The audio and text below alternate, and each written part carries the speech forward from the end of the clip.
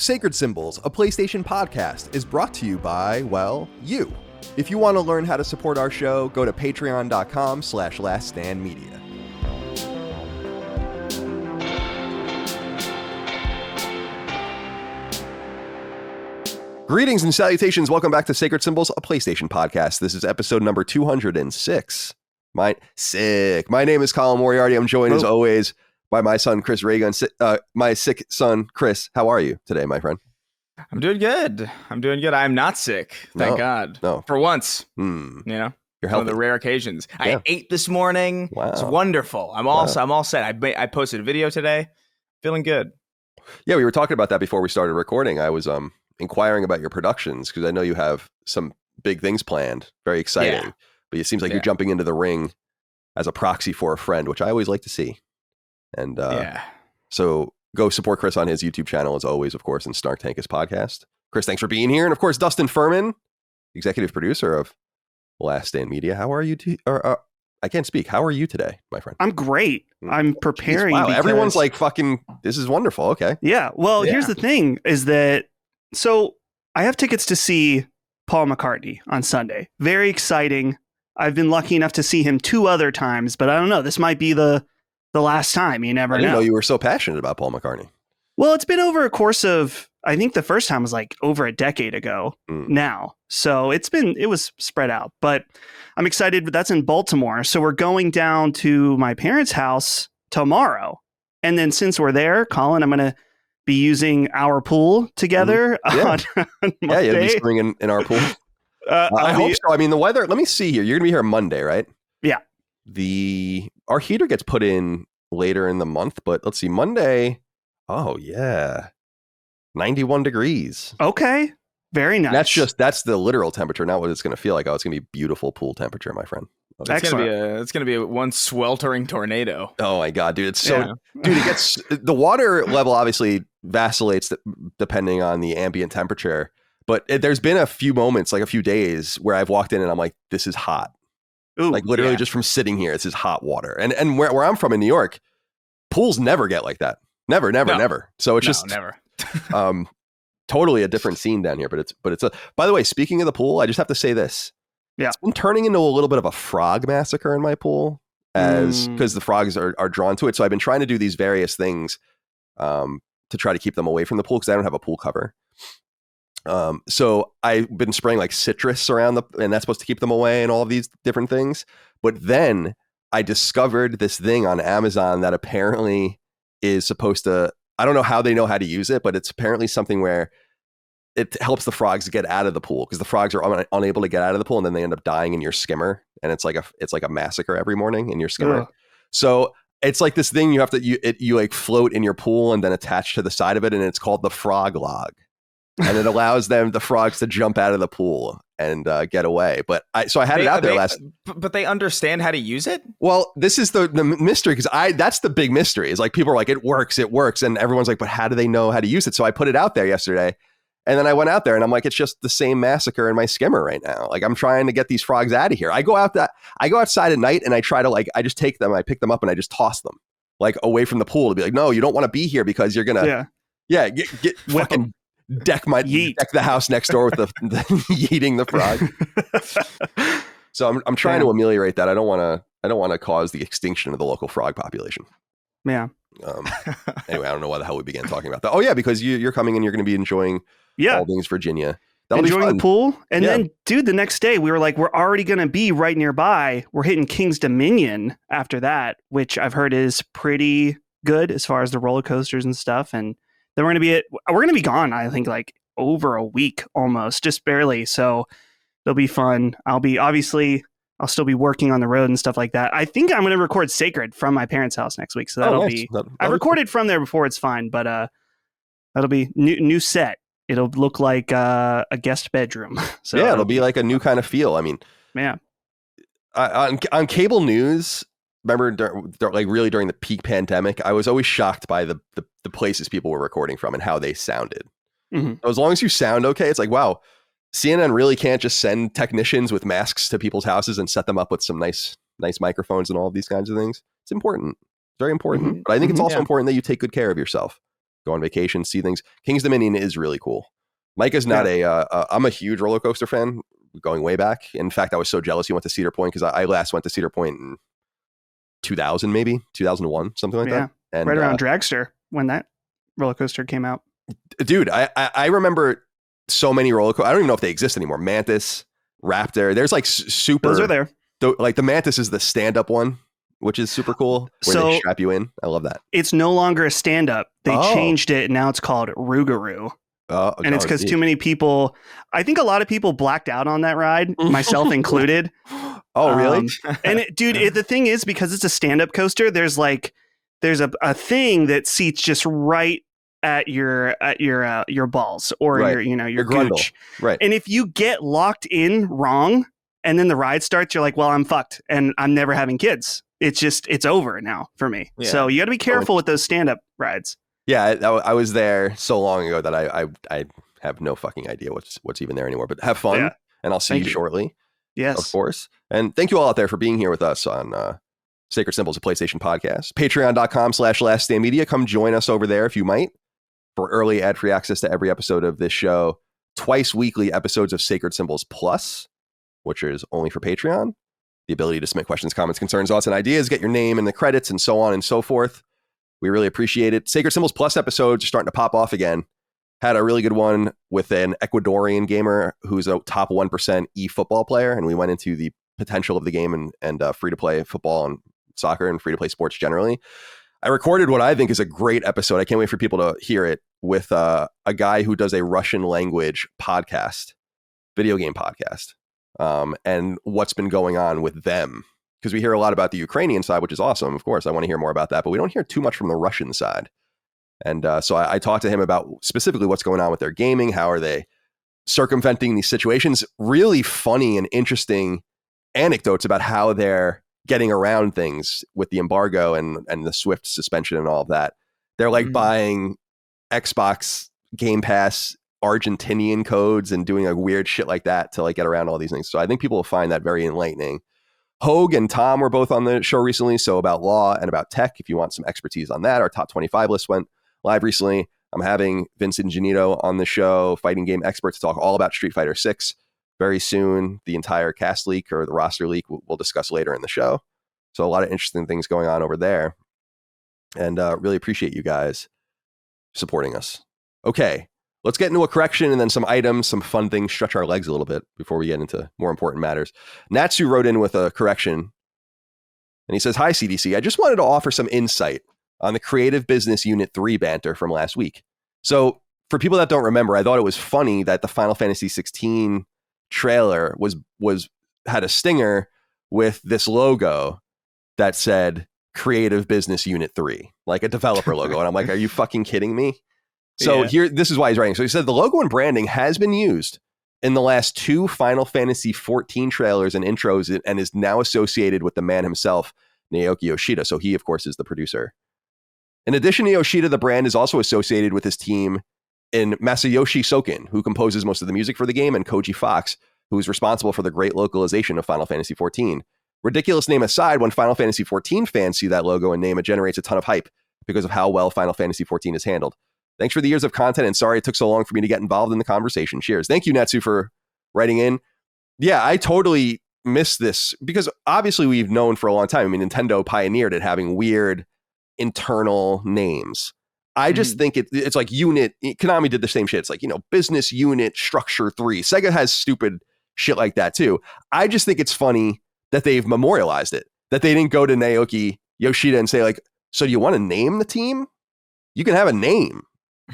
It doesn't have to be Business Unit 3 or whatever. So that's why I thought it was funny, because it had like this gleam. It was like this very well done logo of it. Yeah, and like, that's what you're going to call yourself? That's a little insane.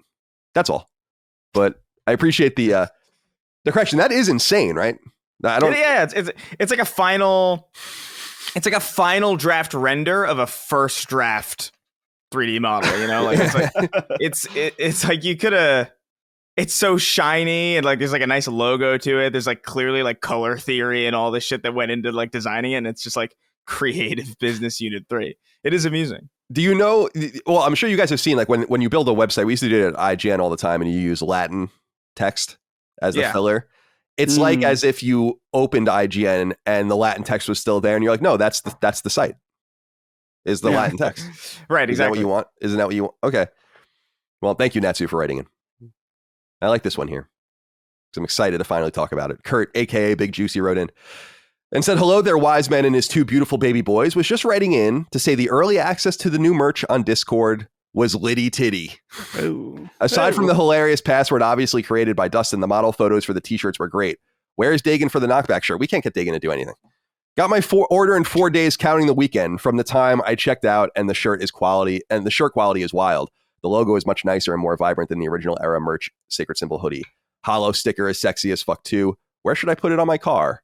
He has a 2019 Subaru Impreza, he says. Put it on the windshield. Yeah. Dead center. Right in your primary line of sight. Put it directly on your rear view mirror. No, I don't know. I think it would look wonderful on your back mirror, or your back window rather. Yeah. But so we've quietly been selling merch for like the last week or so on Discord. And the reason for this is it's not a Discord perk or anything. We were just trying to figure out a way to like soft launch and just figure out how it worked on our end, selling things. So we've done like a couple hundred orders, I think, at this point, or almost that. But we've only done it domestically. You had to have been on Discord and have seen the message and then like log in with a password to our store and all of that. But things seem to be going pretty well. We're going to continue to kind of leave it over there for now. But if you're on Discord or want to join us on Discord, which is a perk for joining us on Patreon, go and find it. There's no other secret to it. It's in the announcement channel. It's in the announcement channel. That's right. In the announcement channel. And there's no secret to it. So yeah, we have t-shirts and stickers and a few other things that we're just trying to, again, we're doing it from my house. Like we're shipping it as we go. I told Dagan on Knockback that I have Micah working 16 hours, 6 days a week, like a Oliver Twist factory worker. And she's getting all these packages out. I don't know. She's doing a great job. This is going to be like the thing that she's in charge of for us. And I'm so pleased that people are already receiving their packages. Things look good. So thank you for your patience for that. We will go wider soon. We will announce it for everyone soon. You're not missing anything. You'll be able to get whatever at the same exact price and everything. We are literally just stress testing. And so we appreciate everyone's kindness in that regard as well. All right. Corey Christensen wrote in, said, hey CDC, I wanted to write in to tell you about last week. I had surgery last Friday on my foot to clean up the last bit of issues I've been having since taking a 30-foot fall rock climbing in November of 2020 and luckily surviving. Wow, that's horrifying. I'm glad you're well, or better, or alive. I listened to your podcast shortly after arriving at the hospital with my wife there. I normally listen at work, but today for the first time, my wife listened to it with me while waiting. Dustin had a shout out to her being the one woman who just had to tolerate listening to Sacred Symbols that she thought it was funny. That is coincidence. When I was rolled into the surgery room, the anesthesiologist was a little late and they had to connect my phone to the speaker in the room, and I continued playing last episode of Sacred Symbols in the operating room until I went under the anesthesia. All the doctors and nurses heard you talking about the latest state of play. The follow-up appointment for surgery on Tuesday, my podiatrist and I talked about PlayStation. Apparently, he's a big fan of Uncharted and Elden Ring. Just thought you should know how I spread Sacred Symbols here in St. George, Utah. Thanks for all you do and keeping me company through all of these surgeries I've had. Chris, can you imagine this operating room full of professionals? No. The top tier of professionals in American culture. No, the simple answer to that is no. I can't imagine that. I would feel so scared to distract surgeons with our show. You know, like no way in hell would I be like, hey, you're about to cut me open like a pig. You want to listen to the really niche thing that I'm really interested in while you cut me up? Well, that's what I thought was interesting too. It's like if I were the surgeon, I'd be like, no, shut this off. Yeah, no distractions. Unless you like they accidentally are, they lop off the wrong thing, or who knows what kind of distractions we might have caused, and who knows what we might say. I mean, this show, there's some heinous things on this show. It gets pretty. It gets fucked pretty quick. You know what? One poorly enunciated slitterhead, and then like your femoral artery's gone. Yeah. Oh my God. We need an edit. Someone find like one of the most vile 30 seconds of Sacred Symbols, and then I want like an operating room, not like a stock footage or something, and then you can overlay that, put a little reverb on the voice to make it sound authentic. Something like that. Maybe that's something we can have locked to. But yeah, put a parametric EQ on it and make it like sound like it's coming out of a walkie-talkie. yeah. I just feel like if guys let your doctors work. Come on. Let them let them focus.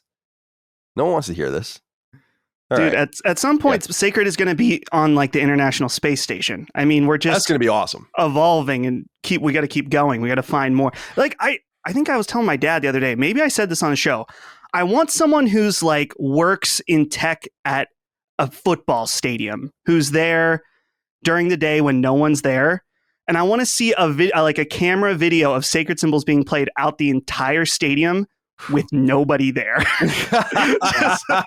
Nobody at the stadium, but our voices are over every speaker. If someone can make that happen, I mean, that would be amazing. Just what a purely metaphor amazing. that would be. I know. That tells you everything you need to know.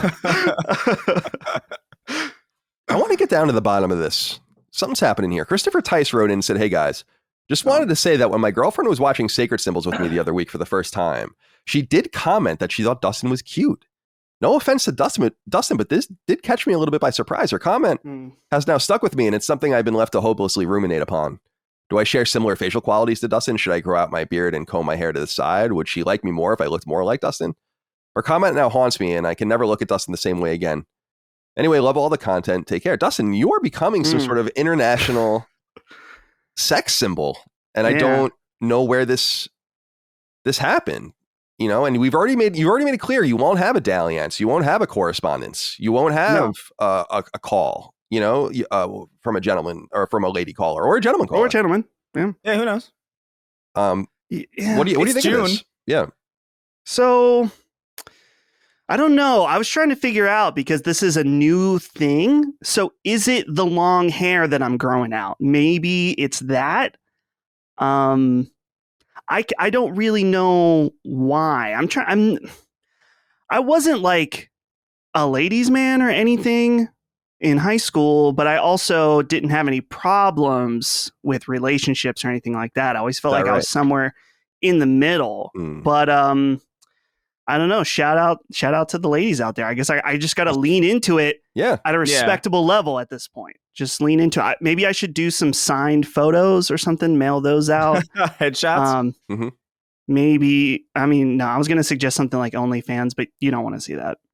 Even if it's just like maybe some like deep V's or something, few shirtless pics. Sure. If it's worth $1 million, I mean, why not? That's what some people are doing. So I bet it's all the copies of Balan Wonderland that you've accumulated. Dude, I just saw Wario posted a tweet that they're $5 on woot.com. I almost put a tweet that was like, now's the time to donate with my P.O. box. But then I was like, no, the flood might be too great to handle. There are more though back there. I've gotten probably 2 or 3 in the last month. So interesting. You'll end up having like an identifiable percentage of copies of the game eventually. Like Dustin Furman has 1.7% of the copies of Balan Wonderworld.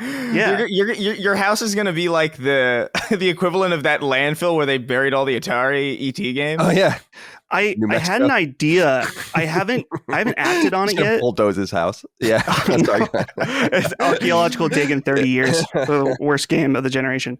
I had an idea a while back where it was going to be called the Balan Round the World Project, where people can sign up and then I mail a copy of Balan to somebody and then they mail it to someone else. And there's like a little logbook on the inside. We'll have this little copy of Balan that who knows could travel. Or you could the take world. pictures with, take pictures with it. Take pictures with it at the pyramids. That was part of it pictures too. with it. Yeah. It's nothing like a traveling harassment ARG. Just send it to completely unwilling people with instructions. Yeah. It's that would be funny if you solicited like thousands of people to give you an address, but no one knows who's actually going to get it. You know, and then it began from yeah. It's like a lot of work. It's like Flat Stanley, but depressed or something. I don't know. Yeah.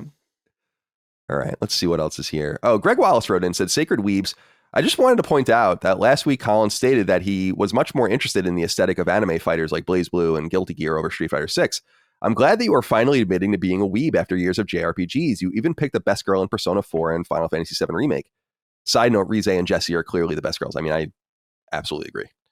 Now, it's just time to hop on the JoJo Berserk One Piece hype train in the weeb chat on Discord. Chris, you're next. Wow, that's a threat. Oh, yeah, that's just straight up a threat. I'm going to sue you. Yeah. But no, look, man, I'm going to say this. I think what Colin's talking about is the 2D aesthetic more than it being anime. If I'm reading your thing correct, because that's how I feel too.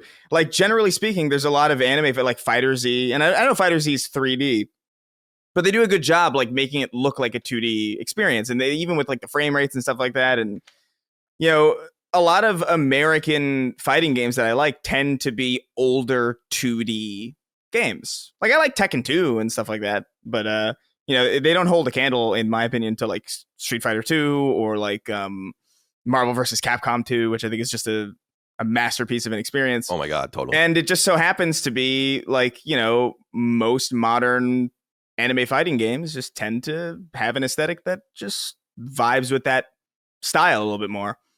So I totally get it. But you would sooner find me anywhere else than the JoJo Berserk One Piece. Here's the thing about we've that. chatted Discord. Here's the thing.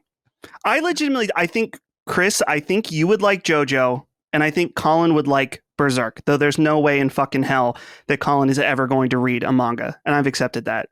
Here's the thing, though. Neither one of you would like One Piece. I'm like 100% confident of that. I know I don't like One Piece because I've sat through like a couple episodes with like friends of mine who are like super into it, and I couldn't get over how fucking ugly that show is. It is the ugliest thing I've ever. It's like Big Mouth in anime form, where every character it's not that bad. It's worse.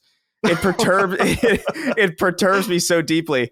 But like, I like aspects of JoJo. I like how over the top it is. But like, I can't sit and watch these things. I can't do it. There's like something. It's like a dog in chocolate, you know, or just like I just like choke immediately. That would indicate that you also have an attraction to it nonetheless, which I like. I like to add appreciation.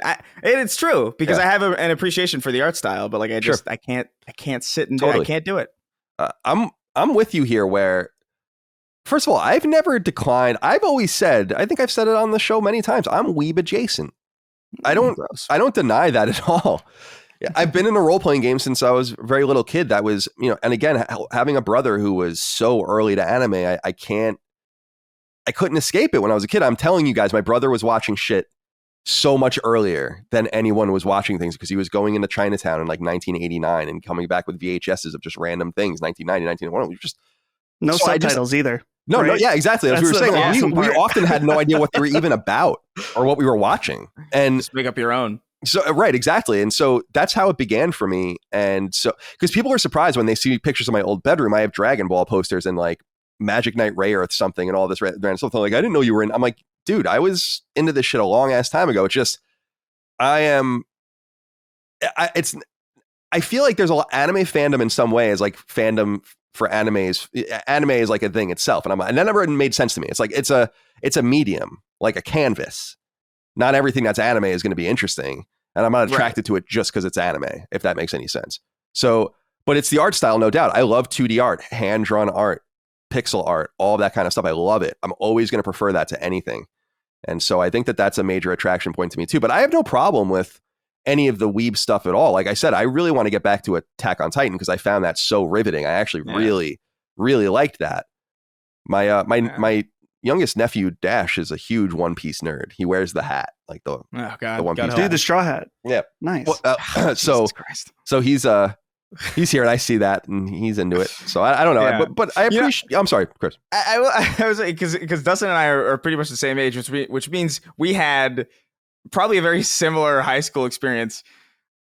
Do you remember seeing people do the run? Oh yeah, the Naruto, that like people would do the Naruto run in person, like live action.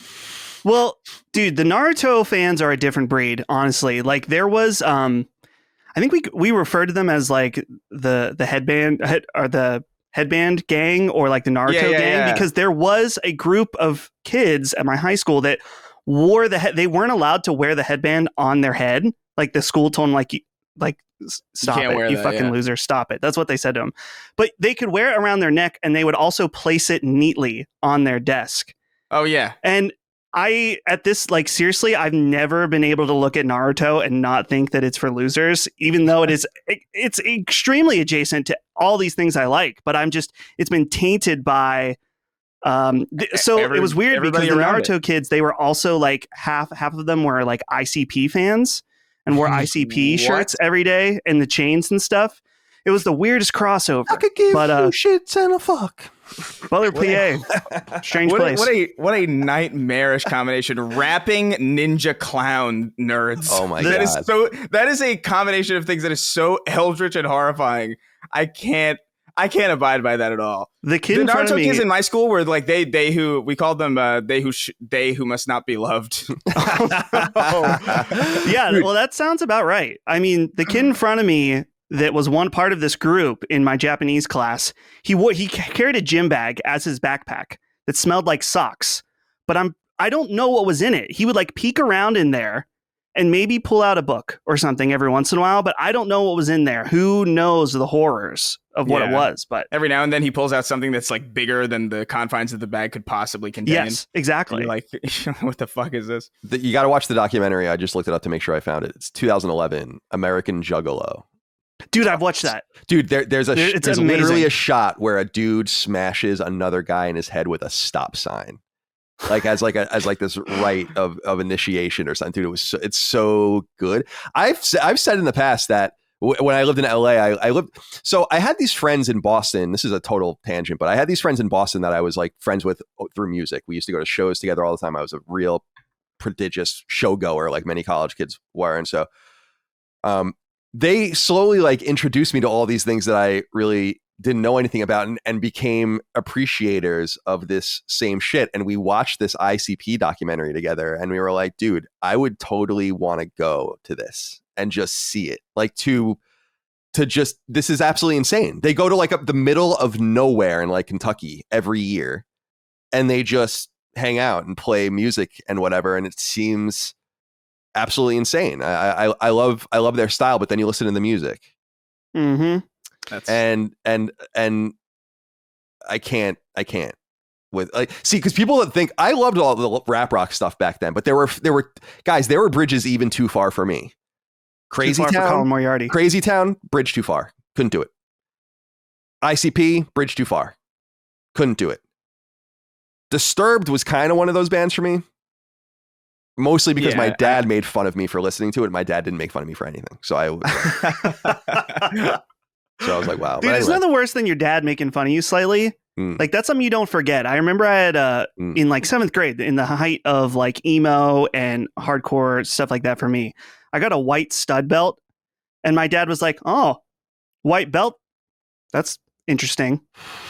And he just walked away. And I never forgot that. That was like the only time he made fun of me. And I was like, well, looking back now, I probably deserved it, but no white belts for Travis Furman. Yeah, listen to Travis.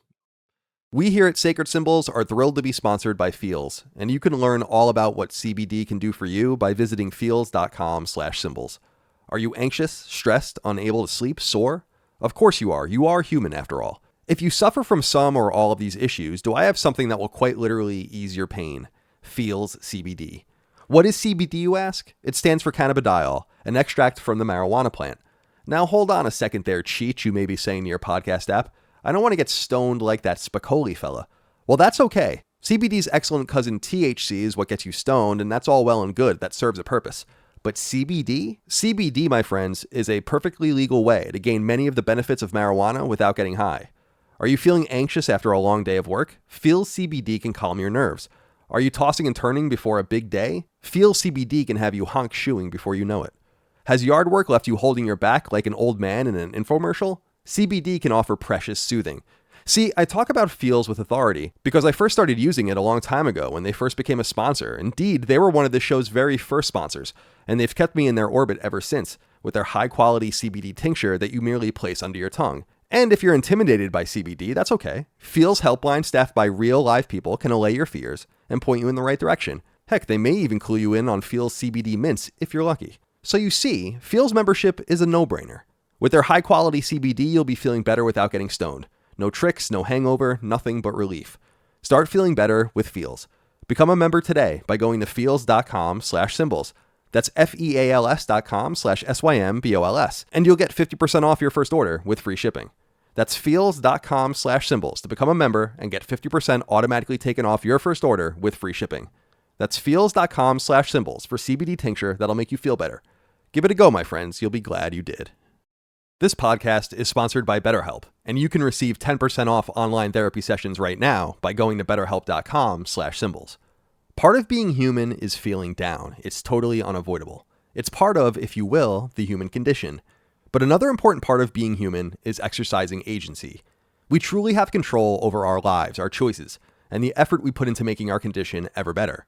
So when you're feeling down, when you're stressed out, overworked, having family or relationship issues, and so much more, it's truly vital that you take actions to remedy what ails you. No one is going to do it for you. They can't. You have to take the pertinent steps to work on yourself. And this is where BetterHelp comes into play, since they readily offer the tools you need to take care of your mind and simply ask you to reach out and engage. BetterHelp is customized online therapy that offers video, phone, and even live chat sessions with your therapist, so you don't have to see anyone on camera if you don't want to. This level of customization is key, because BetterHelp asks you to tell them what you need to deal with, and through what medium you'd like to deal with it. That means you can literally speak to a therapist over video or audio, and it also means you can exchange texts with them. See, the reality is therapy doesn't have to be delivered in person, in an office, away from your comfortable space. Therapy is about helping you get better, not justifying someone's steep commercial rent. BetterHelp gets that, and they pass along the savings to you. Utilizing their service is far more affordable than in-person therapy, and since you'll be matched with a therapist within 48 hours of signing up, they dare you to take advantage of the service they're ready to offer you. I had my first experiences with therapy as a young child, and I've revisited it throughout my life. Each time, even through some adolescent resistance here and there, I came to realize that talking things out and going through your problems is key to overcoming them. I believe in the efficacy of therapy, I really do, and I think BetterHelp is an awesome, accessible tool for people who need quality, affordable, friendly mental health care from the comfort of their own home. Make therapy work for you. After all, you are the entire point. To try BetterHelp's online therapy for yourself, go to betterhelp.com/symbols. That's BetterHelp.com/SYMBOLS. Sacred Symbols listeners get 10% off their first month of sessions, so act now and take control of your well-being at betterhelp.com/symbols. That's betterhelp.com/symbols. Okay, guys, this next one is horrifying. George Edkins wrote in and said, "Hey, Sacred Lads, 100 Sackboys versus one full-size Knack. Who would win in a fight to the death? Thanks as always for the top tier content and keep it up." Okay, so full-size Knack? This is such a silly question. 100 Obviously, it's a Sackboys. full-size Knack wins. He's sharp. He's like borderline incorporeal. He's like he has the potential to be giant, and he's fighting a bunch of stuffed small idiots. Like it's not even remotely a fair fight. So He's Knack is like him as a being.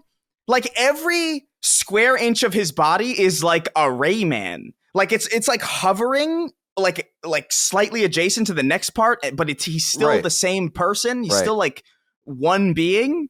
I don't even know how you would even begin to hurt that thing. Yeah, I was kind of with you where I was thinking, I don't know how a full-size Knack would lose, but Dustin, what I'm curious about here, and what I think the ace in the hole for the Sackboys is that aren't they able to kind of Kirby-like adapt to different characters? Isn't that the whole thing? Like they wear different costumes and they do these different things. So could they become a Kratos? Could they become a Nathan Drake and have a better chance? Or is it just that, as Chris says, it's just going to be the burlap Sackboys, in which case it would be an absolute massacre?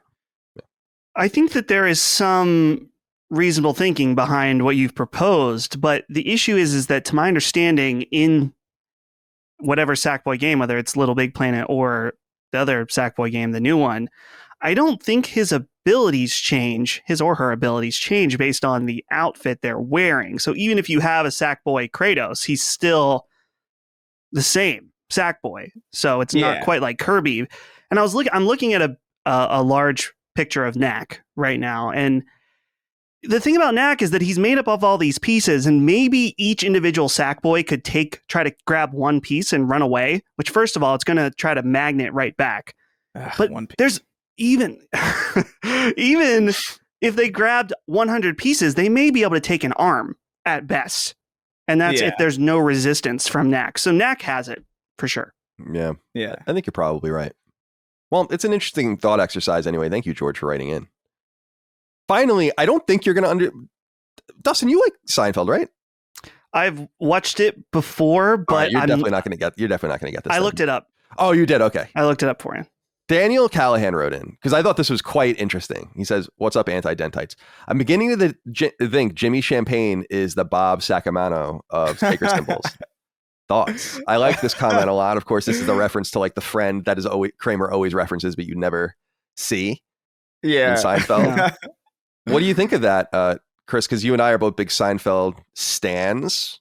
And I love this reference. We reference the show, I think, every episode. But what do you make of this? It's kind of a good reference. I think it actually makes a little bit of sense. The thing is that I know we've both met Jimmy, so because we met him. First of all, I think I've met him before, but we met him last at the live show in Pennsylvania. Right. So he's real. So we've kind of lost that essence of it. But nonetheless, what do you think of the reference? Yeah, I think it's very appropriate. Like, because we've met him in person, but like as far as we know, like Kramer's met him. You know, so like doesn't like true. Yeah. that doesn't really like. It's all about the audience's perspective of this person who, like, for all intents and purposes, is not real, but has like all these different stories and associations. The only problem is because Jimmy Champagne is a real human being, he can't have the level of like the Joker like. Ooh, what's real? Because like the whole thing about Bob Sacamano is like sometimes he's been crippled for years, and then sometimes he's like he's an investor, and then sometimes he's like a salesman, and sometimes he's a doctor. It's like the story changes all the time. Where it's like, is this a real person or is Kramer just bullshitting? Which is like what's fun about that character. Yeah, totally. Jimmy has a little bit of that quality because I think I've described him on this show as a horror YouTube, the editor for Austin Evans, host of a PlayStation channel, and host of a Steam Deck channel now, which all of those have been true throughout the run of this show. So and we have other people in our orbit like that, like Ben. Right? Yeah. It's like Ben was the mayor. Yeah. Dude, I talked to someone recently that was like, "Oh wait, you're not joking?" I'm like, "No." He's like, "I always thought that was just a long-running joke on the show." It's like, no, he really was the mayor. He was. I sincerely thought it was a joke until he handed me a key to the city. Yeah, I have it somewhere. But I like up until that moment, I thought this isn't fucking. Thought that was so he can't funny. be a mayor. What's he doing here? Was I a little salty that everyone got a key? Yes. I opened up my key and it was chocolate. I think I got. Oh, you got. It's like a little bit of Willy Wonka kind of situation going on. Yeah, it's interesting. Okay. All right. Let's see what else is going on here, my friends.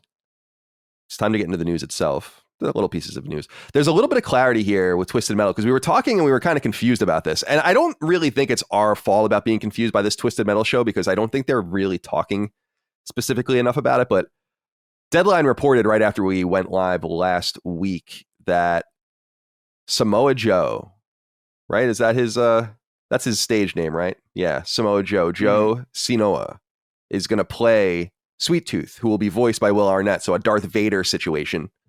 Yeah. Chris, I think you predicted this, didn't you? Or didn't you say that this is what you thought it was going to be? I don't know if it's a prediction. I think maybe I was just I mean, this is just like a fairly educated guess. You know, like it's not, if you're familiar with like the way that these kinds of dual roles work, it makes sense that like, yeah, if you're going to have somebody like Sweet Tooth, he has to be big and imposing, and it's going to be very rare that you can get somebody who is both big and imposing, who matches the general silhouette of the character, who also has a good voice, who also knows how to act, who also knows how to, you know, because acting and voice acting are two completely different things. There are actors who suck in the booth, you know, and it's just one of those things where it's like, you could tell this was going to be a dual role, I think. But yeah, I don't think it was a hard prediction. Dustin, does this make you any more excited for Twisted Metal TV? Not really. I'm still, I think, have the same concerns as last week. Is just like, I think at this point, thinking about the show, you really got to go balls to the wall wacky. There's no way you can't make this like almost like a a Scott Pilgrim-esque, or even further than that, just like lean into it stylistically. But even then, some instances that doesn't work. Thinking of Cowboy Bebop on Netflix, they really leaned to it stylistically, and it still didn't work. So I think that's your best shot, but even then, it's not likely. I'm gonna hot take. I think Cowboy Bebop as that live action show works as long as it's not Cowboy Bebop. You know what I mean? Like, I thought that style was really cool, but then I was like, oh, but this is supposed to be Cowboy Bebop. Yeah. So it's really dumb. It would be like if Breaking Bad was like, oh, actually, wait, no, that's not applicable, because they actually did do like a Slippin' Jimmy Better Call Saul animated show, and it's terrible. Hold on a second. Why? Guys, we're having an emergency with one of the dogs, so I gotta stop. Can you just stop for a second? Yep, sure. I apologize. Should we stop recording, I guess? Well, let's wait a minute or two. We'll just let it go.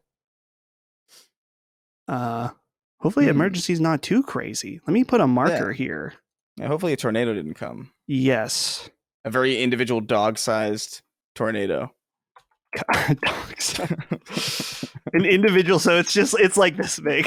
Yeah. It's both in width and height. Yeah. Wow. That would be something. That'd be horrifying. I've never seen a tornado in person, but I think I would probably just kill myself before it got to me, because that'd be so horrifying. Like, I would rather not be sucked up by a tornado. I'm like, well, just peace out. Yeah, I mean, you guys keep part of me's like, that must feel kind of cool. At least your last few seconds of life is fun. You know what? Like, there's got to be like, I'm sure you're probably like panicking and your heart's probably exploding because you understand that your time on this earth is very, very limited. But you're also flying. Yeah, yeah, that's true. You don't get to do that very often. It's not as, you know what I mean? It's like of the ways to die, it's like, it's not drowning, which just sounds like hell. Yeah, like it's like I would rather die in drowning, like thousands of other ways than drowning. Yeah, there's like the age old question of, would you rather drown or burn to death?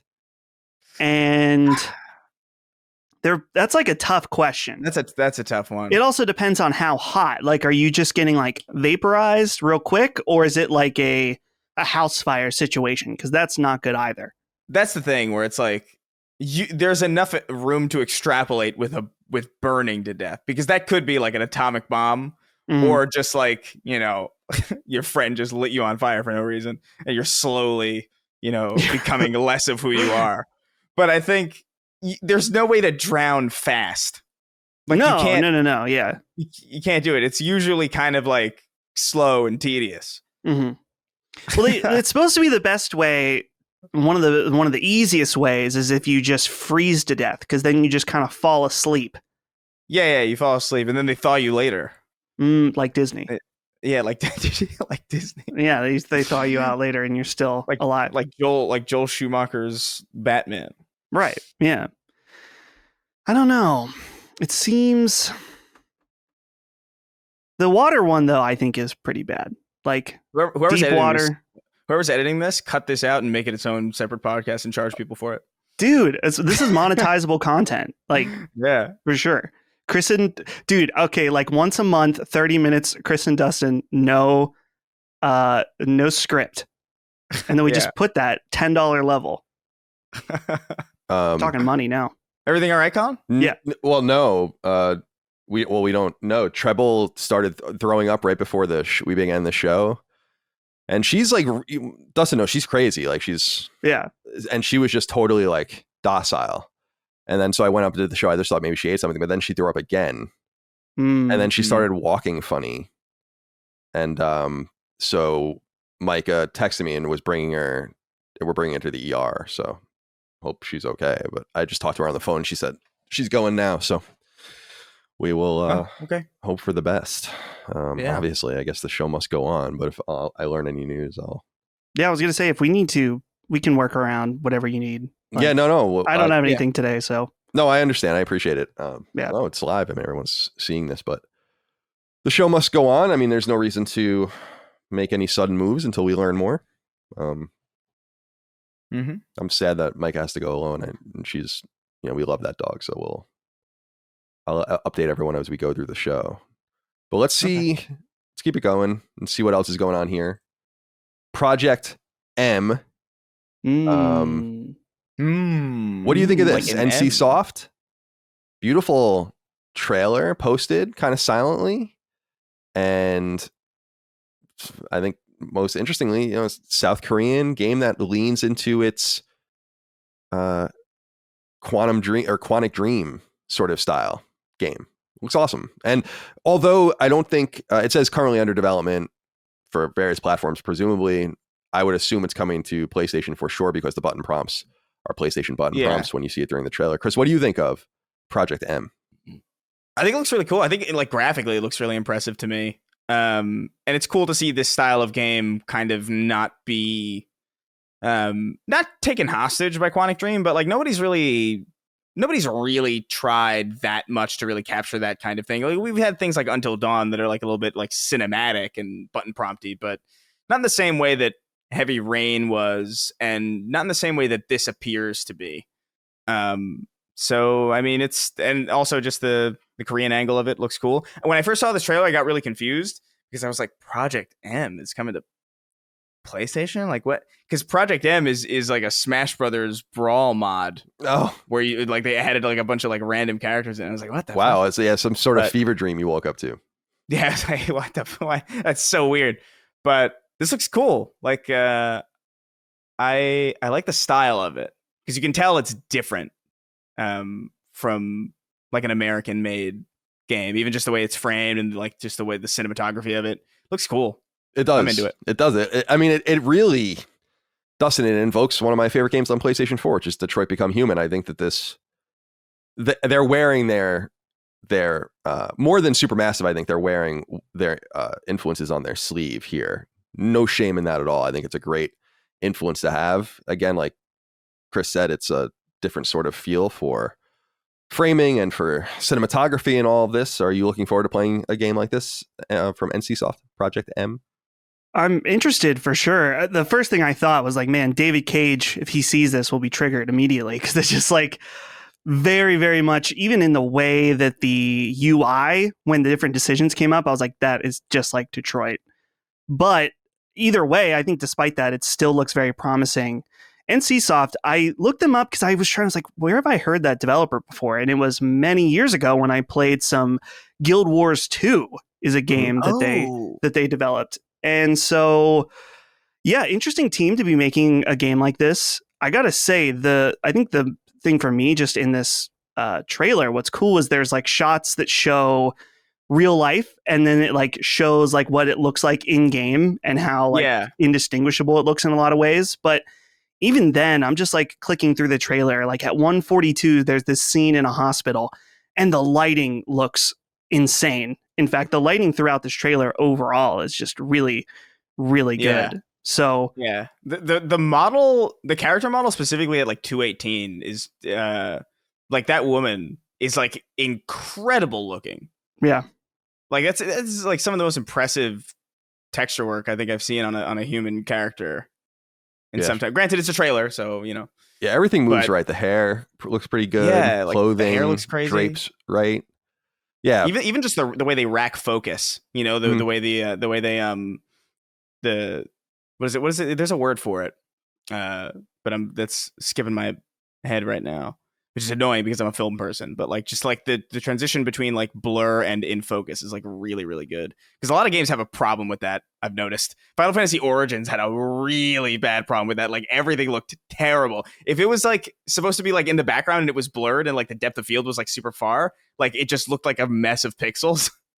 And there was no like clear distinction between like your character and it's so weird how many games fuck that up. But this looks really impressive to me. As you noted, NCSoft is the holding company of ArenaNet, and it says here that they have 6 active MMOs right now, including both Guild Wars games, both Lineage games, that game Aeon, which came out like more than 10 years ago. I'm sure it's not available everywhere, but certainly in their home of South Korea. And my old roommate, Christine Steimer, who I worked with at IGN, I lived with her for years. She was fucking obsessed with Guild Wars. She loved Guild Wars. Dude, that was a cool Guild Wars game. Yeah, she was really into it. It was unique at the time. It advertised itself as a full-fledged MMO without a monthly subscription. And so me being a teenager at that time was like, yes, that I will check that out just because of it. Yeah, if you like it, then that's great, great value for you. So kind of a little bit ahead of its time in some way, because people are kind of demanding, it's like what's old is new again, and people want that shit again. They're like, I don't want microtransactions. I don't want subscriptions anymore. We at one time did want that stuff though. All right. Washington Post reports that the ESA CEO Stan Pierre-Louis, so the ESA is the governing board and the lobbying body of the electronics industry, the games industry in the United States, lobbying the government, and they have like 50 member publishers and developers. And the CEO Stan Pierre-Louis said that E3, which is the other half of what ESA does, will return as a digital and in-person event in 2023. I don't think he goes into where it will be. It's typically in Los Angeles. It started actually in Atlanta and has been in a few other places like Santa Monica, which is technically in Los Angeles. There's not much else to say here about this, but I'm curious, Dustin, let's start with you. Will E3 make a return? It depends, because there's a lot of rumblings about the possibility of Jeff Keighley doing his own in-person event that's tied to Summer Game Fest. He's actually already doing it from a press perspective this year, because I know there's lots of people that are out in Los Angeles for it today. But so it's possible that Keighley will be able to eat the ESA's lunch and do it better. And so, but maybe not. I mean, doing a trade show is like an enormous task that requires lots and lots and lots of people. And so maybe not. I think the key for the ESA, though, is that, do you remember before E3 got canceled from COVID, all the rumors we heard and the leaks sounded horrible, like focused on like influencers and like these like experiential photo opportunities and stuff like around the convention center and stuff. It was real weird and not good. And it's like, there's clearly a template for success when it comes to these types of trade shows. Look at Gamescom, look at Tokyo Game Show, do 1 or 2 press days and then do 2 or 3 public days. And then that way you can kind of have your cake and eat it too. ESA has never gotten that. And I know that it's probably not, it's easier said than done because you only have so much time in the convention center. Each day costs, I'm sure, thousands, if not millions. I don't know, tens of thousands, 100,000, whatever. A lot of money to have that convention center. So it's easier said than done. But if E3 intends to come back, it needs to come back as strong as possible. And if they stay the course with what E3 was, it's not going to do well.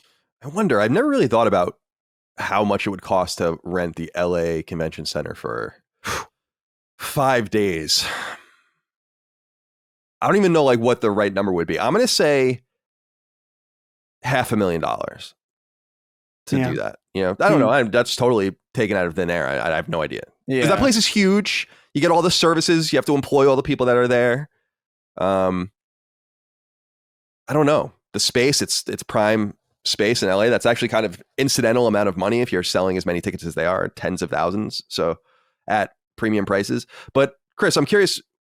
I have this. So 2 things. I have this feeling that E3 could come back in some sort of viable way because I think the pandemic has left people hungry for this kind of shit again. I think that once you have E3 a couple of times, you'll remember why you might not have needed or wanted it. And you maybe need to be reminded of that. And that's happens with many things. What's old is new again all the time. So I think there's that angle to it that works in its advantage. I think, though, that we have to look at the ESA as a practical organization in which half of its revenue comes from the dues that its publishers pay. Half of its revenue comes from E3. And without that, a company cannot survive losing half of its revenue without totally altering what it does and how it works. So I think it's incumbent on them to make it work as well. So I don't know that. I think there's a tension there and I don't know which is which. What do you think about the potential of E3 coming back?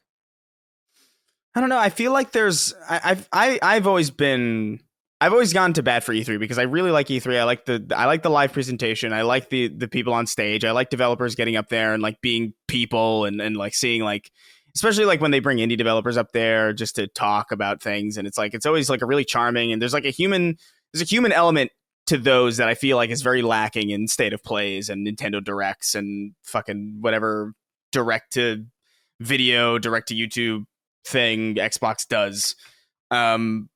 I feel like it's just a fun thing to take part in. It's a fun thing to watch, and you get to be excited, and you get to share excitement with other people, and you get the occasional cringe, which is also fun. Sure. And it's just part Caffeine of, Man. It's right, or Mr. Caffeine, whatever. Yeah, Caffeine Man, Mr. Caffeine, dude. Like, that was so weird.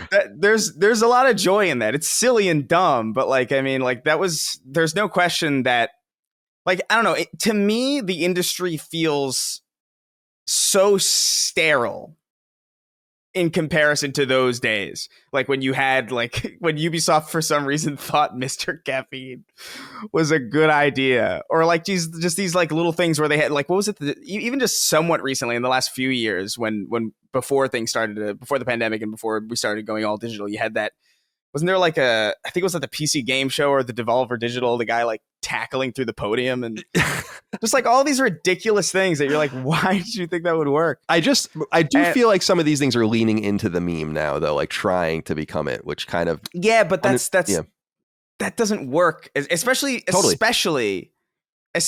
when you don't have that live element where people can't fuck up, when you don't have Battlefield 4 not working on stage.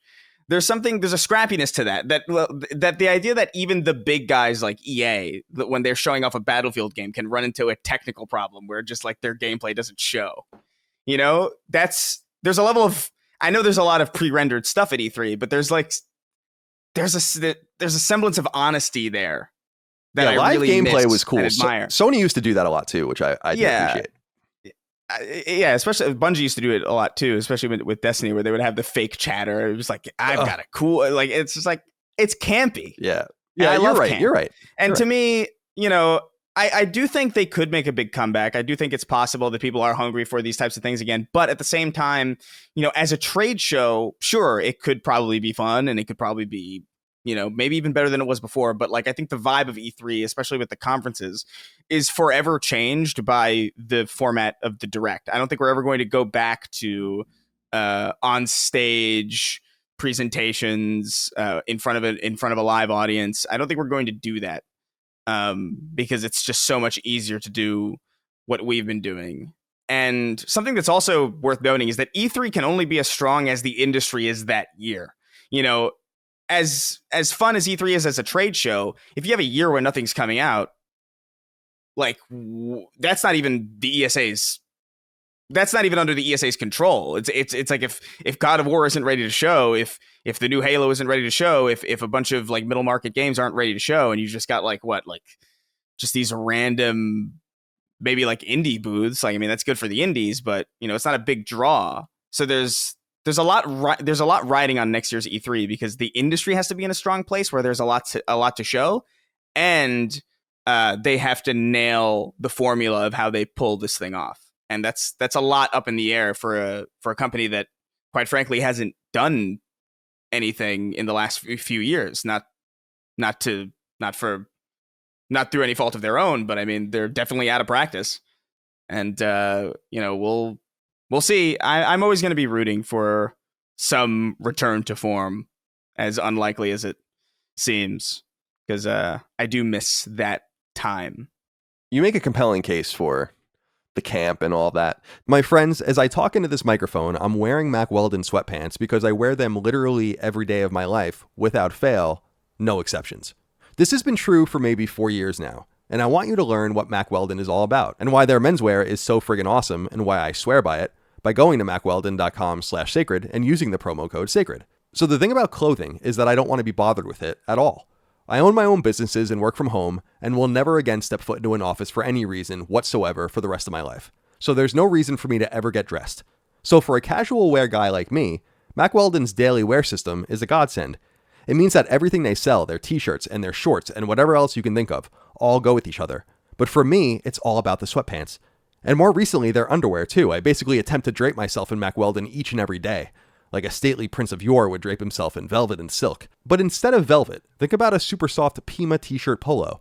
And in lieu of silk, perhaps the Maverick Tech Chino shorts are more your style. And since it's summer, it's time to get your summer essentials in order too. That means board shorts and swim trunks, which, come to think of it, I need a new pair of as I basically live in my pool these days.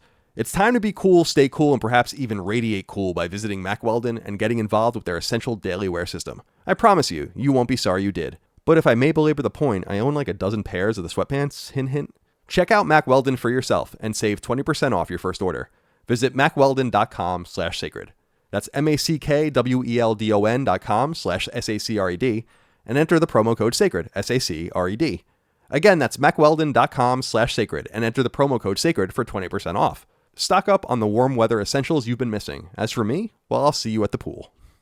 There does seem to be, having been in the games industry for 20 years, but also having been a player since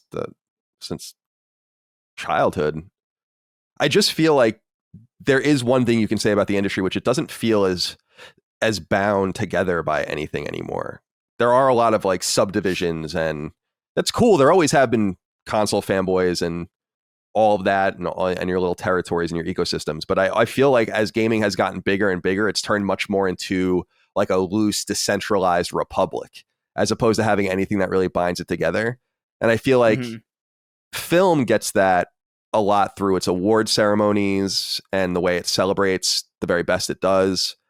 I think music gets that because it's so part of popular culture that it's unavoidable. And so it just, you see musicians knowing and rooting for and liking other musicians and all this kind of stuff. I feel like games misses something like that. And since it's a player driven industry, I feel like maybe it has to start at the bottom. And so maybe something like E3 could help revive that.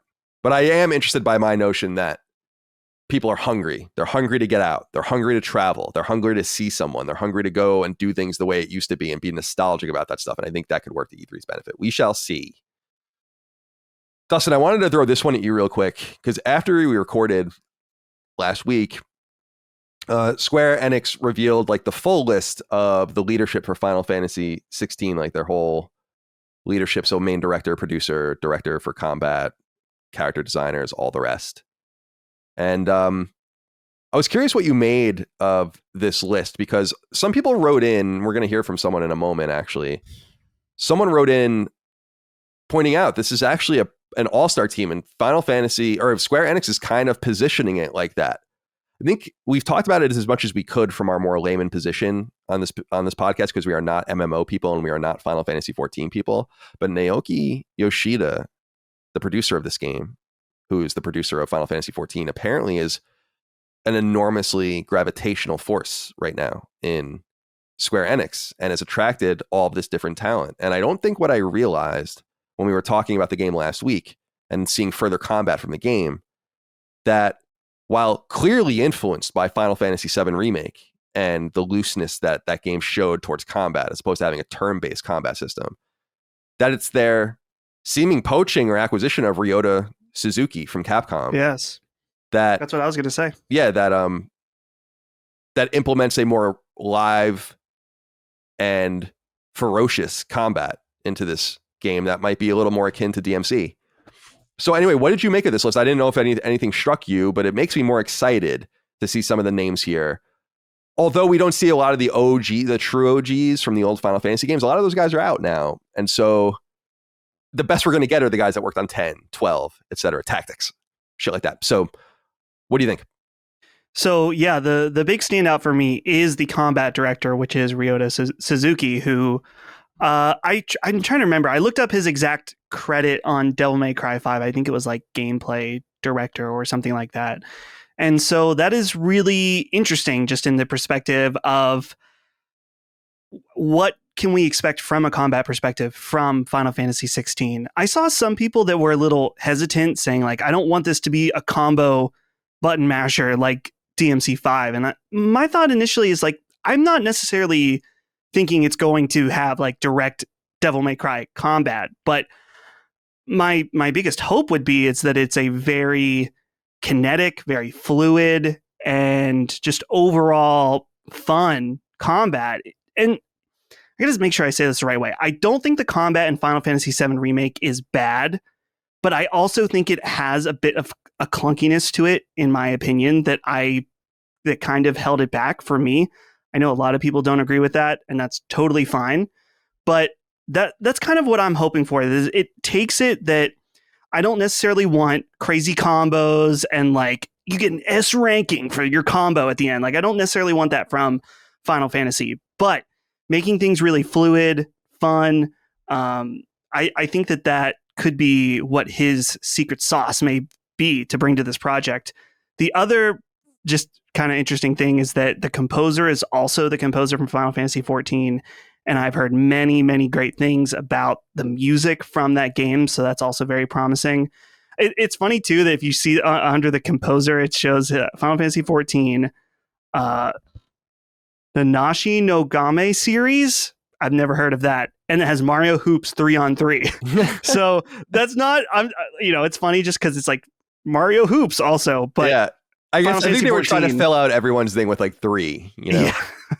Because with Ryota Suzuki, he also did Dragon's Dogma's combat as well. Yes, and it makes you wonder if Dragon Dogma 2, which is clearly real, I wonder if he had anything to do with that as well. I was amped to see Hiroshi Minagawa, who is credited with Final Fantasy Tactics and Final Fantasy 12. And I would argue that those are the 2 last Final Fantasy games that had the true aesthetic since maybe 7. 9 had it, but when you look at 9 in retrospect, I don't really know what 9 is. It looks weird to me now. I like 9 a lot, but I'm sorry, go ahead. It feels like this game,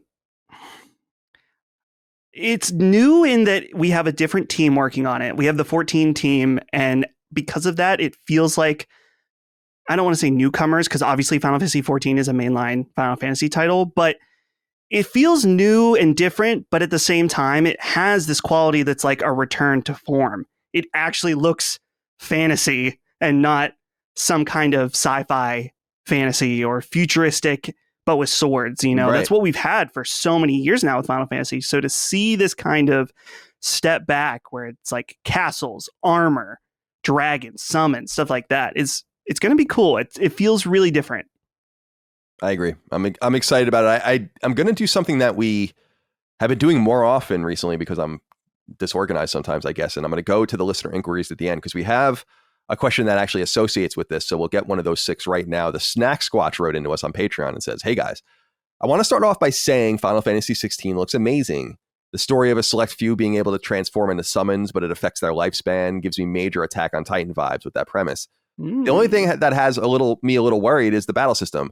I love action-based combat systems, but with some people who worked on Devil May Cry helping out with this game, do you think this could bite them in the butt? I've always wanted to get into Devil May Cry, but I simply don't have the gaming skills of those types of games with deep combo systems. Hopefully they have a fairly simpled down version of this combat so it can be easier for more people to hop in and get the most out of its combat. Just a thought. Thanks for all you guys do." Chris, this is where I want to kick it over to you because I think that it could be argued that this combat system is encouraged highly to get people like you to play it. And the way that benefit comes at a cost because it can alienate people like me that are like, I don't want to play an action game like that. And Final Fantasy VII Remake kind of tried to do it both. Like there was a way to slow the game down and kind of play it more traditionally if you wanted to. Yeah. I think people though are kind of, I don't know. And I'll go back to you, Dustin, on this in a minute, but Chris, I kind of get this feeling that I don't think we quite understand how this game plays. I've been trying to study the gameplay and look at the different prompts. It's really quite busy on the screen. Yeah. And I'm wondering, are you attracted to this? Does this make it more attractive to you than what would be a traditional turn-based or active time battle system where you're going back and forth? Not quite like Dragon Quest, but more like the original Final Fantasy VII. I really feel like getting someone like the Devil May Cry guy is a way to attract more action-oriented gamers. I mean, I'll put it this, like, I think it definitely makes the game a little bit more approachable, but at the same time, I'm just not a Final Fantasy person, and I'll put it this way, I wouldn't want the developers of my favorite games to try to appeal to people who specifically don't like it. You know what I mean? Like if you're making a Final Fantasy game and you have a very specific type of combat that people like, that people have stuck with for a long time, the last thing I would want to do is be a reason why that gets worse for the people who like it. You know what I mean? Like, I know that some people are a little bit more okay with that stuff. I know Final Fantasy VII Remake did like a pretty good job melding those two things together. But generally, I don't need to like Final Fantasy. The people who need to like Final Fantasy are the people who like Final Fantasy, you know, and the people who have dedicated a lot of their time to playing these games, who have paid attention to this franchise for as long as they can fucking remember. And I think abandoning core principles, or like maybe like kind of borrowing ideas from other games to try and appeal to people who aren't really your core audience, at the risk of potentially alienating the people who already are there, who are already on your side. I don't know if that's necessarily the smartest move. It is a risk, and it has the potential to pay off very well. But I don't know. I look at the gameplay, and to me, it looks incredibly busy.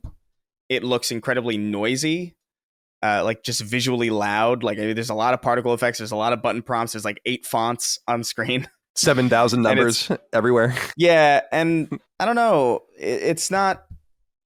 It doesn't call to me.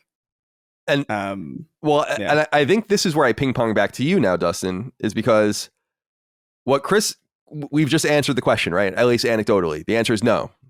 Okay, so that didn't work. That didn't get Chris's attention, even though he would play a game like Devil May Cry or something like that, you know, or play more action-oriented games. So then, is making the gameplay so kinetic and, like you said, loud and noisy, maybe it will be lousy, is that a mistake because the aesthetic is clearly designed to call back to old Final Fantasy games and what we used to love about them? And so there's a conflict here just in premise, and I'm interested to see how it plays out in the game, because there's certainly a push and pull between the undeniable draw of seeing a dude in armor riding a chocobo, you know, or a horse, and this idea of Titus, or whatever his name is, with his midriff showing, throwing a fucking beach ball around. Just, I feel like they're going for a different feel. So I think the safer move might have been to go something more traditional with the gameplay. What do you think? I don't think that's true. I think that in order to maintain this level of budget, they need to make the game more appealing to people outside of turn-based. And sure, turn-based is still very big and can support all kinds of budgets. Think of Persona and Persona 5 Royal. And Dragon Quest. Those didn't touch the sales numbers of Final Fantasy 15. No.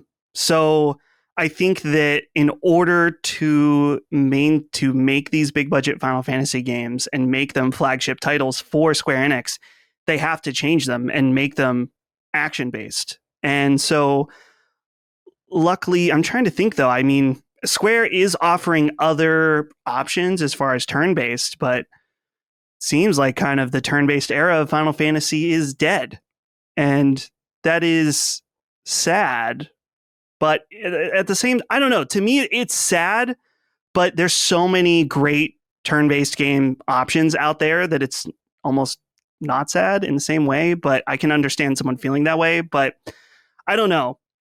I think that to the concerns of the Snack Squatch, that I don't expect it to be crazy Devil May Cry combos. Like I said earlier, I think that would be a poor decision to make Final Fantasy basically a Devil May Cry game. So, but even let's say worst case scenario, they do, there's going to be modes where you don't have to do crazy combos. In fact, I think that like anyone could play Devil May Cry 5 on an easy mode or even normal and probably do just fine. You're not going to be able to do crazy like S combos and stuff like that, but I wouldn't be concerned from that perspective about not being able to play it. These games will have tons of difficulty options. I'm excited to see more. Summer 2023 on PS5. Final Fantasy XVI, very exciting. Chris, we have So I don't know why I said, like, Chris, we have some news for you. Yes. According to Nintendo Life Relay's word from Windows Central, and Jez Corden over there, who I think was just recently on Defining Duke, if I recall. Mm-hmm. So it says that he says on a podcast that Toys for Bob, the Activision studio, is making a new Crash game. And he describes a quote, I think we could see a new Crash Bandicoot. And not only is it going to be a new Crash Bandicoot, it's going to be a multiplayer Crash Bandicoot. It's like a 4-player brawler almost, but Crash oriented, end quote. What do you think of this idea of, that sounds like a live service game of some sort. I don't know, some sort of weird like Fall Guys game. I don't know. Just that's what it invoked in me, but I don't know if that's true or not. I just want to kind of pick your brain about what you think as a huge Crash fan, what you think about the possibility of a new Crash game, and that this might be what it is. Yeah, I hate that. I don't like that at all. I think that's not what Crash Bandicoot is. They've dabbled in things somewhat similar. There was Crash Bash on the original PS1, which was the first Crash Bandicoot game that was not made by Naughty Dog, I believe. That was like in between Crash Team Racing and Wrath of Cortex on the original Xbox and PS2. But a live service Crash Bandicoot game, I can't even think of two more opposing ideas. That's just my assumption. It is an assumption, but like if there's multiplayer, there is monetization. We are in a new era now, and so I don't know, like a brawler, like I don't even know what you could even, like a side-scrolling beat 'em up. Like I don't even know what the fuck this could possibly be. Crash Bandicoot already has a formula, and it sucks that they're changing direction, or if this is true, because Crash 4, I was actually playing it a little bit earlier today, because I lost all my saves on the PS4 version, and that was a weird game that came out like in the middle of like that transition kind of period. So I remember I got to the point where I was like, I got on PS5, and I'm like, but I'm all the way at the beginning, but it's like, I don't want to play all the way through all the shit I already played. So I picked it back up recently, and it plays so well, especially on PS5. And they did such a good job translating that original design philosophy of like, codename Sonic's ass into a modern AAA quality platforming design philosophy. It feels open, it feels modern, but it also feels like it's a Crash Bandicoot game. It really is, in my opinion, on par with, or even better than, some of the originals by Naughty Dog. And that's like a huge compliment, because I love those games. So a change in direction in this way, I don't anticipate people are going to be happy if that's true. It's just not what Crash Bandicoot is. It'd be like if they made Spyro a hero shooter. Maybe they will. Like, what? Dustin, do you have anything to add? Listen, it's a matter of time before a Crash Bandicoot movie is announced, because they're smelling the fumes off of Sonic's disgusting whatever he is. And so I don't know. I agree with Chris that this game is not what hardcore Crash fans want, but you just got Crash 4. I mean, come on, they want to get some of that cheap spin-off games out there and just make some quick money. This is Activision we're talking about. So I expect this to be kind of inconsequential. If it does well, maybe they will think about doing a new Crash or something. But I don't know. Where do you go with Crash from here? We got the Crash 4 that was the return to form. It did decent, but not crazy, right? So I don't know. At this point, he's kind of, I'm guessing, going to get relegated to spin-off fodder, which is unfortunate. But until they do the movie, I'm telling you, mark it now. I just thought about this. They'll make the Crash movie, and it will be maybe horrifying. Who knows? This is going to be a Mario movie, so why not? Yeah. Why not have a Crash movie with a character that can't fucking speak? I think... God, whatever. He can speak through Chris Pratt's voice. To me, just another one. To me, I would. I can't even imagine that. I think, I would have just rather had no more Crash at all than this, or like, the Crash Team Racing 2 is just sitting there. But Whatever. I don't care. Maybe if this is like a mobile game, then fucking whatever, do what you want. But if this is like an indication of where they're going with this character in the long haul, then like we'll see how it plays. But I can't imagine that that's going to be satisfying for anybody.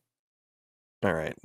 So other piece of news here, Chris, is more directed at you, although I want to hear what Dustin has to say about it as well. And a lot of people wrote in about it. Kendrick Lukenbach wrote in, said, "Hey, Last Stand lads, the Oracle Chris Ray gun strikes again as Nickelodeon All-Star Brawl added voice acting and a patch this week just in time for the PlayStation Plus drop. Chris, continue to use your manifesting sorcery for good and not evil. What's next in our future? Thanks, gents. Best to you and your family." So Nickelodeon All-Stars Brawl tweeted out, and I'm sure put on other social feeds, that their next free update, which is out now on PlayStation platforms and elsewhere, as you're hearing this, will have voice acting. And you, Chris, often noted how completely unsettling the game was without voice acting. It just was weird, and now they've ameliorated that. It seems like yet again you've reached into the future and pulled it into the present. Yeah. What do you think? I mean, it's a good idea. Like it really should have been there before. Like I think it's weird that it was like not in there. That's weird. It's just very. It's a very glaring omission. Just the idea of like all these cartoon characters beating each other unconscious in abject silence is just such a genuinely disconcerting image. So yeah, I mean it's cool. Like I played a little bit of it this morning because I downloaded it. It's one of the games that I was playing. I played a couple rounds as my boy Zim, a little bit of Danny Phantom. Sure. Some of the voice actors are not the originals though. So like Nigel Thornberry sounds like some guy, and it's like very like I know you can't get Tim Curry. Your friend's dad who's like, I can sound just like Nigel Thornberry, smashing. Yeah. It's like that guy. Yeah, exactly. It's like a really, but it's not even close. Like the impression is not even remotely close. So it's this weird situation where like, it's good that there's voice acting in it, but like some of them just sound really off. And it also just, you get the sense that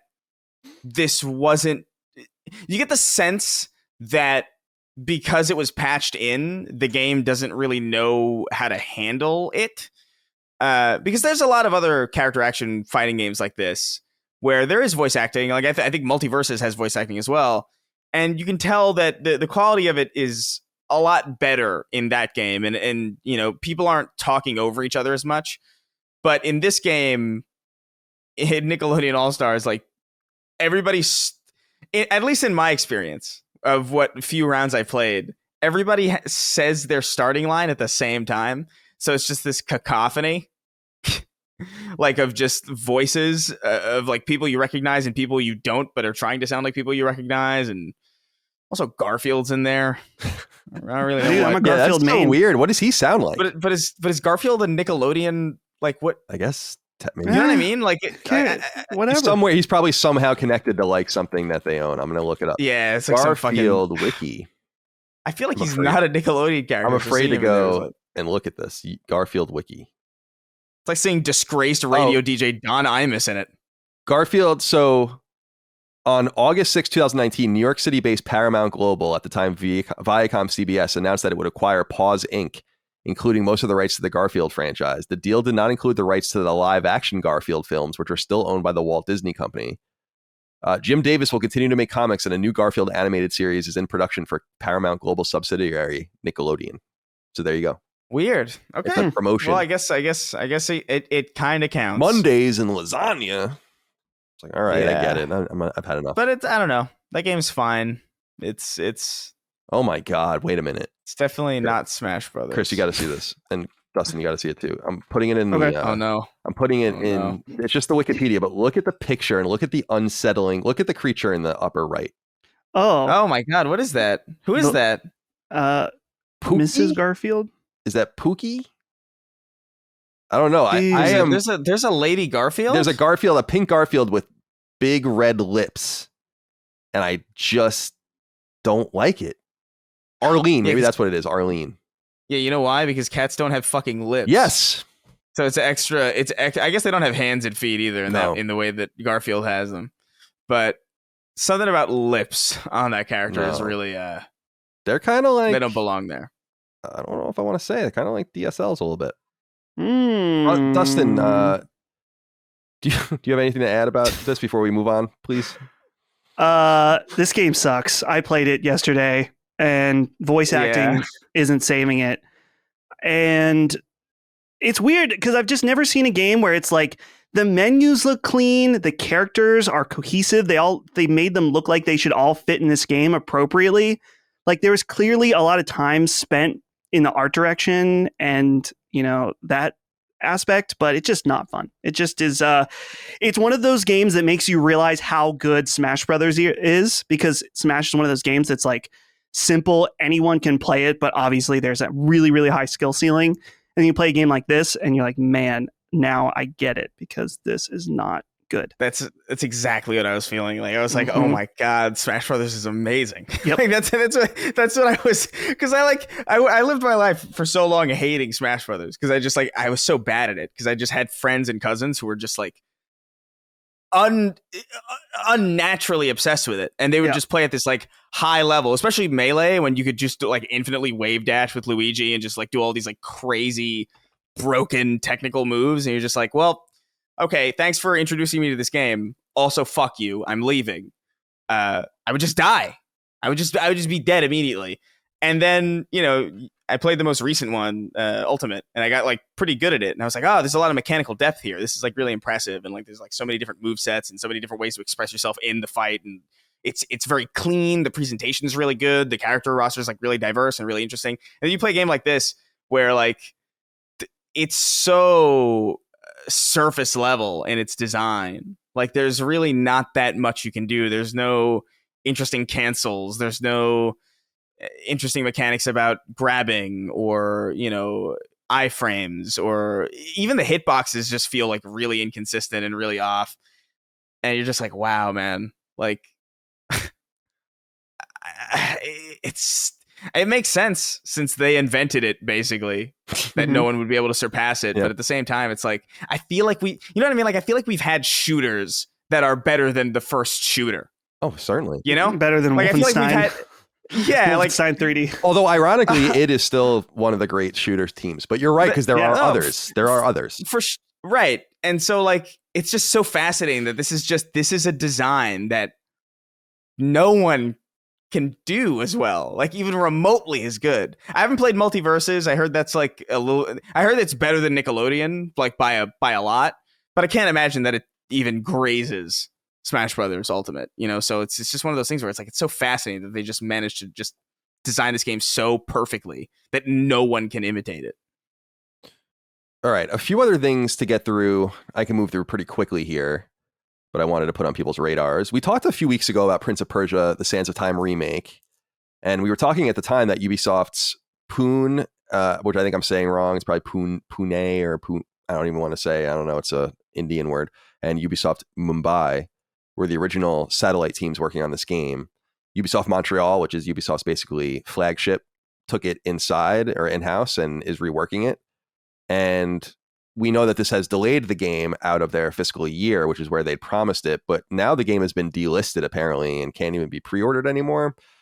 Ubisoft told IGN in a comment that the development of Prince of Persia, the Sands of Time remake will now be led by Ubisoft Montreal, and blah, blah, blah. We already know that. And they say, quote, as a consequence, we are no longer targeting a fiscal year 23 release anymore, and the game has been delisted. If players wish to cancel their pre-order, they are invited to contact their retailer. They will be updated on the project as the development is moving along. So I wouldn't expect to see that game anytime soon, but I didn't want to report on it too thoroughly again. I also wanted to note for you old school nerds out there like me, Push Square reports Capcom Arcade Second Stadium, so that's the big collection coming out shortly. Its entire catalog has been leaked because of its achievements going live, and there's some good shit on here if you're into old school games, especially old school fighting games. A lot of the old school Darkstalkers games are on here. The Street Fighter Alpha games are on here. Super Puzzle Fighter 2 Turbo, which is an iconic game, is on here. Mm-hmm. And Mega Man, the Power Battle, and Mega Man 2, the Power Fighters, which are weird Mega Man fighting games, kind of like pseudo fighting games, are available on there as well. So keep an eye out for that. And finally, I wanted to acknowledge this. Many of you wrote in about this, and I'll go with you, Ambitious Casual, over on Patreon, who wrote in and said, hey, Sacred Symbols crew, With the recent news of the Saudi royal family acquiring a $1 billion stake in Embracer Group, I can only wonder why the mainstream doesn't take notice of this. Just for the sake of news, why do they choose not to report on it? At the time of writing this, neither of the big outlets have reported on the matter. Only sites like Video Games Chronicle and GamesIndustry.biz have. This has been happening more and more lately, and by the time the mainstream can find a slant to make themselves look good for calling it out without harming their social status, opportunities and bottom dollar to be too late. Thanks for all you do, and please pray with the chicken. From time to time, I don't want to pray with the chicken. I don't know. That would just make it weird. So the story he's referring to, and Embracer itself announced this. Embracer Group, of course, a mega publisher that we often talk about. They sold about 5.4% of the company. So the same 5-ish% that the Saudi royal family, whether through their sovereign fund or whether through Mohammed bin Salman's Fisk Foundation. So this is the same 5% that they would own of Capcom, the same 5% that they own of Nacon, the same 5% that they own of other entities. And he has a Fisk Foundation. What's that? It's the let me look it up here real quick. I think it's actually like that's the name of his. Yeah, I'm sorry. It's actually the Misk Foundation. Misk. Yeah. Oh, because I was about to say that is amusing. That's Spider-Man, right? That's like literally Kingpin's front. Right. Yeah. For a company, that would be like wild. It's funny you say this because all interconnected. When I did the Saudi economy episode of Sacred Symbols Plus, I had an expert from the Middle East Institute on here, and I made the same mistake with him. And he's like, I don't know what the Fisk Institute is, but I do like, we could talk about the Misk Institute. So yeah, that's what he was talking about. So anyway, there are these two different entities. There's Sovereign Wealth Fund, which is huge, and this other thing that bin Salman owns, and I think it's bin Salman's organization that owns 97% or whatever of SNK. So anyway, this has happened again. We've been reporting on this, and I think it's important for us. We don't have to belabor the point. I don't know what else needs to be said about this already. I just think that this matters and that it's consequential, and it's going to force people to kind of confront the shit that's legal in some of the places where you're going to do business and where your money is funneling to. And again, we institute this idea that you can't live a moral economic life. I mean, Jesus Christ, we drink up Saudi oil in this country like it's going out of style and have for decades. So it's a little bit ridiculous to focus on their 5% earnings or 5% holdings of these various video game publishers. But as we are a video game podcast, I feel like it's important to just continue to bring up that in Saudi Arabia, they behead people publicly. It's illegal to be gay. It's illegal to be transgender. It's illegal to be an atheist. Those are all capital offenses. You won't necessarily get by the way, it's illegal to cheat on your wife. Even civil libertarian stuff. It's a really serious place with a very archaic societal backdrop, and it matters. And so I want to bring up that, now Embracer Group, so THQ, Nordic, Deep Silver, Saber Interactive, all of that shit, including a game that I know Chris is really looking forward to, in Destroy All Humans. Yeah, will now be shame. touched by it, but there's nothing else to really be said about that. Just wanted to acknowledge it. Finally, I did want to acknowledge this, since we're talking kind of about politics, a more uplifting story. Kotaku reports this story got everywhere on the internet. It says overworked GameStop employees walk out, tell gamers to shop elsewhere. And so in Lincoln, Nebraska, at the Gateway Mall, there is a GameStop where all of the employees apparently quit, posted the following on a printed piece of paper on the front of the store as they closed it. It said, "Attention GameStop patrons." And it annoys me because they didn't intercap GameStop. So maybe they're not the best employees. I'm like, "We regret to inform you that we all quit. Our district manager has no respect for us as employees or as human beings. We have been told by our district manager that we are supposed to have this store achieving sales quotes and running perfectly 6 months ago, which was 3 months before a lot of us even got hired. Unfortunately, despite the staff's best efforts, we are not God. For all of your gaming needs, please visit." And then they give you a bunch of other options. "Spend money at your establishments that respects its employees. Sincerely, former GameStop team."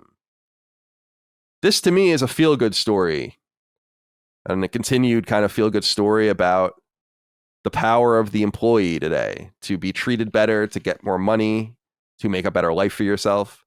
Dustin, what do you think about the rebellion in Lincoln, Nebraska at the GameStop and what it means for workers. I think it's like, use your power. It's great.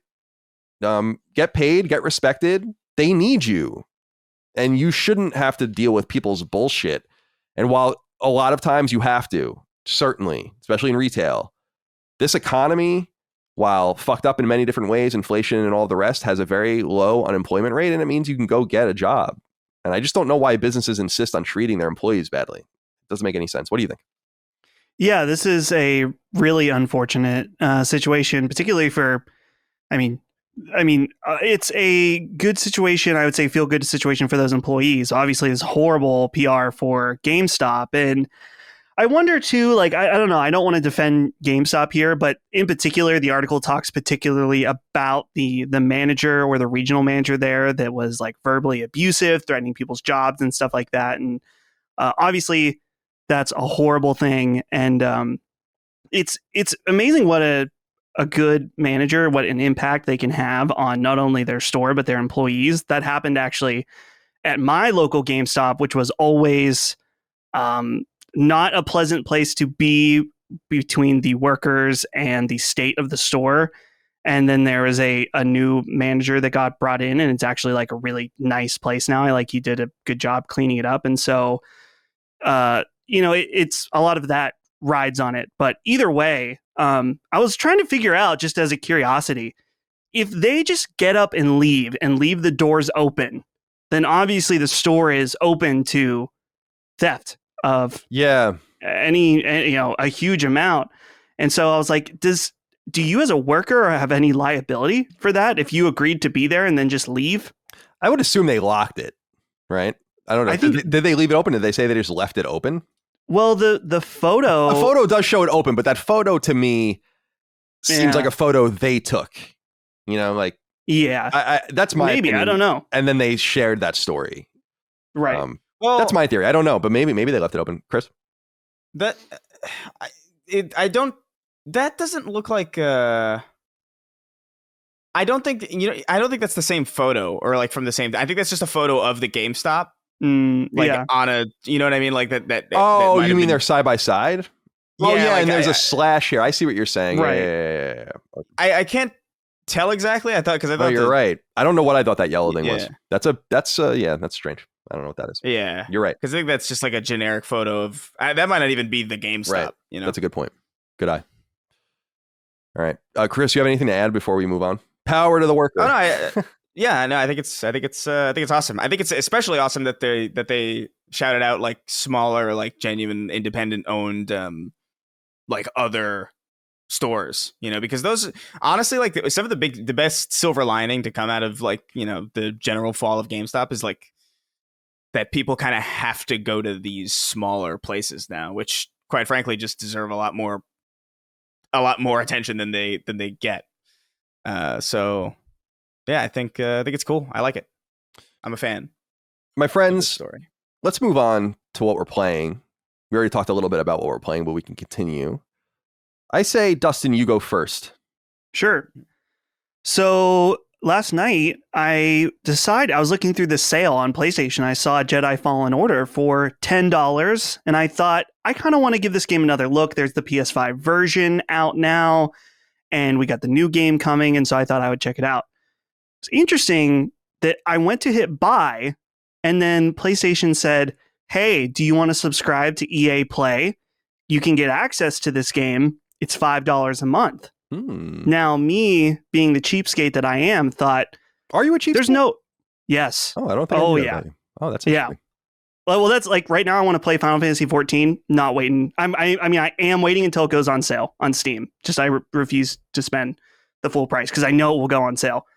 So I was thinking about it, and I was like, well, I'm not going to want to play this game in a month. And once I play through or whatever I play of this currently, I'm going to be done with this game probably forever. So I just spent the $5 on the EA Play, and then I set a Siri reminder in like 29 days to tell me to cancel it. And then I spent $5 instead of 10. So I overall just was curious and looked around at the EA Play catalog, and it's not for me. There's a lot of, if you are into EA sports games, there's probably going to be a lot more there for you. Or if you want to play Need for Speed or something like that. The only other game I was really interested in was the Mass Effect collection, which that's something you don't want to buy a subscription to play that. You might as well just buy your buy games. the disc. Yeah. Just wait for it to sale.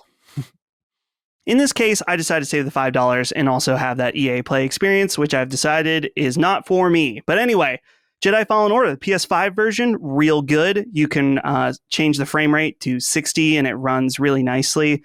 It's like a few stutters here and there, but it's only bothers morons like me who care about that stuff.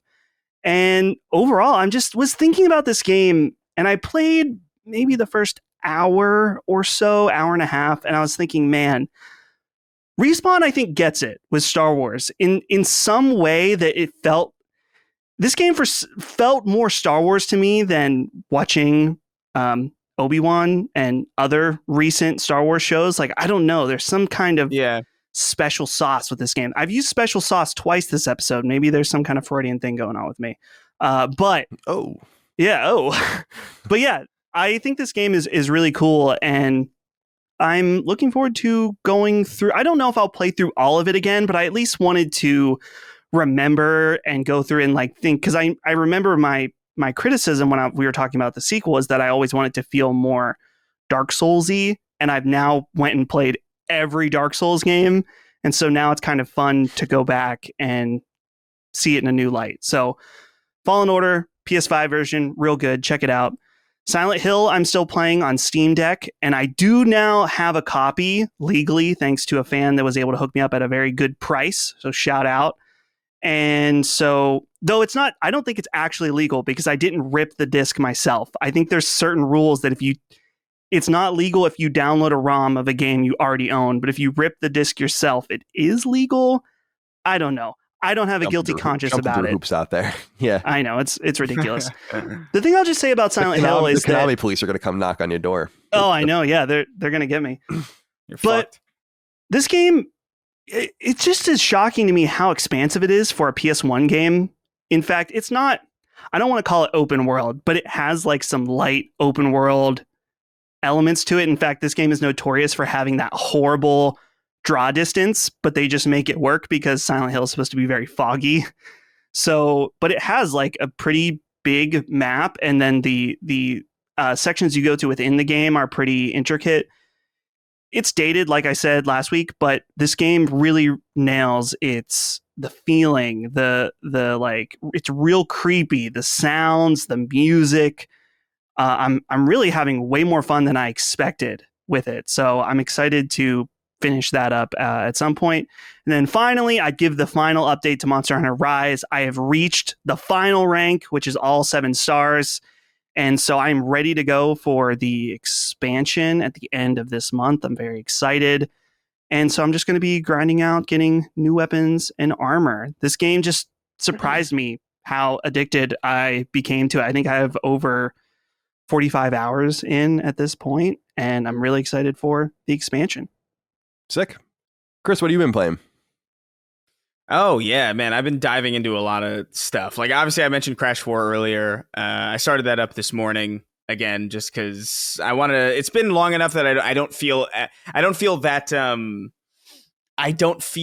as cheated out of my saves now that it's been so long. It's like, okay, good. I can go through this game again and not feel like I'm like retreading old ground that I don't remember treading. So I'm playing a little bit of that. I went back and finished Destroy All Humans and Psychonauts 2. I put Psychonauts 2 down, like, because there's a dialogue option that you get at the end of Psychonauts 2. It's like, it's basically the point of no return, where it's like, oh, okay, so like you're in the end game now, son. And then I remember being like, okay, I'm going to put this down and not finish it, because I always like the idea of having more Psychonauts 2 to look forward to. It was like a psychological thing where like I couldn't bring myself to finish it, but I was like, you know what, I'll finish it. I know that. And it was wonderful, fantastic game. Destroy All Humans I went through and blazed through as well, just because they announced the second one, and I didn't realize this in my first run through of Destroy All Humans. I didn't actually get super far in it the first time I played it, because I was like, all right, this Destroy All Humans on PS2 was a game that I played through probably like genuinely probably like 100 times. I just love that sandbox a lot. And I played through the first couple levels and I figured like, oh, they added some new stuff, but it's more or less what I remember. I like this still, but there's other stuff that's more important that I haven't experienced yet that I think is worth playing.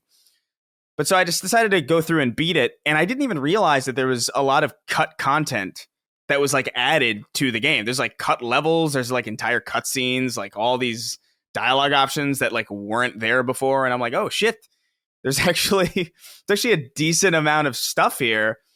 And obviously, like they've done a lot of work to update that control scheme and make it feel really, really good. It is fun to just pick people up with your mind and chuck them in the sky. It is fun to do these challenges where you like you get bonus points in these timed missions if you like throw people in the water or like pop their heads with the anal probe or shit like that. It's just such a ridiculous, fun game, and I really love the vibe of these games, and I'm really excited for the second one and the potential third one if the NVIDIA leaks are to be believed. But so I finished those two, crossed those off my list, and I'm still going through Yakuza Like a Dragon. I'm keeping it at like pretty much like a chapter or two every couple days, and I actually discovered this fantastic thing too, where because I'm playing it through Game Pass.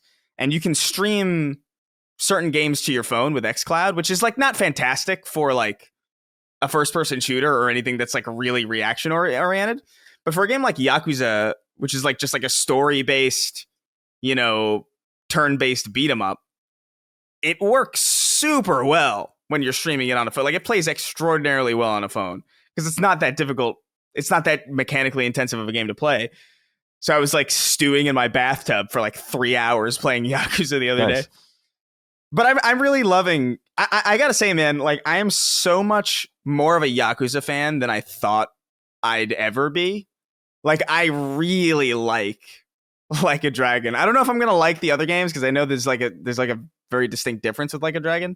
But I love Ichiban as a character. I love these side characters, this bum who has like these like this attack where he like throws seeds at people and like pigeons come and attacks the guy, and like there's all these like really absurd characters and movesets, and there's also I find it to just be like a really endearing and charming story. There's this specific scene where like you're like kind of you get enlisted to be like a bodyguard for like a brothel, and there's this whole like debate as to whether in the game as to whether or not like prostitution is like okay and shit. It's like it's kind of wild like just how heavy some of the subjects are, but they tackle it with this like campy charm that kind of always keeps things lighthearted and fun and with the appropriate emotional weight to it. I'm obviously playing a bunch of other stuff too. I'm always playing, you can always assume that I'm playing Destiny 2 and Halo in the background. Sea of Thieves is something that I also got into again recently, but I've been really busy, man. I've been playing a lot despite how much I'm working, which is kind of crazy. I feel like I've played more games this week than I have in the last month. I don't know what's going on. Well, it's good. I mean, it's good to ebb and flow. I think it's a slow time right now. The Quarry, as of the time we're recording this and publishing this, is out. So that's going to be the next game. That's probably going to be the... Yeah, I'm going to jump into that, like no doubt, and just play that. But the only game I've been playing, not to be self-promotional, but be self-promotional as well, is Super Perils of Baking, our new game on all platforms. I played it on PlayStation 5. That's where the hard, very hard platinum trophy is, and I platinumed it this morning. Platinum number 130. According to PSN profiles, I'm the fourth person to platinum it. So it's way fewer people platinuming it than, say, the Hyperoxia 2 hard patch for PS5. I'll be interested to see where that number settles, but we're really proud of the game. Thank you all out there for your support. We sold, I haven't looked at the updated numbers, but I think something like 67%. So about 2 out of 3 copies of the game are sold on PlayStation. So not a huge surprise there. Xbox is number 2. I would have thought Switch was number 2, but Xbox is number 2, Switch 3, PC 4. So we appreciate you wherever you play the game.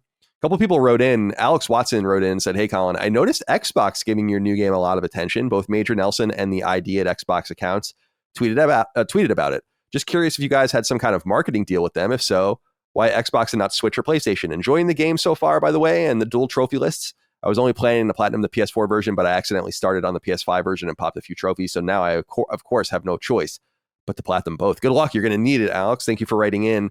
No, we have no deal. I mean, we're just a small indie company. Why did Xbox and Major Nelson tweet about our game? Because they care way more about indie games than PlayStation and Nintendo at this point. There's no doubt about it. Everyone behind the scenes in indie studios feels that way. Big and small, they feel like there's more attention paid not only to their individual games, but to the marketplace generally. And certainly to promote and try to tweet out your game and try to get a post on Xbox Wire. Everything is easier on Xbox than it is for PlayStation, straight up.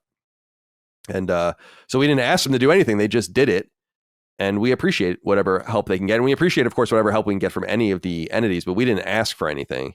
They just chose to do that, while on the other platforms, they just don't acknowledge games like ours generally anymore. I was thinking as I was playing Super Perils actually this morning, I was like, if we released this game on PS3 in 2010, I bet you it would have been pretty big. Because at that time, there was nothing else really like it. You know, we're kind of inundated now with indie games. And Jack Branch wrote in and said, "Greetings, Sacred Trifecta. No question, but wanted to inform you of something. Every Friday when I finish work at 5 p.m., Sacred Symbols is released and I immediately get it on the airwaves.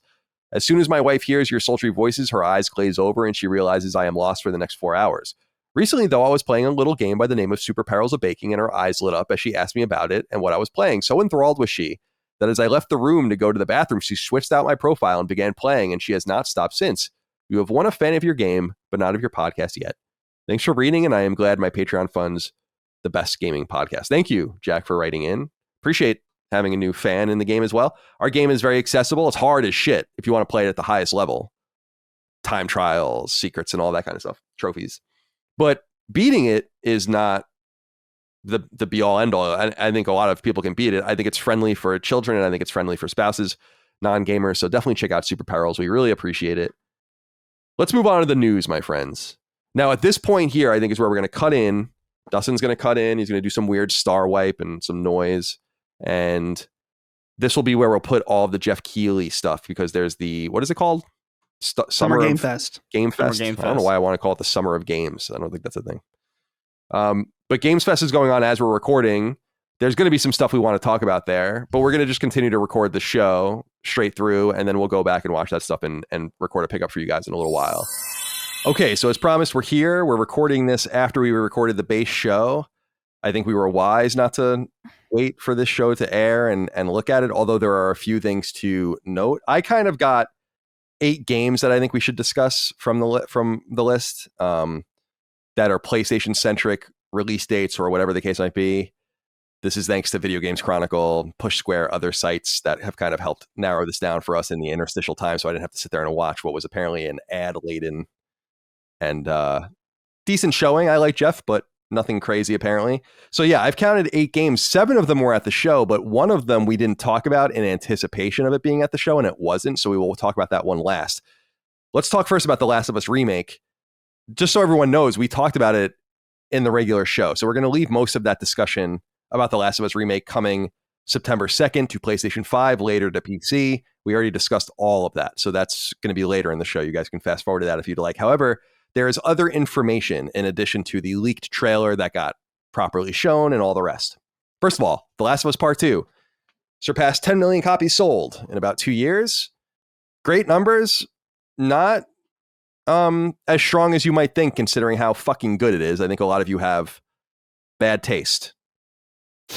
But the PlayStation blog post says, and he uses the terminology, it's from their community manager, quote unquote, the immense future of The Last of Us. That's what it says. The immense future of The Last of Us is the terminology they use. And so here's what they go into. Last of Us Part 2, there's going to be a regular edition, a digital deluxe edition that will come as well, and then a so-called Firefly edition of The Last of Us Part 1.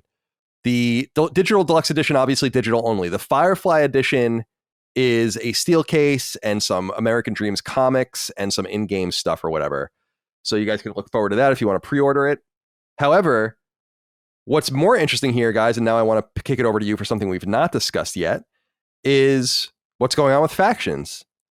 And they say in part in the blog post, quote, "We're growing our studio significantly to ensure we build the full-scale standalone game with its massive scope and immense world," end quote.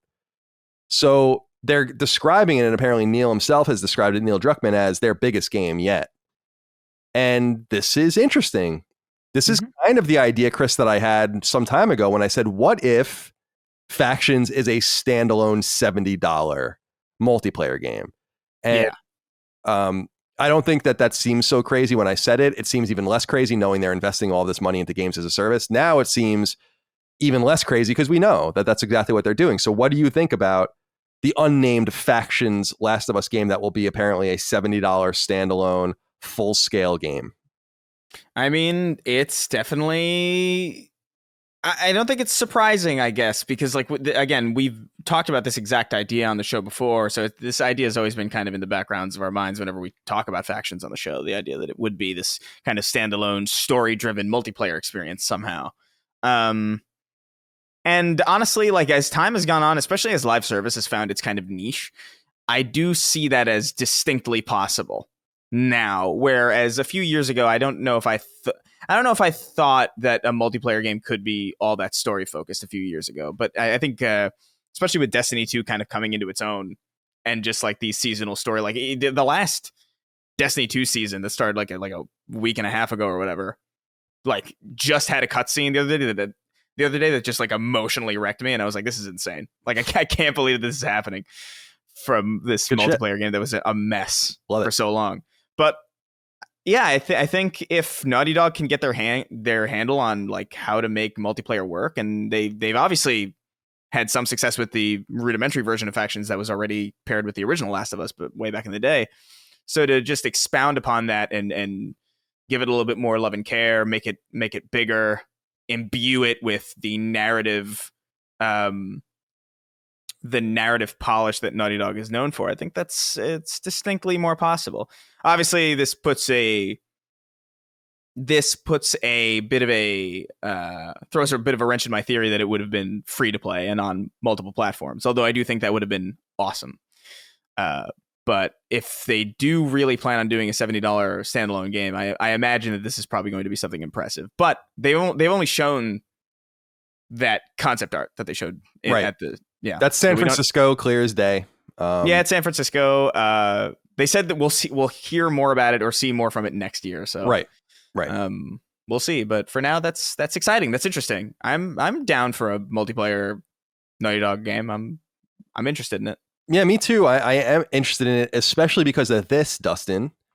Neil Druckmann apparently confirms that they're working on something else. So a PlayStation 5 game, a narrative-driven game, almost certainly. Now, he's busy. He's executive producing, co-writing the HBO series. He directed one of the episodes of the HBO series. By the way, they confirmed that both Troy Baker and Ashley Johnson will appear in the HBO series as other characters. Now, it would be interesting if Troy played Nolan's character in The Last of Us, kind of a role reversal thing. I don't want to get any further in case people have not played a game that they should have played in 2013.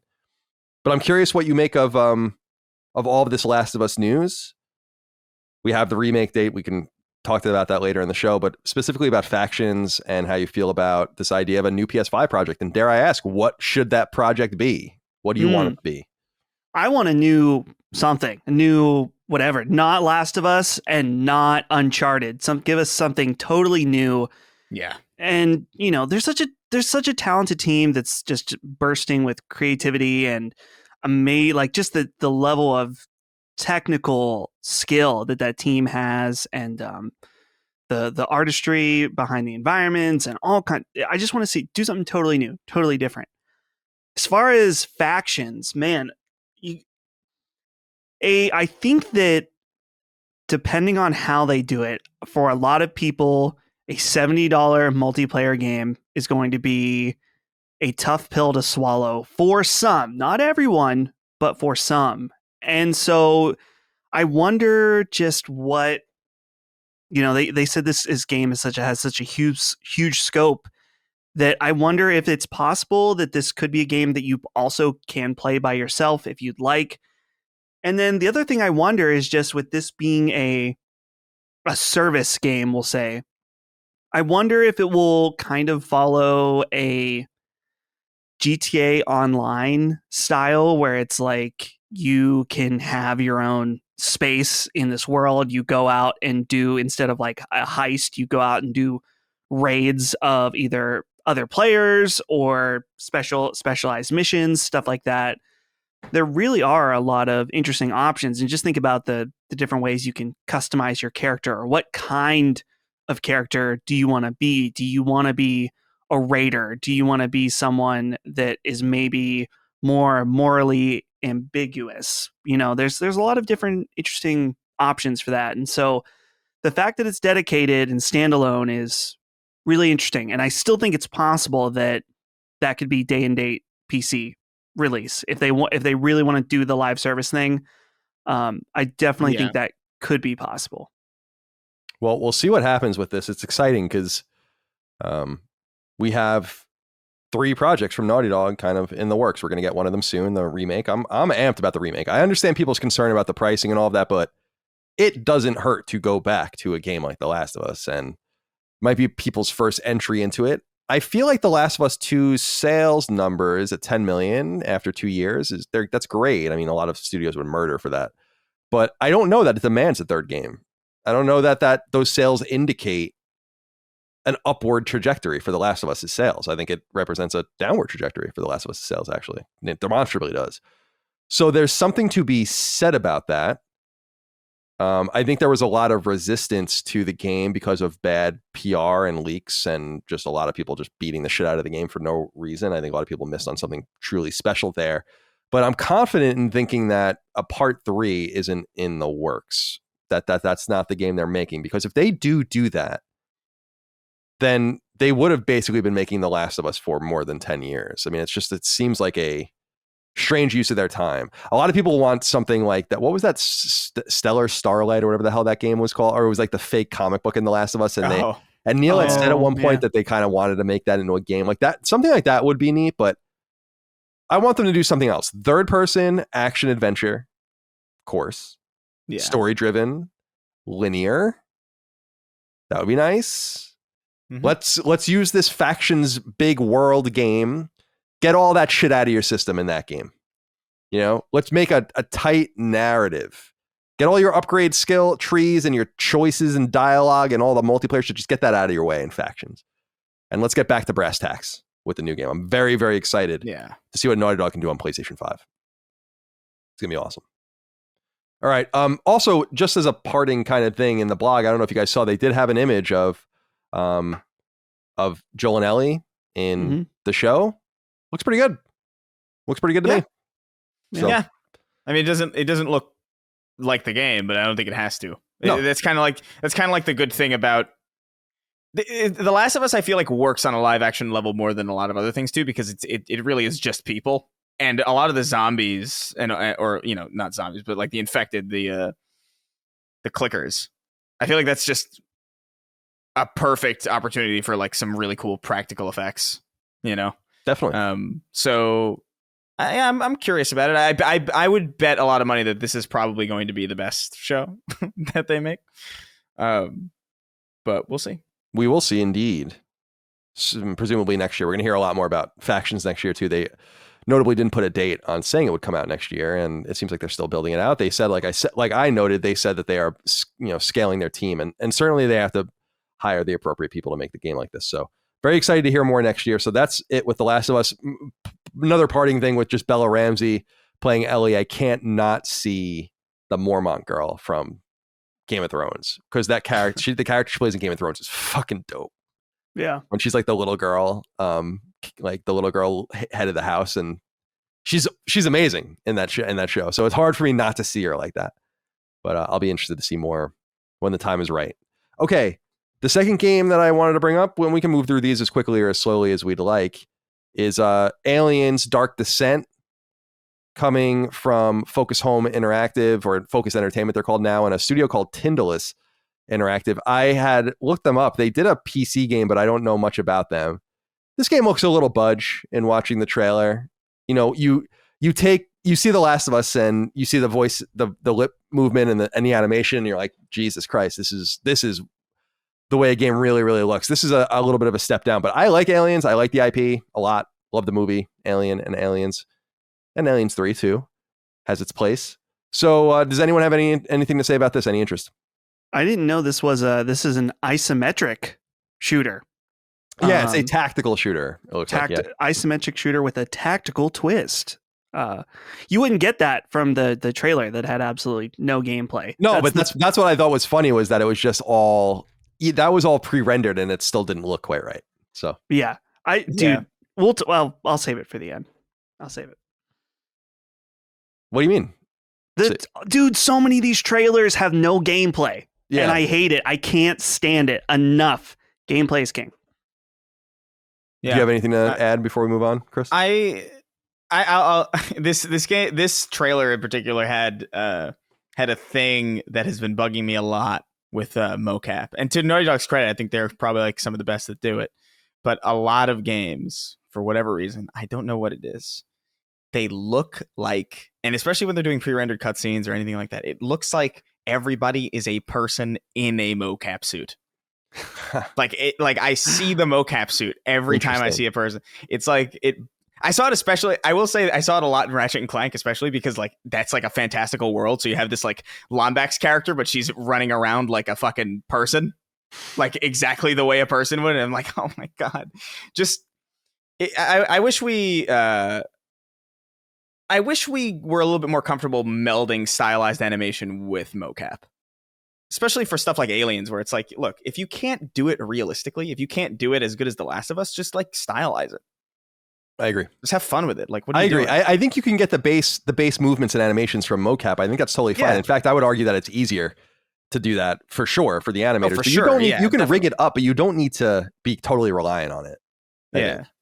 That's what that trailer reminded me. It looked like they just sort of like got the motion capture and then were like, all right, print. Yep, print. I'll be interested to see more about that game. It's not my kind of game, but I like Aliens, so it's cool to see more support in that franchise. And I do like that they seem to be much like other games we're going to talk about. It seems like whoever owns Aliens, what would it be, Paramount? I have no idea. 21st Century Fox, whoever the hell is running that ship, pardon the pun, they seem to be interested in exploring different kinds of games. And I dig that. And with all of the old re-releases of games, it would be cool if they went back into some of those NES and SNES era Aliens games as well. Bring those back for your boy. There was Colin. like a real-time strategy game on PS2 that I played. I think it was Aliens. Oh my God. I think it might have been Aliens versus Predator, actually. Yeah, on PS2. Aliens Games Wiki. List of Alien, Predator, and Alien versus Predator games. Okay, titles released in the 90s. No, titles released in the 2000s. PS2. Yeah, so is it Alien versus Predator Extinction? Science fiction real-time strategy video game developed by Zono and published by EA. Released in 2003. Yeah, I didn't know how to play it because I did not understand strategy at that time. So I just thought it sucked. But it also might have just been bad because that was, that was prime time for bad license. There are a lot of Aliens games. Yeah, the ones I'm thinking of, let me see here. Yeah, I'm thinking, Predator. I remember that NES Predator game wasn't very good. Activision actually published that game. But yeah, there were some Konami Aliens games. Yeah, this is the one I'm thinking of. Alien 3, because it came to NES and then Genesis as well, right? Yeah, so there's a few games in Alien 3 and SNES. They can go back and get some of those games out. That would be fun. Yeah. All right, the next game on the list, we can move past this quick unless you guys have something to say, because I'm just so fucking tired of talking about the studio, considering they're just not that big and they've come up on a constant basis. But Bloober Team is making Layers of Fear 3, so another horror. That series is well liked. I played the first one; it was fine. No, Colin. Yeah, hold on. It's not Layers of Fear 3. It's Layers of Fears. Oh, I'm sorry, Layers of Fears. You're right. Yeah, Layers of Fears. I've been staring at this and I just didn't see that at all. Because your mind didn't want to let you see it. It's not. I guess it's not that much weirder than Alien becoming Aliens, but it's still kind of like funny to just like, hey, it's a plural. Yeah, two plurals. It reminds me of how awkward Demon Soul. Yeah. That's such a weird name, Demon Souls. Your body rejected that too initially. Oh, it totally did. I remember being at IGN and people being like, "What? Demons?" Like I think an email went out being like, "It's demons, like singular possessive, not demon souls, like you would think." But in fact, this other name entirely. So anyway, Layers of Fears, PlayStation 5, no PS4 version, so should be interesting. But I'm not into really psychological horror stuff. All right. Number 4, we see the Callisto Protocol on PS4 and PS5 gameplay. The game comes out in December, as we know. This game looks awesome. I'm in. I don't need to see anything else. And you can really, I mean, we said it when we saw the trailer a week or two ago, but it wears its Dead Space on its sleeve. This game looks awesome. Dustin, what do you think? Yeah, you're right. It wears Dead Space on its sleeve to the point that I'm almost like, at what point could EA be like, yeah, you can't do that. Like, we're going to sue you. But I don't know. I was trying to think, like, the main character on the back of his neck, I'm guessing that's the health gauge, maybe. Did you guys see that? Like, so they're even going as far as to like put parts of the UI integrated into the character. Yeah. I was like, I don't know. That seems a little crazy. I mean, it looks awesome. I love there was a part at the end of the trailer where he like flings an enemy into a fan, and that was pretty nice. So yeah, I'm interested to check it out. Yeah, I mean, Chris, as far as I'm concerned, it's like, fuck EA. They let Dead Space go long enough to the point where the director of the original made his own Dead Space. And it's as I said when we saw Callisto Protocol and it got dated, I do think that getting it out when they're getting it out is intentional to preempt Dead Space, because if it goes in the other direction, people are going to be like, are you kidding me with this? But I think if you get it out first and then people play Dead Space Remake, they're going to be like, oh yeah. And they'll forget all about that comparison in a negative way. I think this game looks great. What do you think? Oh, I'm so stoked. This looks awesome. Like, this is exactly, it looks like the Dead Space sequel that I wish we got, you know? Yeah, it's on the nose, dude. I mean, it really is when I'm watching it here again. It's like, it really is on the nose. It is on the nose, but it's also the guy who did it. So like, I'm like fucking, it's not like some dude just copied Dead Space, you know? I give it a lot of leeway, but I'm really into it. I think it looks great. I think like the telekinetic stuff is awesome. I think it's just artistically really satisfying to look at. It looks fun to play. It's really claustrophobic. It looks like it retains some of that, like what works about tank controls in horror games without feeling like outdated, you know? I'm super excited about this. Me too. I don't need to see any more. I'm out. Yeah, I'm good. December. Good, it's so good Christmas style Black Knight. So violent, dude. Yeah, it is. It's awesome. When he gets chopped up at the end, it's ridiculous. Love it. Very excited and happy to see again, as we said the other time, that they just removed it from the PUBG universe. There's no connection anymore. Yeah. Okay. The 5th game I wanted to bring up briefly is Marvel's Midnight Suns. It has a date of October 7th on PlayStation 4 and PlayStation 5. This is, of course, a tactical turn-based role-playing game from Firaxis. And it plays in the same vein as XCOM. I'm not really into those games. This doesn't appeal to me at all. But I think that October 7th is a kind of brilliant time to release a game like this, because it just seems kind of vacant. It's a few weeks before Call of Duty. It's a month after Last of Us Part 2 now, or Part 1 rather, we know now. So any thoughts on this before we move on? I don't have anything to say about this. I just realized that there are gameplay walkthroughs of this on YouTube, and I didn't even know. I think people there was an event in Maryland. I know someone that went to it. I think it was last week. So that might be where the gameplay's coming from. I'm gonna have to check that out. I mean, the thing with this trailer is that I don't think there was really any gameplay in it, but this is a game that isn't really, like, strategy games are hard to demo overall, and so I'm not surprised they went that direction. But again, this is one that I'm really curious about. I'm a bit mixed since it's Marvel, which I'm not into very much right now, but I like Firaxis a lot, so I got to check out these gameplay videos. The next 2 games I want to discuss are right up our alley. I think the next 2 games, in addition to Callisto Protocol, look really, really fantastic. The first one is the long in development Witchfire, which finally reemerged. People will remember that Witchfire was announced way back in 2017, and it was weird because it comes from the Astronauts, which is a studio that made The Vanishing of Ethan Carter, which is a straight up walking simulator. So the reason that this is surprising is because Witchfire is a Doom-like shooter. It's almost like a fantasy shooter. And back then when they showed it, I'm like, that looks great. I have no idea what the fuck's been going on for the last 5 years, but it still looks awesome. It's actually coming to PC imminently, apparently in early access, and it will come to console some other time on PlayStation 4 and presumably PlayStation 5, maybe only PS5. It is unclear. Chris, I want to go to you because I thought about you when I saw this. Of course, I think of all of us when I see games like this because we all like them. But this game looks dope. I mean, this game looks really, really good. Yeah, I like the idea. I like the setting. I like the way it looks. The aesthetics of it are really cool. This does feel like a game though where like, especially because I have Doom gameplay so rooted in my head. And I'm also aware that, you know, when you're demoing a game like this, you can't really play it the way you would play Doom.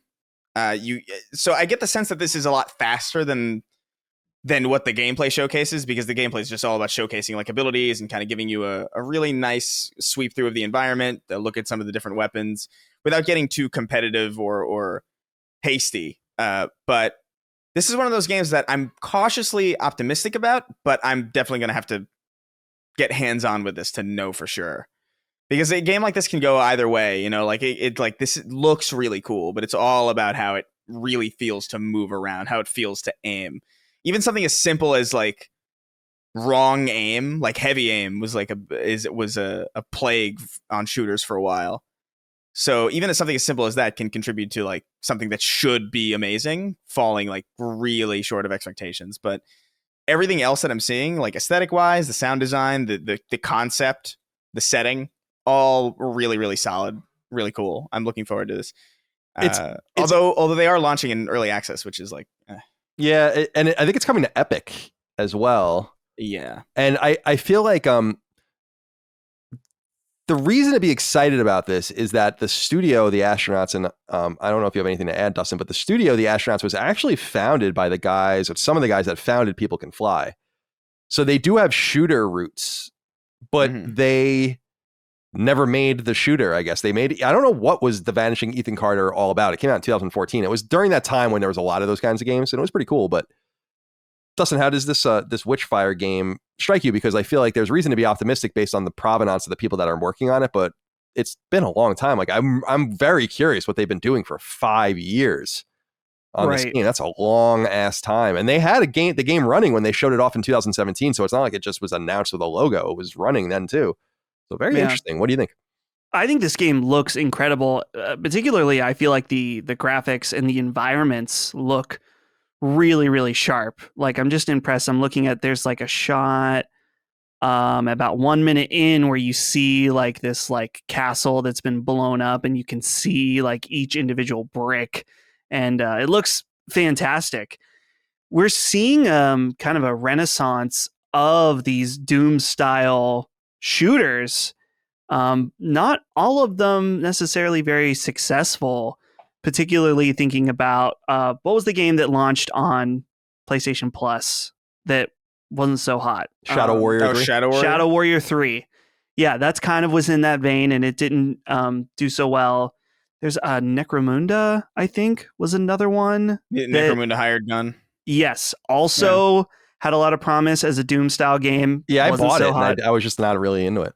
You know? Yeah, so who knows? Maybe will this be the one to do it, or will it be that Warhammer game, which was also at the event? I don't know if that's coming to PlayStation, but that's also going for this old school FPS, and it just goes to show, I think, how good id is. Like, it seems like, oh, just make an FPS that's fast and kinetic, and it's like, well, clearly everyone else is trying, and no one has pulled it off quite as well as them. But I think this game has a lot of promise. I mean, it's been in development long enough at this point, so. Not excited about early access, but I am excited to check it out. Yeah, like this is one I'm probably going to wait for the 1.0, you know, like I don't know if I want to jump into a game like this before the developers say it's ready, you know? Sure. But yeah, I would agree, man. It's like a lot of shooters come out and they're chasing what it is doing, and it is just, they've just known for a really long time what makes this thing click. And, it ain't easy. It seems like it's easy because it's just like, put a gun and make people fast. But it's like, it's so much harder than that. Doom has such a specific, satisfactory approach that just like, it's not easily replicated, I think. It's worth noting that there's another game that is much closer in release. It seems like that I think seems just as promising and right up our alley as well. Metal Hellsinger. We have a date of September 15th on this. We've talked about this game in the past on here, but it looks awesome. I mean, this game looks amazing. And I love the idea, Doom-like shooter with metal playing, and you're kind of playing along with the music. And I don't know if you guys saw the trailer, but it's like one of the guys from the studio explaining it, and you get it. It's like, yeah, we totally understand what you're saying with playing shooters, you know, in a crazy sort of kinetic way along with the music and the metal and all of that. And when I saw some of the people, I love metal, and when I saw some of the people that are in it, specifically Bjorn Strid from Soilwork, which I fucking love Soilwork. When I saw that they were in, probably the hardest music I listen to is Soilwork. And when I saw the involvement of some of those guys, Surge from System of a Down and others, I'm amped. I think this game looks, pardon the pun, I think this game looks fantastic. I dig the idea. Chris, it seems like a game right up your alley. What do you think? Yeah, well, this reminds me of a lot of bullets per minute. Yeah. Like, is it the same studio? Because it looks. I don't think so. I think it's both. I think it's the idea that they both had. I'm trying to remember what the studio's name is. The idea, what I'm saying is like the presentation The of it is very. Yeah. The presentation of it is very similar. Like the same, the reticle with the arrows comes in the exact same way in bullets per minute. I think it's a good idea. I think bullets per minute was fun on a conceptual level, but there was something unsatisfying about it because you had to hit the bullets like right on cue, or else like it would fuck up entirely, and you just you would lose that sense of flow. Obviously, there's like a sense of mastery there that you get eventually that makes it satisfying to learn. But this looked a lot more fluid to me, and it looks a lot more.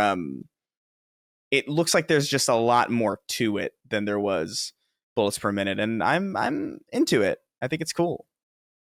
Dustin, you also embrace the metal lifestyle. What do you think? Oh, hell yeah.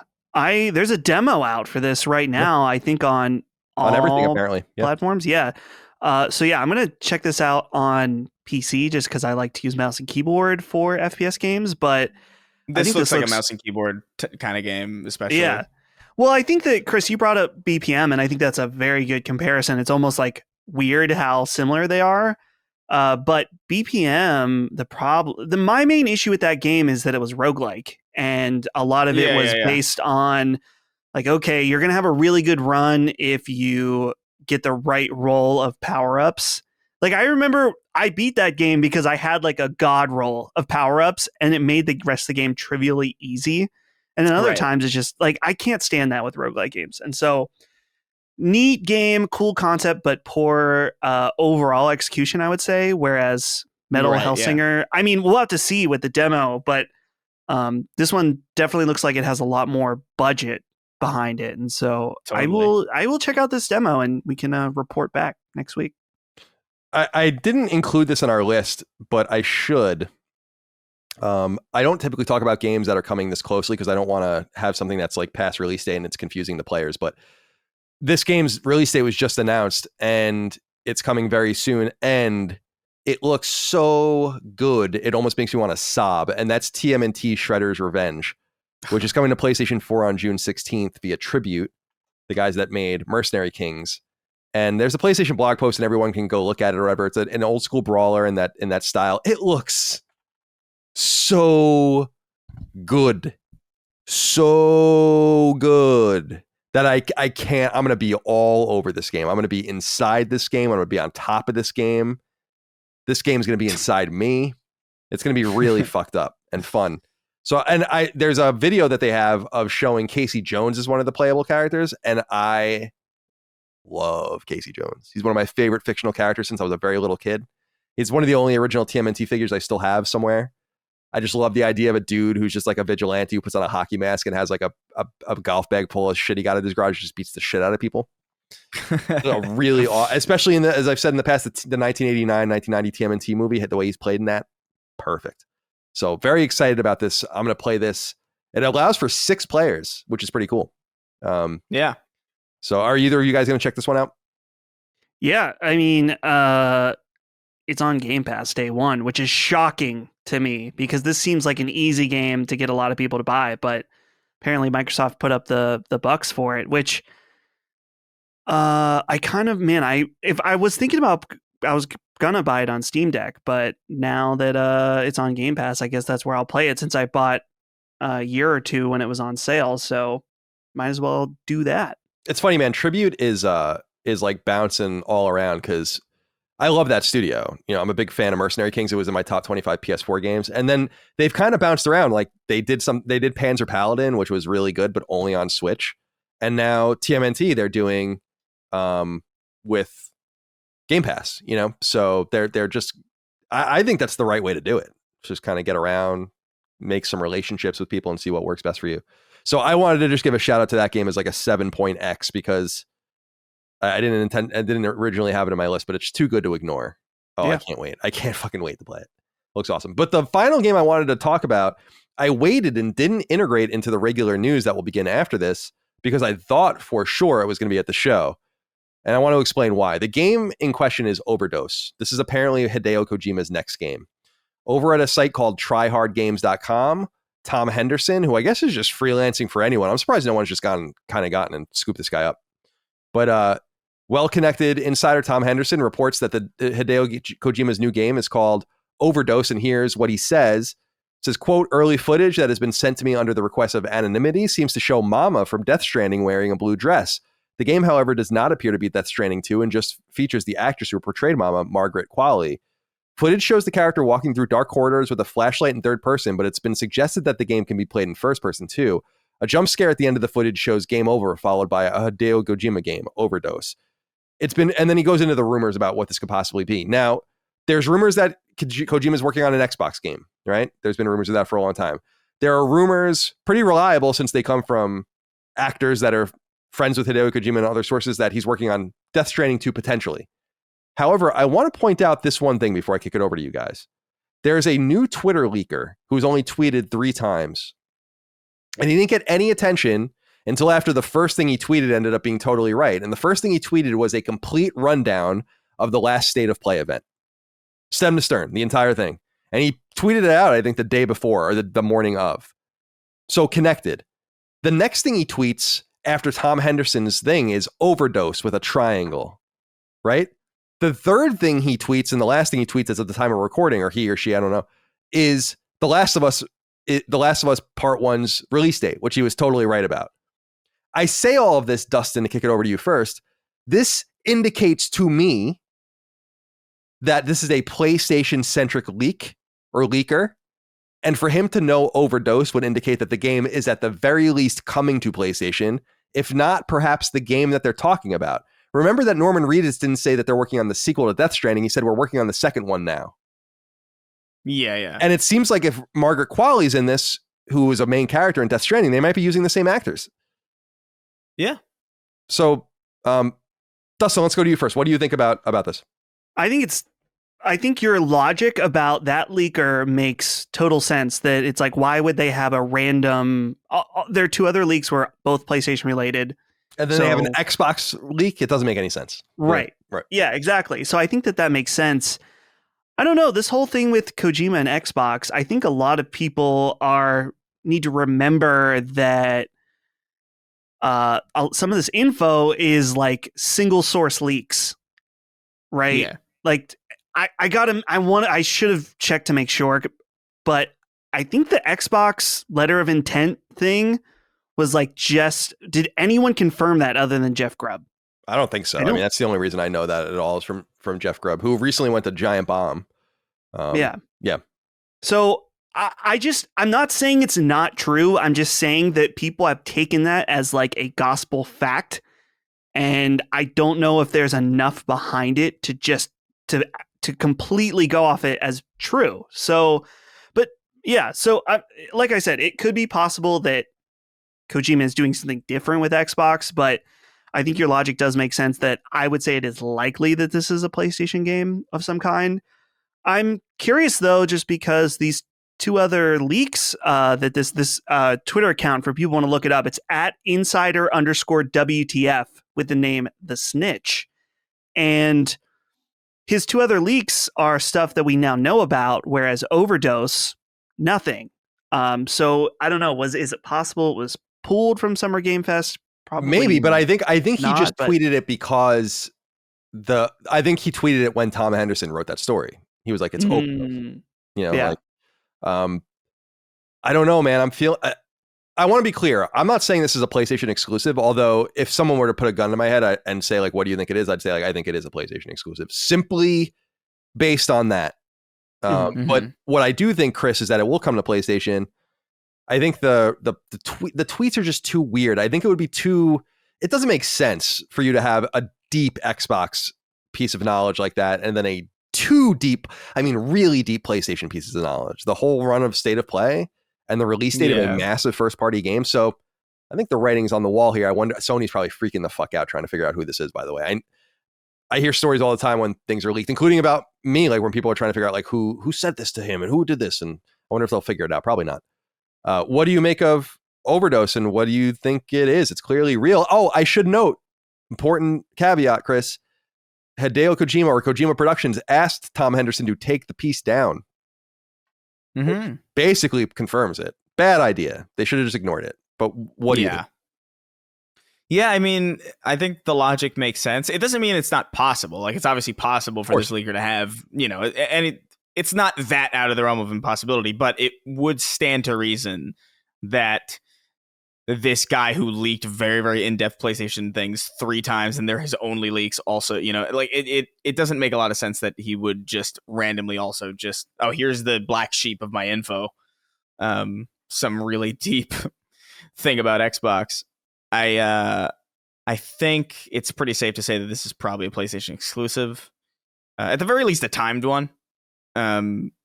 If everything goes according to plan. I think the thing is with this, and I know we talked about this when Norman Reedus gave that interview, where like I remember I was the one initially who kind of posited the idea of just like maybe he doesn't really know what he's talking about because he's like not really a games person. He just kind of like, we're working on the second one now, could just mean the second project, right? That although it would technically be the third project because Silent Hills was first and never happened. It's so funny how they became like buddies. Yeah, it is a very bizarre pairing. Yeah. Just like just Hideo Kojima and somebody from The Walking Dead. Was he even like a particular? I don't know. I wasn't really into The Walking Dead ever. Was he like a particularly like? Yeah, he was one of the main characters. I think, as I recall, he was like a neo-Nazi or something, right?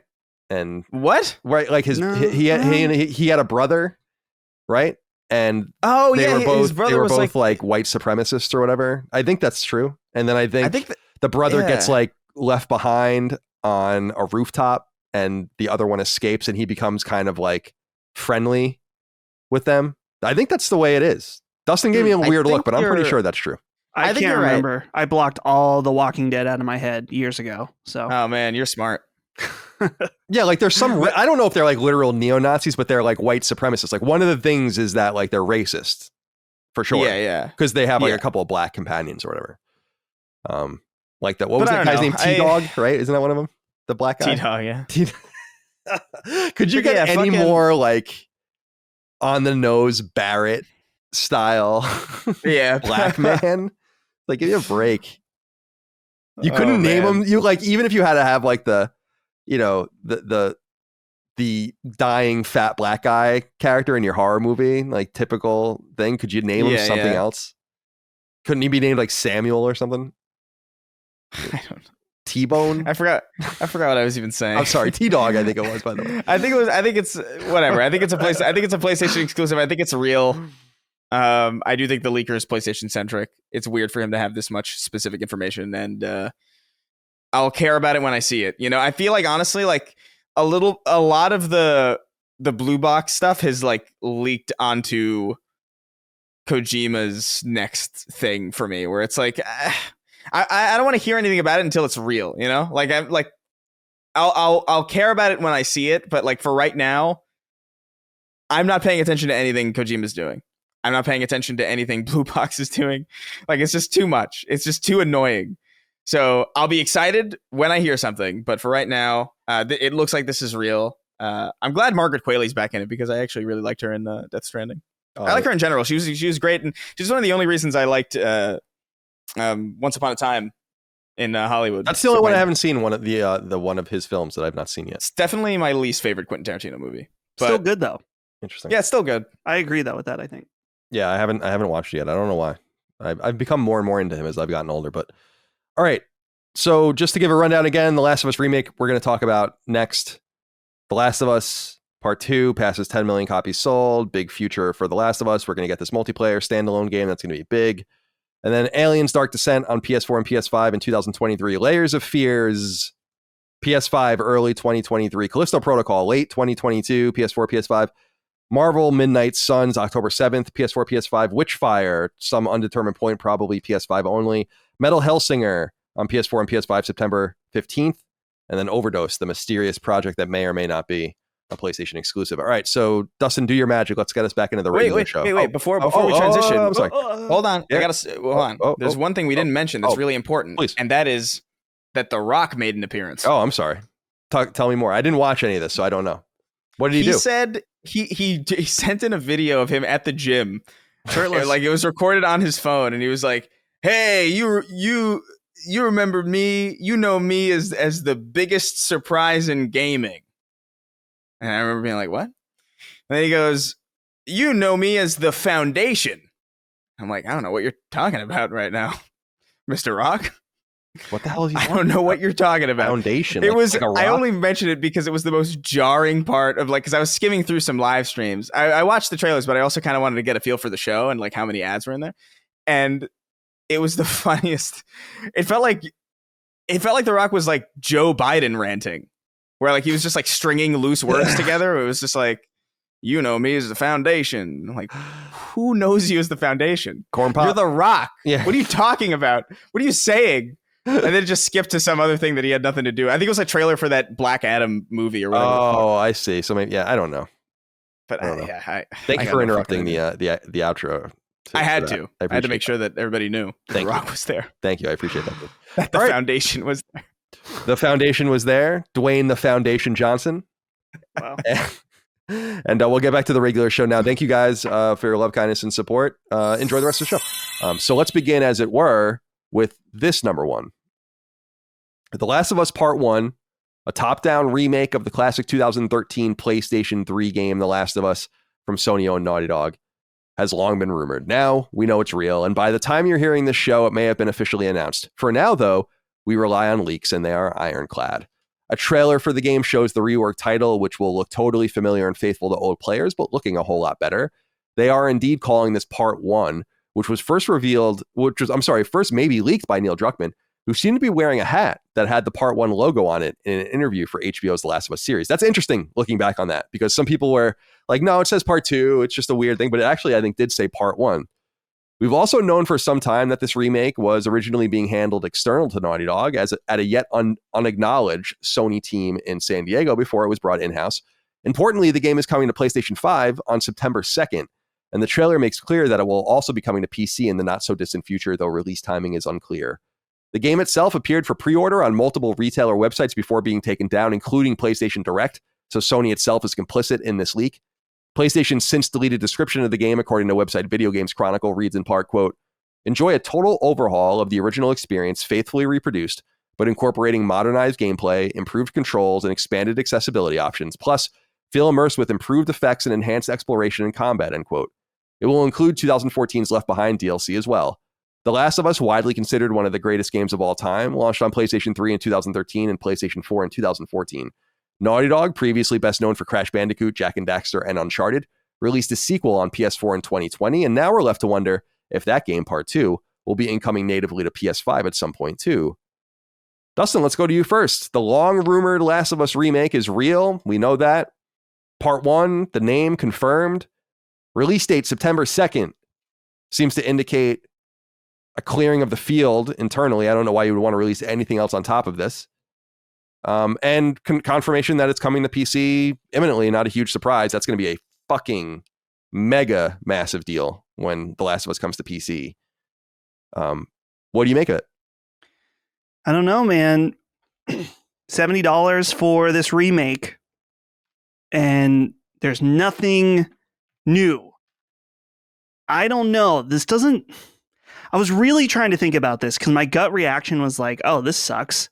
Just because I was thinking about it, and it's like, they remade all the graphics. Cool. But they didn't need to design new environments. They didn't need to redo the voice acting They didn't need to redo the mocap. It just seems too expensive for me. And I know that it's probably not realistically. I know that they'll sell a shit ton of copies no matter what the price is. But the fact that this doesn't have factions or anything else other than this feels like like Sony doing the minimum and then charging full price. This kind of felt like a Nintendo move, actually, in a lot of ways to me, especially in the fact that they already remastered this game on PS4. Runs at 60 FPS, high resolution. I don't know if it's full 4K, but it's, I think, 1440, 60, whatever. And it looks really great. It doesn't feel like me playing Silent Hill. Let me tell you that. It doesn't feel like extremely dated. It still feels very modern. And I just, I expected more, but I guess I shouldn't have. It's one of those things where I think that I probably will buy this and play it, but I almost feel like I shouldn't just because I don't understand this product. I do at the same time. I don't understand it for me, but I understand because it will sell and it will make lots of money and it's a good entry point for people to play the game who check out the show on PS5. They're going to say, this is the version you should get. And guess what? It's not $20 because it's the old version from when PS4 came out, which did get a PS4 Pro patch, by the way. It's $70. It's the new version. And so, I don't know. Maybe I'm alone. I'm curious, though, what you guys think, just because I posted a tweet about this earlier about how I made fun of, I put Jim Ryan's face in the tweet and was just like, God, $70. we love that. We love those Jim Ryan memes. We really do. Yeah. Like, $70, no factions. And I got a lot of feedback of people that were also like, yeah, this kind of sucks. But a lot of people were like, this sucks. I'll play it anyway. And a lot of people that were like, well, it doesn't matter to me. I love The Last of Us and this is a new version. So someone on my Twitter was like, I'll buy it on PS5 and I'll buy it on PC again. Oh, and they bought it for PS4 and PS3. So, dude, The Last of Us has just absolute mega fandom in the PlayStation ecosystem. It's now I'm going to challenge you on one thing, which is the value proposition. I understand what you're saying. Okay, so factions is in here, but I would argue Left Behind is here. So Left Behind wasn't in the original game. That was something you had to buy. I think it was $15 or $20. So I feel like there's kind of some balance there. The Last of Us is a narrative experience. I think they want factions to just be its own thing. And so I don't really have a problem with it. And I $70 PS5 first party and second party games, that's the rule. That's it. It's the way it is now. And it's the way it's been since launch. So I don't know. To me, that I understand what you're saying, knowing how cheap you apparently are. But for me, I'm like, I don't know, $70. It's a game they've already made twice and sold to people twice. Yeah, and now they're selling it again at an even higher price. It's just like, I don't want to say, like, I don't want it to make it sound like this is like there was no effort put into this. That's not what I'm trying to say. I'm just saying that a lot of the major work was already done for this game. And they went and prettied it up and slapped a new price tag on it. I mean, maybe there's more, but I don't know. I'm anxious to see it September 2nd. Chris, let's go over to you. I'm curious what you think of The Last of Us remake coming to PS5 on September 2nd and PC in the future. I saw a tweet showcasing, the before and after images on Twitter, and I had to look a couple times.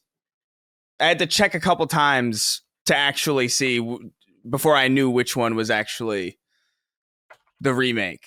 And maybe that's a testament to how well the original Last of Us holds up, because I think it does. I think it's borderline unnecessary to have a remake of this.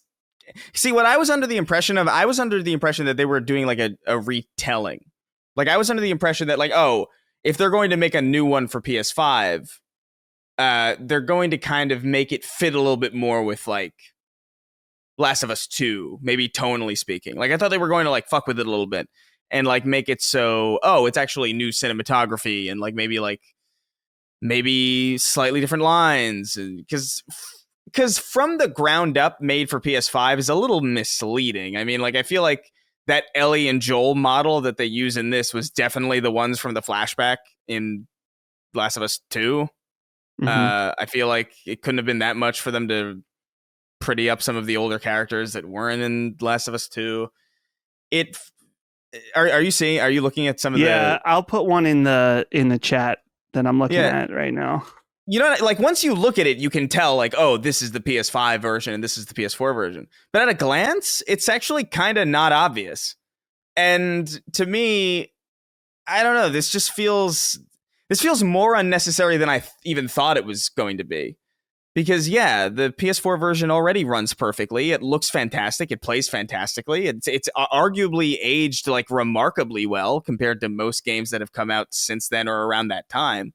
So I don't know what there is to be gained from this other than just 4K and slightly prettier character models and environments. Like, it's a great game. Like, granted, like, get your money. It makes sense that they would sell it because, again, it's going to sell a ton. It makes sense to update it for PC, and because they're updating it for PC, it makes sense to just bring that over to the console in case people want to play it.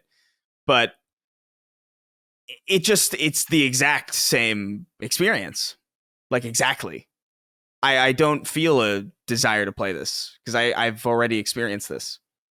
Like, fresh in my mind too. Like, it's not like it's an old, like, I played The Last of Us somewhat recently. Like, over like one of the Christmas breaks. I think over December I played it. Like, just kind of in the background, just because I was curious about, like, how well it held up. And surprised it did. Held up really well. And in some ways, like, I even feel like The Last of Us running on modern hardware just already feels modern. So I don't know. This doesn't appeal to me at all. I'm sure it's going to sell a ton, especially on PC, who just does not have access to that title. But I don't know. This is somehow more underwhelming than I even thought it would be. And I wasn't necessarily hyped for it in the first place. There's something... Like, look at those screenshots. It's so weird. Like, am I alone in this? No, I agree. I mean, I don't think it's a... I don't know. I think it's not like it's a surprisingly, like, minuscule, like, obviously, like, there's more detail, obviously, like, when you really like look at it, but they both look fantastic. Yeah. I don't know. To me, I get what you guys would make a compelling case. I think there's one thing that we don't know about that maybe the proper announcement will be able to facilitate more knowledge of, which is this mysterious $99.99 version of it. There's $100 version of this game. Oh yeah. The core version comes with the Left Behind DLC. So that's all combined in the $70. However, I think that there's this possibility that there's like on the original PlayStation listing, which is stripped down so you can only see, like, images of it now, it says, like, $99.99 for the direct, like, it looks like it's going to say director's cut or director, so there might be something more to this, Dustin, where maybe Factions is involved in this. I mean, or maybe there's just this really deep cut content version of the game or something. I don't know. I'm most interested in what that is, because that seems like a massive jump forward, unless that's something to do with the original game, or I'm sorry, the sequel, and maybe you get them both. I don't know, but it's unclear as of the time we're recording this. This might be answered at the Summer Games Fest or whatever the fuck it's called. I don't know why I can never remember what it's called. Okay, yeah, and I'm looking at the screens, and I do agree with you that, like, it's actually lost something in translation. Yeah. Joel looks like way sadder. Yeah. You know what I mean? He looks like a crying goblin a little bit. And then, but I really couldn't tell. Like, that's an even more impressive one than the one that I found, the one you found of Joel. Because, like, this one actually did take me a couple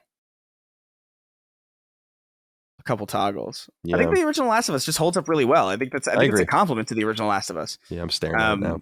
But it just is all the more reason why it's just a really hard sell for a remake, because it's already so good.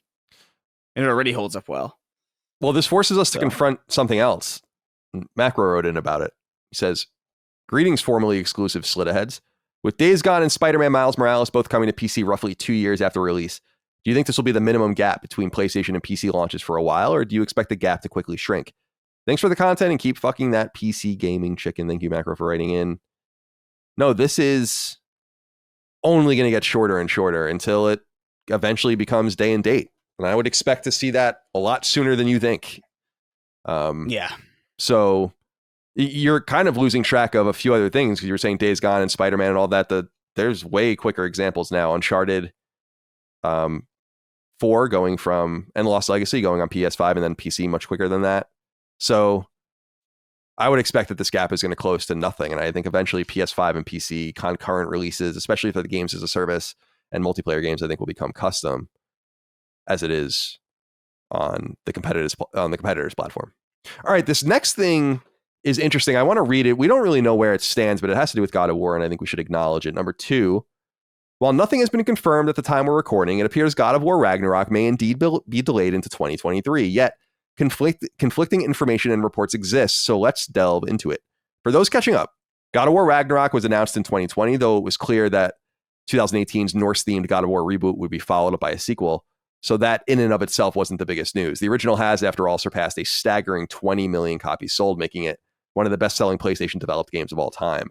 Well, when Ragnarok was announced, it was revealed for launch in 2021 on PS4 and PS5, and then it was delayed into 2022, where it's been sitting without a release date as we near the halfway point of the year. So it wouldn't be surprising if it was pushed into 2023, though, as we reported during last week's episode, there were a couple of compelling indications that the release date for the game could be as soon as September 30th.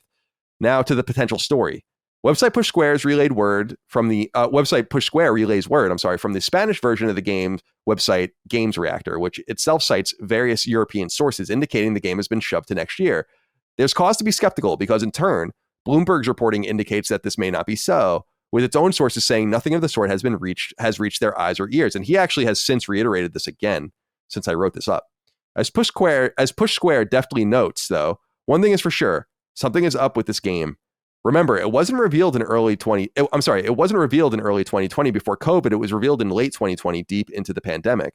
With a confident 2021 release date at that time, it seemed baked in that Santa Monica Studio would be working remotely with an end goal fairly close at hand.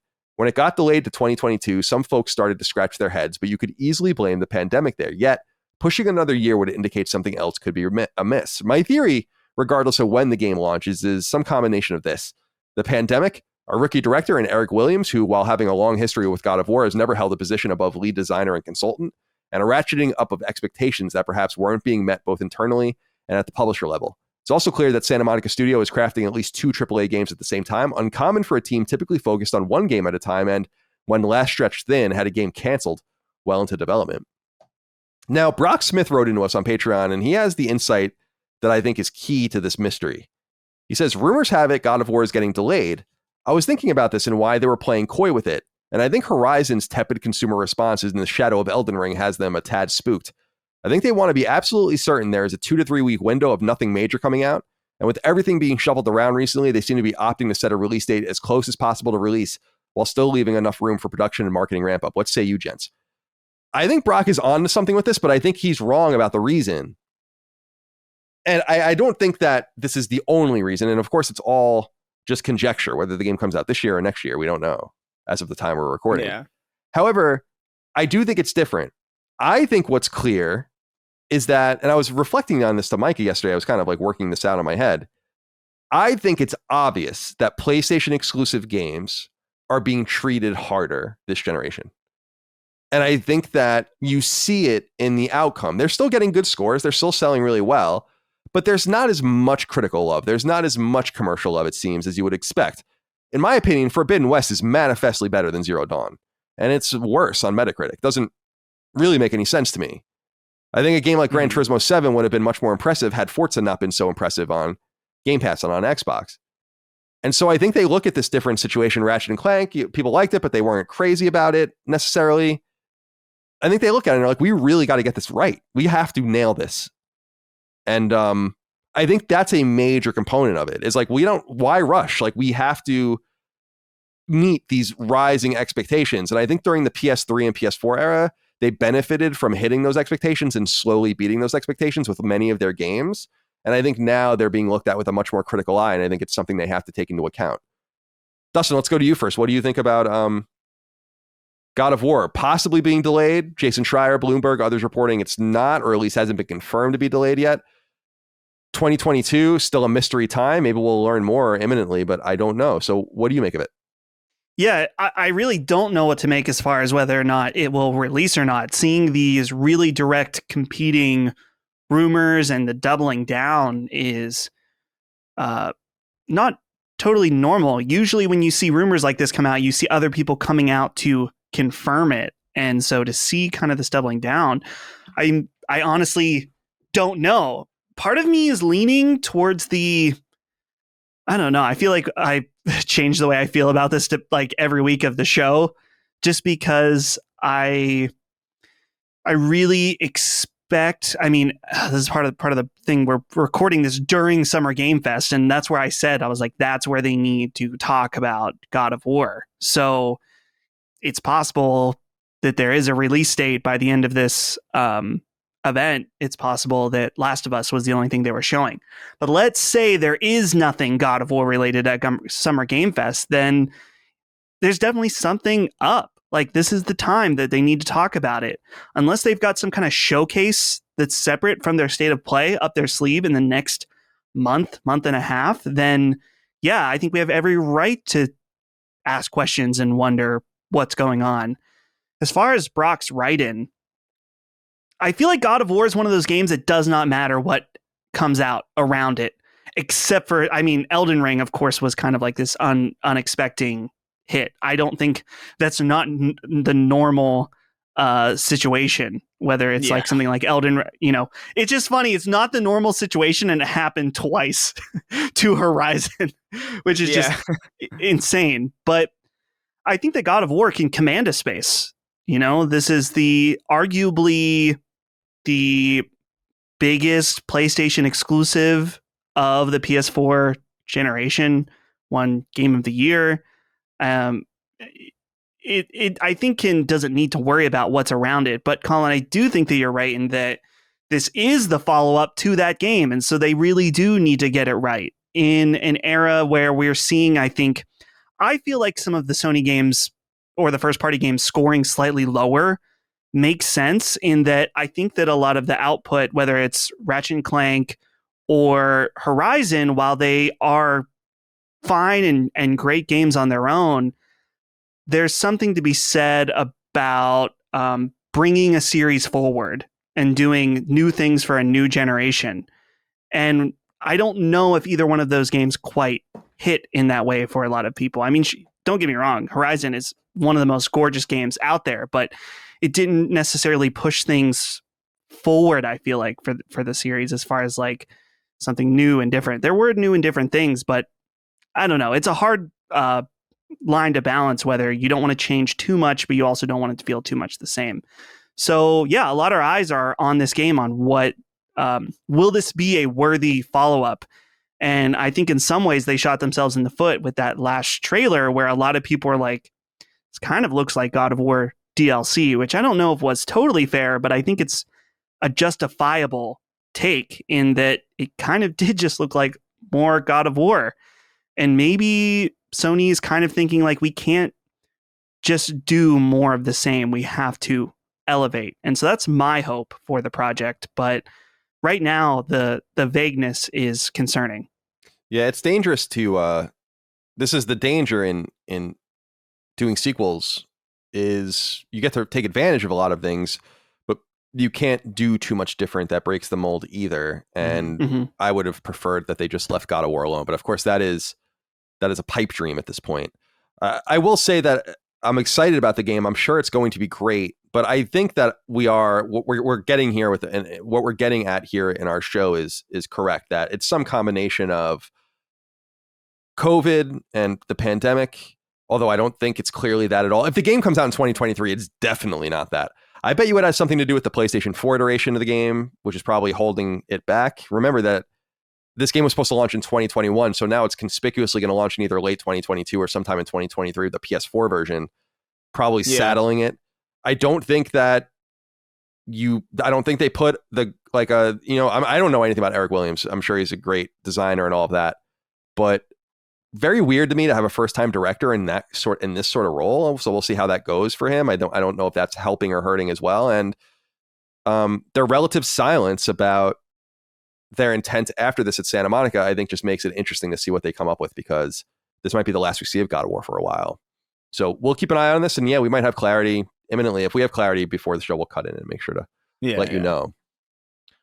But here, guys, is why we discussed this next story, is why I don't think there's any rush, and I'll explain. Number 3, PlayStation 5 has crossed a major sales milestone. According to a quote relayed by website GamesIndustry.biz, PS5 has now surpassed 20 million units sold. It accomplished these numbers in about 18 months on the market, and while Sony understands that there are still many frustrated consumers who can't get their hands on one, the company is working to fix that pivotal issue. They told the website in part, quote, "To those fans who have yet to get their hands on a console, please know that we are planning on a significant ramp up in PS5 production this year, and we are working endlessly to make sure that PlayStation 5 is available for everyone who wants one," end quote. PS5 launched globally in November of 2020 with 2 different SKUs, one with a disc drive and the other without, has already surpassed the likes of Nintendo's Wii U, Sega's Dreamcast, Saturn and a Master System, and others, and is only a couple of million units away from surpassing GameCube and then Xbox. If Sony reaches its fiscal year goal of selling 18 million units between April 1st of 2022 and March 31st of 2023, PS5 will find itself at around 35 million units sold or so after about a year from now, which will put it past Atari 2600, Nintendo 64, and Sega Genesis. As for its contemporaries on the market, Nintendo Switch is an absolute powerhouse, approaching 110 million units sold in just over 5 years on the market. Microsoft's Xbox Series X and S are less impressive, though we don't have exact numbers. Assumptions are they are in the 10 to 12 million sold range. Previous generation consoles, PS4 and Xbox One, sit at 117 million and approximately 50 million, respectively. Xbox hasn't given official console numbers since the Xbox 360 generation. 20 million sold is a lot.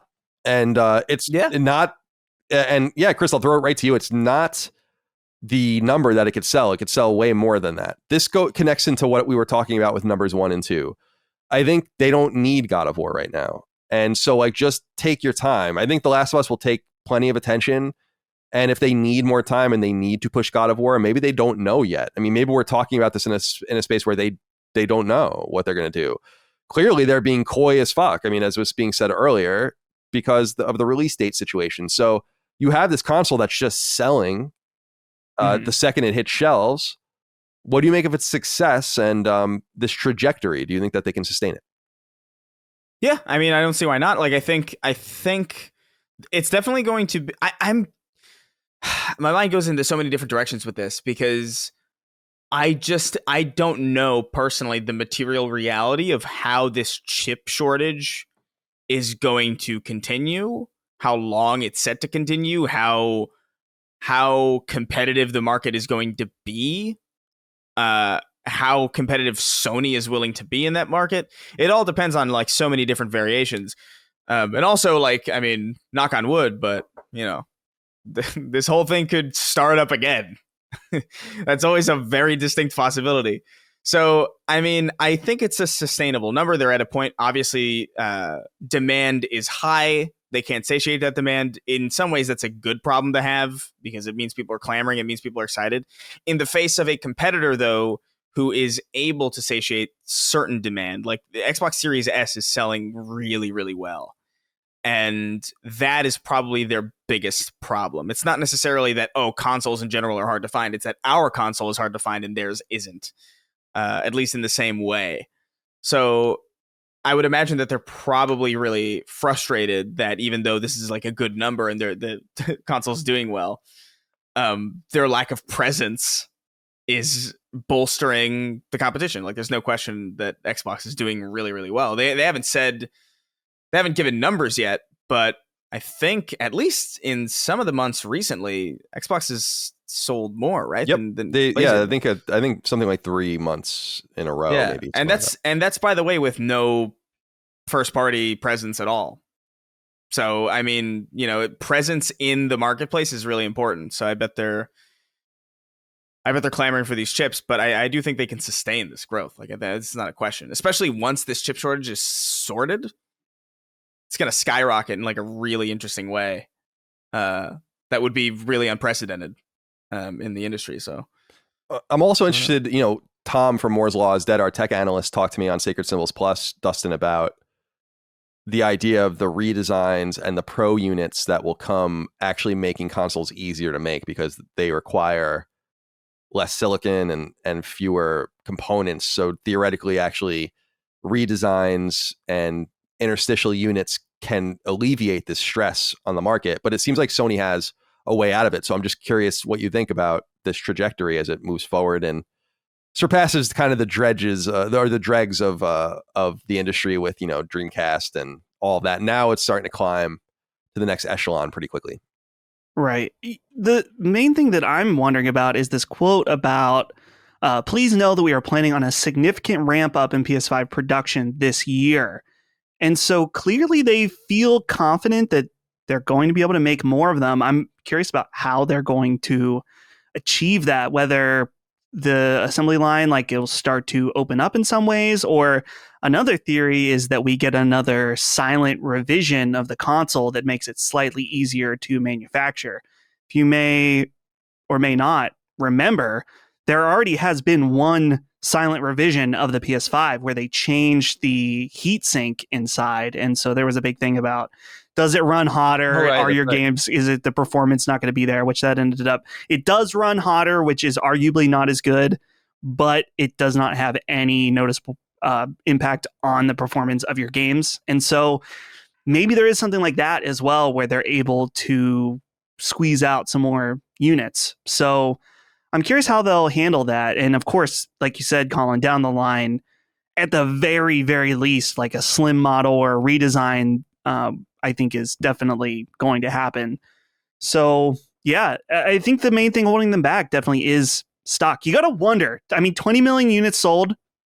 Imagine what the case would be if there was no pandemic, like how many units they would have sold. I'm sure they're like, man, what could have been? I'm sure they're glad, they're like happy they've sold an amazing amount and they're doing well. But you got to imagine that there's a lot of thinking about, like, what if, just because like everything was lined up for like this perfect. They were leading in the last generation and had a really great launch lineup and stuff like that. But just the shortages, man, I'm sure it's painful.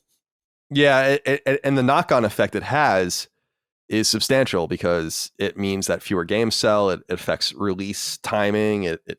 That knock-on effect, it just really slows things down and drags everything behind it. So that it's moving with such inertia regardless, I think is amazing. And Chris brought up the point about Xbox. Everyone seems to be doing well. Switch is doing very well as well. And so gaming is just an incredibly healthy space right now. Core gaming, multiplayer gaming, gaming as a service, everything seems to be moving nicely. And we'll certainly keep an eye on the sales figures as we move forward. Update on Treble. They think that she might have swallowed something toxic, like a mushroom or a leaf or something that she shouldn't have. And they think she'll be okay, but they're going to keep her overnight. And dang. So we'll see. She's so small that she's half the size of Rush. So her poor little body can't take it. So that was scary. I'm sure people could tell when I was scared the entire time I was recording this. But yeah. I have to go feed Rush. So do you guys want to take over again? Here's another one of your...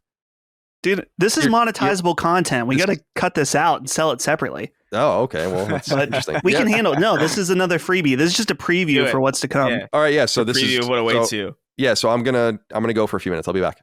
Okay. Yeah.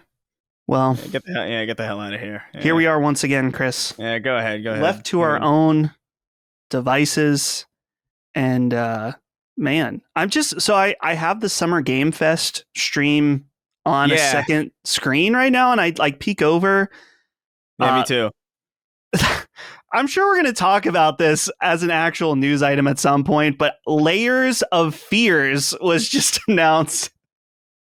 Layers of Fears, which there's already a Layers of Fear game, and there was Layers of Fear 2, but now we have Layers of Fears. It is It is a little amusing. Did you see The Rock earlier? Yeah, he's just shirtless. We probably shouldn't talk about this actually because it's going to be really redundant. Yeah. But I think I don't know, man. I didn't get a chance to say anything about God of War. I just realized. Oh, well, But now's your chance. Now's my chance. I think it's coming out. You think it is coming Korea, out? Okay. Yeah, I think the Korea thing. I think it's weird for it to be rated in Korea. Like that's like so they wouldn't do that again, you know? Like and I can't think of, I mean maybe it's just because I don't pay that much attention to it, but like I can't remember the last time that like something was rated in Korea and delayed in that way, except for like some of those one-off games that were just like I would imagine like what is that Godfather game they got delayed for like 8 months or whatever. But that's like really uncharacteristic of the industry. But I also don't know where it would fit if Last of Us is in September. You know what I mean? Right. Like I feel like maybe November. I feel like God of War could command a space in November, even with like stuff like Modern Warfare 2. I feel like that those audiences don't overlap, and I feel like the people who want both are going to get them. But I don't know. It is an interesting situation to me. Yeah, I always wondered how that worked with because like a rating thing like Colin has mentioned that you just submit it yourself, and it's always funny. It's like, do you think someone should sit down with the Korean rating board and is like, hey, stop it, like can you just wait a little bit to post these? Like could you just chill out for a second? But no, they're always like, it's always them, the Koreans. What are they doing over there? The Koreans. They don't care, man. They got work to do. Yeah, you know, clearly. I think but yeah, I don't know. The fact that they're rated in Korea to me is pretty. That to me is like bigger evidence than anything that's like more hearsay oriented, where it's like, ooh, we would have heard about it by now. It's like normally I would agree, right? But that rating is just so suspicious. And the fact that it's Schreier who's saying like, no, this is definitely happening. I feel like he, as much as we have contention with him here and there on the show, he is reliable in his information. So if he's doubling down, then I think it's probably, I don't know. It's so weird. It's just such a weird thing with this game. It's just on and off and on and off. Like, is it happening? Is it not? I'm remaining steadfast. I think okay. I'll just commit to the opinion. Okay. Because I feel like I'm right. Yeah. Hey, welcome back. Sorry. Yo. Yeah, thank you. All right. I'm glad that I kept doing the show because I was thinking when I was down there feeding Rush, like, what would I have done? I was just going to pace around and wait. You know, I got to fill the time with something that was scary, but hopefully all is well. What'd you guys talk about? We talked about God of War. Oh, yeah. More. Because I didn't even realize, but I didn't say anything during it. So I just like filled in a little bit. Oh, I'm sorry. Yeah. I didn't mean to. I forgot to interject. That was my bad. No, it's my fault. I'm sorry. I'm a little out of it right now. Okay. Let's get into number 4. A couple of weeks ago, we discussed the official announcement of this year's all-new Call of Duty game. It's called Modern Warfare 2, and while it comes from Activision-owned developer Infinity Ward, it shouldn't be confused with Modern Warfare 2, the PlayStation 3 era FPS from 2009 that was re-released on PlayStation 4 in 2020, at least in campaign form. As you'll recall, Infinity Ward rebooted Modern Warfare in 2019, and so Modern Warfare 2 takes place on that particular timeline as opposed to the timeline begun with 2007's original Modern Warfare. Okay, so we already know that the beta for the game's multiplayer component would come to PlayStation first. That has been confirmed, though no dates have been given. The fine print notes that the beta may last as little as 2 days, though will almost certainly go longer. The PlayStation 5 iteration will obviously have a bunch of extra bells and whistles, including 3D audio and extensive DualSense functionality, but get this. Whether you buy it on PlayStation 4 or PlayStation 5 or any other platform, actually, it'll cost you $70. Cross-gen support will require players to purchase the so-called cross-gen bundle. But wait, there's more. Deep in the bowels of the official press release for these items is word of Warzone 2.0. Revealed a couple of months ago, the press release makes clear a few important things. Infinity Ward is leading the project alongside Raven. It takes place within Modern Warfare's universe. It'll be free to play, and while still undated, it's due out soon after, in quotes, Modern Warfare 2 drops in late October. As such, quote, Warzone 2.0 will feature new Modern Warfare 2 content and systems with brand new progression and inventories. Today's Warzone will continue as a separate experience that will include a continuation of player progression and inventories within that Warzone experience, end quote. Call of Duty, publisher Activision's bona fide cash cow, launched on PC in 2003 and first came to PlayStation in the form of Call of Duty 3, launched in 2006 on PlayStation 2, as well as a PlayStation 3 launch game. Activision is currently set to be purchased by PlayStation rival Microsoft, though Call of Duty is expected to remain multi-platform. Sacred Symbol sources additionally tell the podcast that Activision's plan on giving Call of Duty a break and no longer releasing it annually may be in question. The idea may be instead to launch 2 games in 2-year bursts that tie into each other, such as a Modern Warfare 2 and then an accompanying component. What the publisher's plans are, however, remain to be seen. So there's a lot of interesting stuff going on with Call of Duty. Chris, let's go to you first, so I don't skip you accidentally this time. I'm sorry. Oh no. What do you make of the beta? I mean, we already kind of knew the timing and all of this, but I'm curious what you make of the price of $70 regardless of where you play it, and this idea that they're basically splitting Warzone into 2 things now, and that Warzone 2.0 will have its own progression and kind of be tied intimately into this new Modern Warfare game, which is fascinating and kind of daring, I think. So, yeah, what do you make of this? I think, well, first of all, I think the $70, I mean, it's Call of Duty. These people buy these things. They will, people who are excited about Call of Duty will pay $70 on NES to play this. Like they can get away with it. I agree. But as far as like the Warzone 2 stuff is most fascinating to me, because it is a ballsy move to kind of split your live service like that. That's not something I feel like that's generally, like, if you came to a studio head with that pitch, they would either laugh you out of the room or fire you. Like it's they'd be like, what do you mean? We need to keep everything consistent. We need to keep everything, we need to keep this experience as liquid as possible. So to have a hard line drawn in the sand for a live service element that's kind of tied intimately to this Modern Warfare is interesting. It's ironically like probably really bad for the game, but also piques my interest more, because there seems to be an implication there that they've built something that can't work on the previous engine. It's not like Fortnite, where it's like everything that's added into Fortnite, and Fortnite now is like a way different beast than it was when we started talking about it on the show all those many years ago, I think. But at the same time, it's still within the bounds of what is possible on that platform. So the idea of them building kind of like this new foundation and potentially building experiences into this Warzone that probably can't be done on the older one, it's interesting to me. Modern Warfare is always going to be the type of Call of Duty that catches my eye the most. I'm kind of going back and forth on whether or not I want to dive into this, but I'm intrigued, to say the least. As far as like the beta and release date, that's not all that surprising. That's pretty in character, I think. Yeah, well, I think Sony obviously kind of outed that they had a deal with Activision, long-term, years-long deal, when they were basically saying upon the purchase announcement of Activision that they expect that they will still follow the letter of their agreements. And I'm sure the beta has something to do with that. Dustin, you have anything to add? I think it's interesting. I was seeing some like extra information on different articles and stuff. Right now I'm looking at just a Polygon article that has everything summarized that came up first on Google. And basically, Infinity Ward is, well, and I'm guessing this is a decision from Activision top down.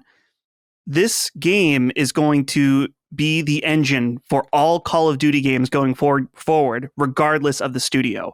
It used to be that Treyarch had their own bespoke version of the Call of Duty engine. And so that became an issue when they wanted to incorporate Treyarch's stuff into the Infinity Ward engine for Warzone. And so a decision was made that's like, okay, going forward, we're not going to do that anymore. We're going to have everything be on the same engine. And I'm guessing that's for Warzone compatibility. Yeah. And I think that part of the idea, about Warzone 2 is, if part of the problem that I've heard about Warzone is that it's getting unwieldy in its data size, just because every weapon, every skin, Anything that someone buys is all part of everyone's game package. And I wonder if, I think they built Warzone 1 to last, but I think that they came up with issues as they kept going. Like I said, the having to remake stuff in order for it to work in the proper engine. And so now that they know that Call of Duty is most likely forever going to be tied to a free-to-play experience like Warzone, building it from the ground up in order to facilitate that makes a lot of sense to me. And it does suck for some people. I mean, actually not some people. A lot of people have invested a lot of money into Warzone, whether it's skins or characters, stuff through Battle Pass, and all that's gone. That's going away. And you're going to be restarting at nothing. So it's an unfortunate thing that's a byproduct of switching over to this new version. But, you know, I'm sure Activision is like, well, we have to do this. And it doesn't, for us, people will spend money again. So what does it really matter? And that's probably true. So yeah, the unified Call of Duty engine, I'm curious how it will go. Unfortunate that it's coming to last gen as well, but I understand the reality also. All right, let's get into number 5. Logo change announcements are usually a waste of time, especially for a podcast that most of the audience listens to and doesn't watch. So trust us when we tell you that PlayStation-owned Oregon-based Team Bench Studio has a new logo, and it's actually pretty cool. We would have reported this in passing earlier in the show, except for one thing. Within the PlayStation blog, announcement of the logo re-reveal is precious word of Ben's next project. Well, we learned from talking to Jeff Ross on Sacred Symbols Plus that Ben had some false starts, including the possibility of another Uncharted game, a sequel to Days Gone, and even the revival of Siphon Filter. None of those things came to fruition, however, as some of the studio's leadership turned over. We have since understood that Ben was working on a new game of its own design, and that's confirmed here. However, they have more to say, and it may not be what you want to hear. Quote, "We are currently working on a new IP that includes multiplayer and builds upon the open world systems of Days Gone, but brings you a whole new world that we are extremely excited to craft for you. We cannot wait to reveal it to you when the time is right," end quote. If Ben's more recent history is any indication, it will be a long time before we see the title, particularly because it seems like it took them a couple of years post Days Gone to even get to this point. Founded in 1992 as Eidetic and purchased by Sony in 2000 during the early Siphon Filter days, the studio was renamed Ben Studio in ode to its location in Oregon. Best known for its Siphon Filter games that ranged across PS1, PS2, and PSP and released from 1999 through 2007, the studio later pivoted to Resistance Retribution on PSP in 2009 and the Vita launch game Uncharted Golden Abyss in 2011 and 2012. A full 7 years passed until Days Gone came to PlayStation 4, and while it found an audience, it wasn't what Sony wanted, and so we wait to see something new from the team on PS5. Chris, Ben, multiplayer. I don't know if they're saying this to set expectations or if they're indicating that they are making a multiplayer game. I don't feel like you should lead with that if it's not a fundamental part of your game, and therefore I'm kind of reading bad things into this. What do you think? I think they're definitely.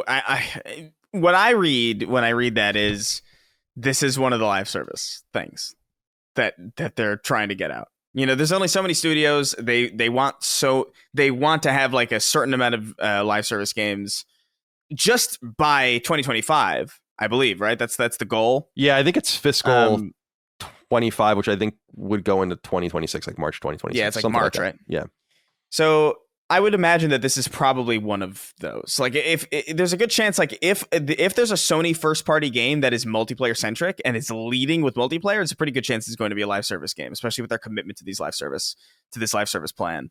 I am not particularly enthused by this. This doesn't excite me. I feel like Days Gone played fine for a single player game, but like in a multiplayer environment, like I don't know, man. Like multiplayer is a very, very, very, very different beast to single player stuff. I mean, even just recent. I actually don't know if we're going to be talking about this later on in the show. Let me just make sure I'm not spoiling anything. Yeah, no. So, I mean, we know from like recent leaks about Fallout 76 that like there's a bunch of people who joined Bethesda who were then just like, oh man, I'm excited to work on single player games, and they're like, psych, you're working on a free to play or not a free to play. You're working on a live service multiplayer version of Fallout with no NPCs. Have fun, have a good time. Please enjoy. Aren't you glad you joined us? Yes. At this point in time, and it's like and they couldn't make that game because that's not what the people there specialize in. So like, before you start doing multiplayer, you really got to get a really good idea of like what it is you're doing. You got to have people there who are capable of doing it. I'm sure they're going to hire people in the meantime. I'm sure again, like this is if Ben's track record is to be believed, then this is probably going to be some of the last live service stuff that we're seeing as far as this original plan or this original planned slate of live service games. I would imagine this is like early 2026, as late as you could probably get. But I don't know. This doesn't excite me. I was hoping for Ben to, come back with something single player oriented, like I'm sure most of us were. Yeah, that would be nice. I mean, that's what they're known for, so that would be nice. Dustin, do you have anything to add about Ben's maybe possible change in direction? Again, we don't know. They could just be saying this, but I don't feel like they're saying this right now so that when they announce the game, they can be like, we told you, like right back in the day that this was a multiplayer game. So what you're expecting is well in line. They are very, Sony's very intentional. I don't feel like that's an accident to say that right off the bat. What do you think?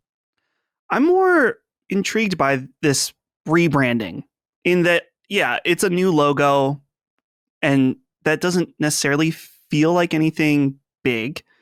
But at the same time, you think about Bend and how they didn't release a game for a very, very long time. And then when Days Gone did come out, it wasn't so positively received, at least initially, and now has kind of found its own fan base.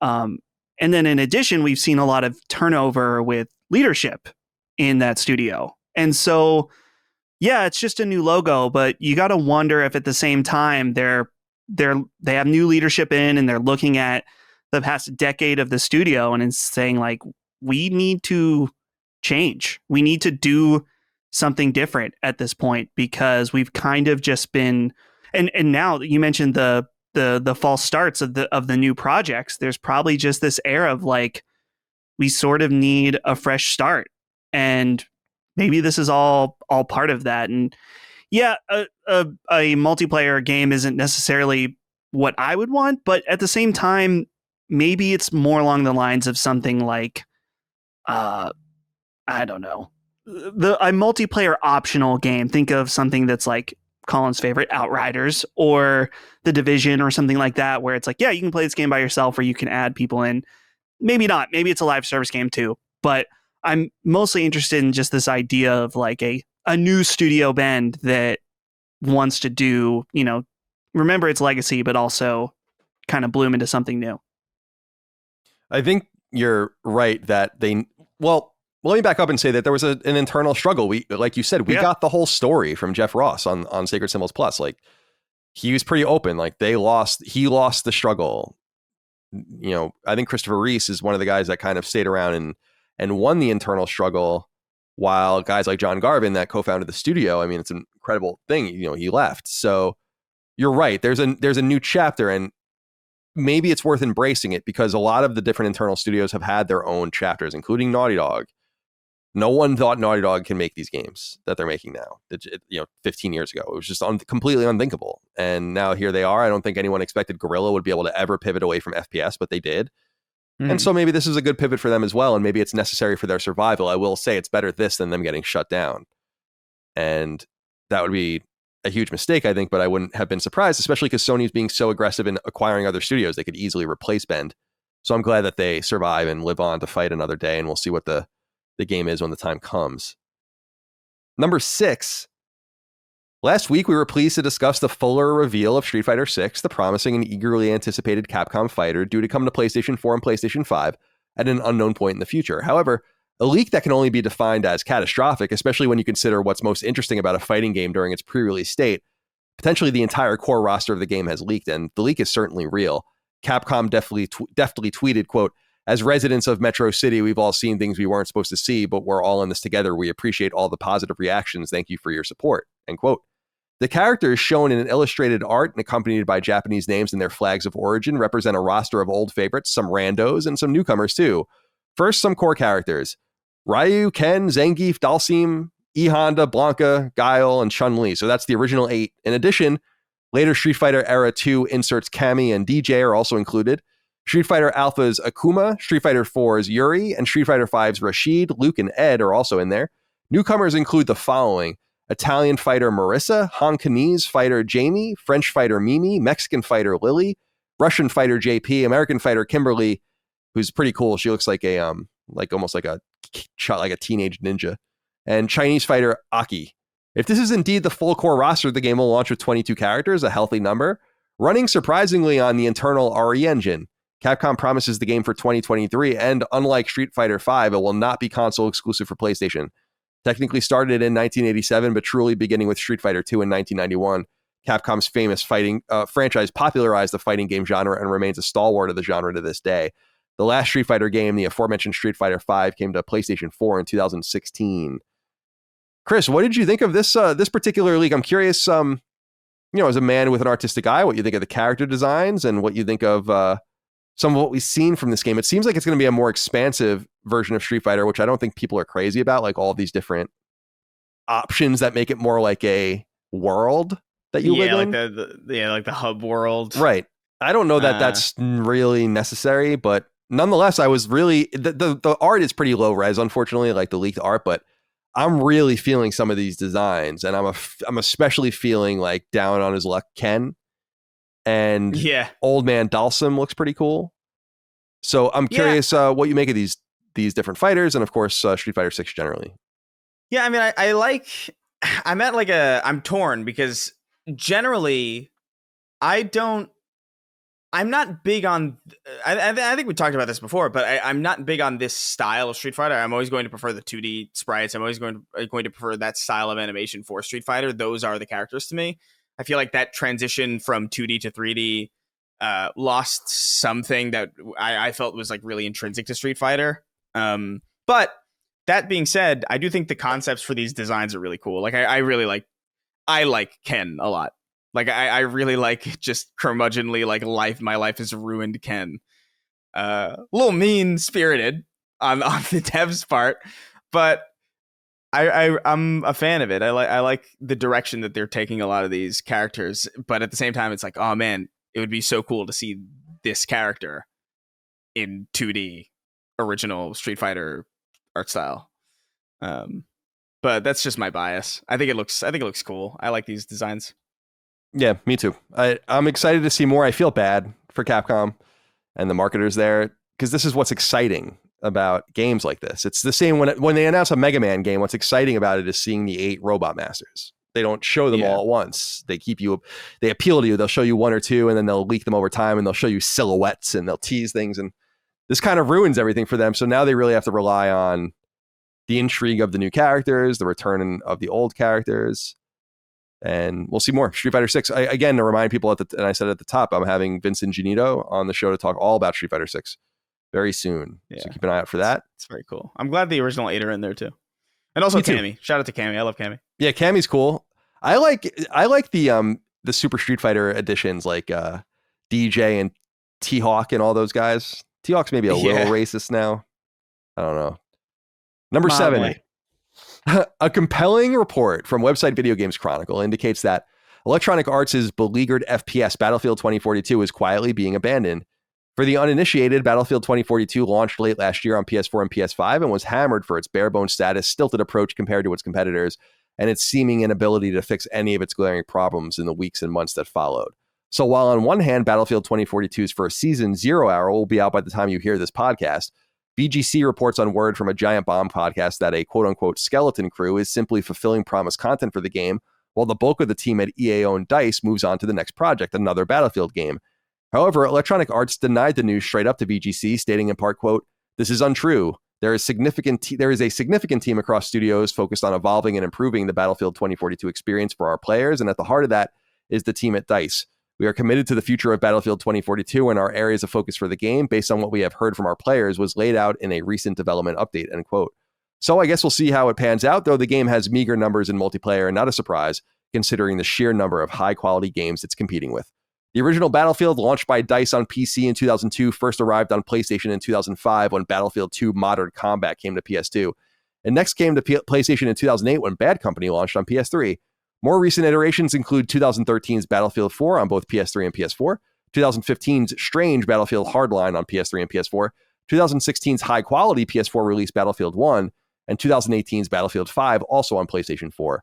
In more recent years, DICE has also been in charge of the massive commercial hit Battlefront games, which came to PS4 in 2015 and 2017. Dustin, what do you make of this kind of conflicting information, but this claim that EA is going to quietly walk on from Battlefield 2042? I feel like you got to cut your losses at some point, right? Yeah, you do. It's just, I don't know. DICE it's just such a fall from grace. And you see this happen with other EA-owned teams, for example, BioWare, and now DICE, where it's just like these studios that were known for being best in class in a lot of ways now just completely fucking it up. And Battlefield 2042 is a prime example of that. And it's just one of those things where I know that really me saying this is not going to make a difference, but maybe it will for a few people. Don't buy their next game at launch. Don't. Even honestly, the thing too is that you got to be careful with reviews even for games like this, where a lot of times reviewers review them in a specialized environment that is not indicative of what the actual game is like. And so you have to be careful. And it's one of those things too, where even like for Call of Duty, I would feel much more confident buying day one in a Call of Duty game than a Battlefield game. But still, you got to be careful with these things. And it's unfortunate just because Battlefield used to be so awesome. I remember playing Battlefield 3 in particular, and Bad Company also on the 360. Like, I had so much fun with those games. And Bad Company 2, it used to be such a shining example of first person. It is Battlefield 2042 is a fucking travesty, and it is a shame. It is embarrassing that game launched in that state. Like, that should have been such an easy. That should have been such an easy win for DICE. And particularly too after doing 2 games back to back that weren't modern, and I think people were kind of sick of it. And this would have been the big breakout, especially when your main competitor is doing a World War II game that people weren't as much enthused about. This was the moment for them to hit the home run. And now it's like, man, they were in some kind of crisis mode, because remember there was those reports about Vince Zampella taking over Battlefield and the direction of that and stuff like that. They knew that they had fucked up, but I don't know. I would not trust any DICE games for a little while. I mean, I'm not saying don't buy it. If you want to buy it and play it, that's your prerogative, but it is probably in your best interest to at least wait a few days.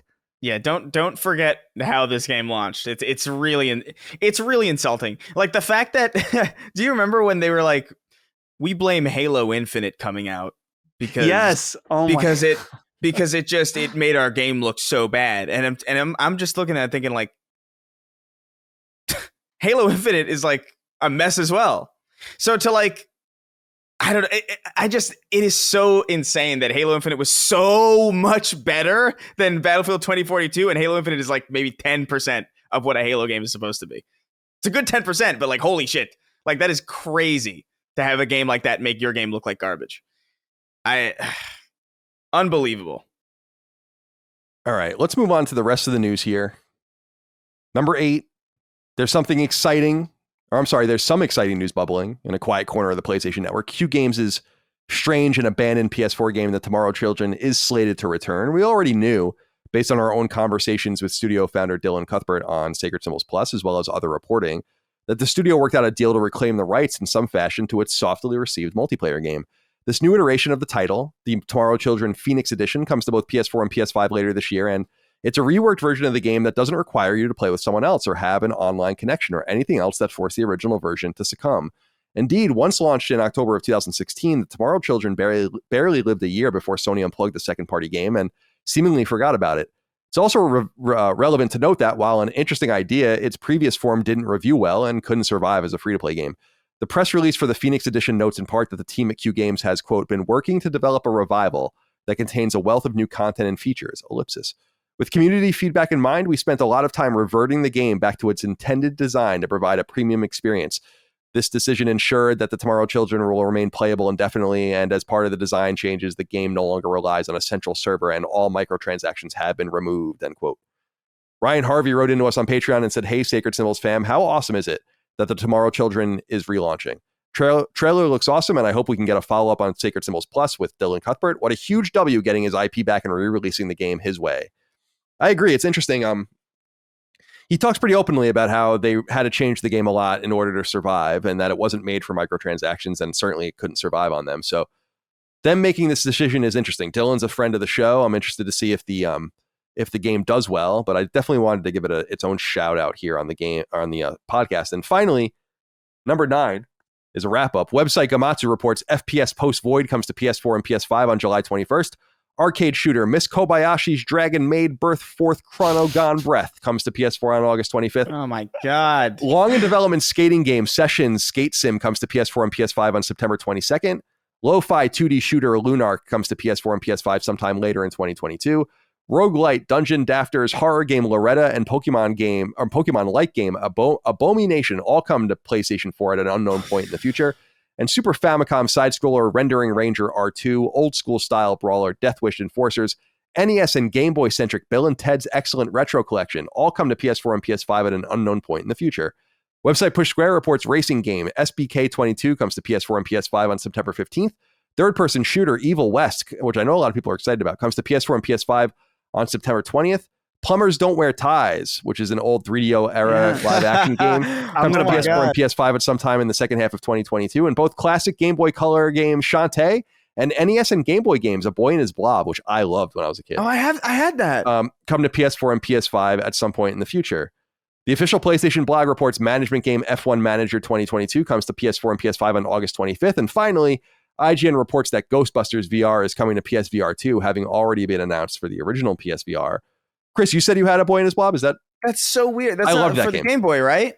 There was an NES game and then a Game Boy port. Yeah. And you fed jelly beans to your creature and he did things for you. Dude, that's crazy. That's so weird because I had that game on Game Boy and I was like, who the fuck? Like, what is this? Like no one I knew was aware of that game. And I felt like a weirdo for playing it. But yeah, oh wow, I'm looking up footage of it now. Yeah. Yeah, I absolutely adored this game on NES. It wasn't very good. We got it for, I don't know when we got it, like in 1990 maybe or something. I got it for Christmas when I was in first or second grade. But the interesting thing about that game is that it's from David Crane. And David Crane is, of course, famous for being the designer of Pitfall. And one of the founding forces of Absolute and, leaving and kind of doing his thing. So yeah, shout out to David Crane, and I love A Boy and His Blob. I'll be all over that collection. I never played the Game Boy version. So it's not good. It's a Game Boy. It's Game Boy was rough when it came to adaptations of certain things. There were games that were made for the Game Boy that were great, and obviously things like Tetris that are like evergreen, but it wasn't great, but I liked it. There's a Wii version too, I think. Yeah, there is. Yeah. Yeah, they remade it. I think Way Forward remade it because it's on Vita. And the remake's really good. So for people that don't know A Boy and His Blob, it's this game where a boy has a blob like pet, but the entire gimmick is that you give him jelly beans, and the different kinds of jelly beans make him into different things. So like Tangerine will make him into a ladder, say, or something like that, and Peach will make him into a hole, and he can fall through the ground. It's very clever. It's very clever. Tangerine was a trampoline. Yeah, it was supposed to be like alliterative. I don't remember any of them anymore. Yeah, because Tangerine, trampoline, it was supposed to be like that. Yes. So yeah, the remake, I want to say 2009, 2010, it was pretty good, and it came to Vita. I played it in 2015 or 2016, although I didn't end up beating it. Okay, let's see here. Let's get into the listener inquiries as we wrap up the show. We usually have 6 questions, comments, concerns, thoughts, and ideas from the audience on Patreon, patreon.com/laststandmedia. However, we already used one of them, so we have 5 left, and we begin with Piyush Pant, who wrote in and said, "Hey, Sacred Crew, what are your thoughts on motion aiming in games, especially on consoles? Recently, I played Forbidden West with the motion controls turned on, and I went on to get the platinum for it, even though Zero Dawn never fully clicked with me. Do you think there should be a default option for remote aiming in at least all the first-party games?" Chris, I'm curious what you think of this. I fucking hate it. I hate the forced motion control. It's cool if it's an option. Yeah. But I was talking about this recently because I've been playing Gravity Rush on Vita here and there, and the motion controls in that game ruin it for me. And you have to actually use them in certain ways when you're skating around and everything. I want to play a game with sticks or a D-pad. I don't want you to make me aim or move unless it's a light gun game or it's made for that. Then I think it's different. What do you make of this? Yeah, it's one of those things where I don't like motion controls, generally speaking, just as a baseline. I didn't even know Horizon Forbidden West had this. I didn't either, actually. I platinumed it as well. Yeah, like I didn't even realize this was an option because I forgot. I feel like we're so far beyond the times where you would like aim with motion controls with a controller. But there is, I got to admit, there are the occasional implementations where I think it works really well. I think particularly in Breath of the Wild. I know this isn't the first party game, but in Breath of the Wild, the arrow aiming with the slight motion controls, like you still use your sticks, but you can use motion to kind of like get like those finer details in, that finer precision. I thought that was cool, and that was like kind of forced on you. I think maybe you could disable that, or maybe I just had it enabled by accident or something, but I felt like that was cool. But it also wasn't like the whole game was that way, you know, like it wasn't like the camera itself was motion control. That would be hell. But generally speaking, I don't know. I'm not for this. You have sticks. Just get good with the sticks, please. Dustin, anything to add? Yeah. I think that the option for light motion control aiming is good. And I actually wish more games had it. And I was not a believer in this. Yeah. Until like Breath of the Wild, I think is a great example, Chris. But also Splatoon is a good example of a game that has motion control aiming that actually feels right. In fact, you can get, I feel like, depending on the game, like almost a higher level of precision in fine tune if it's tuned right. That's the thing. Not all implementations of this are created equal, but I have played some in particular.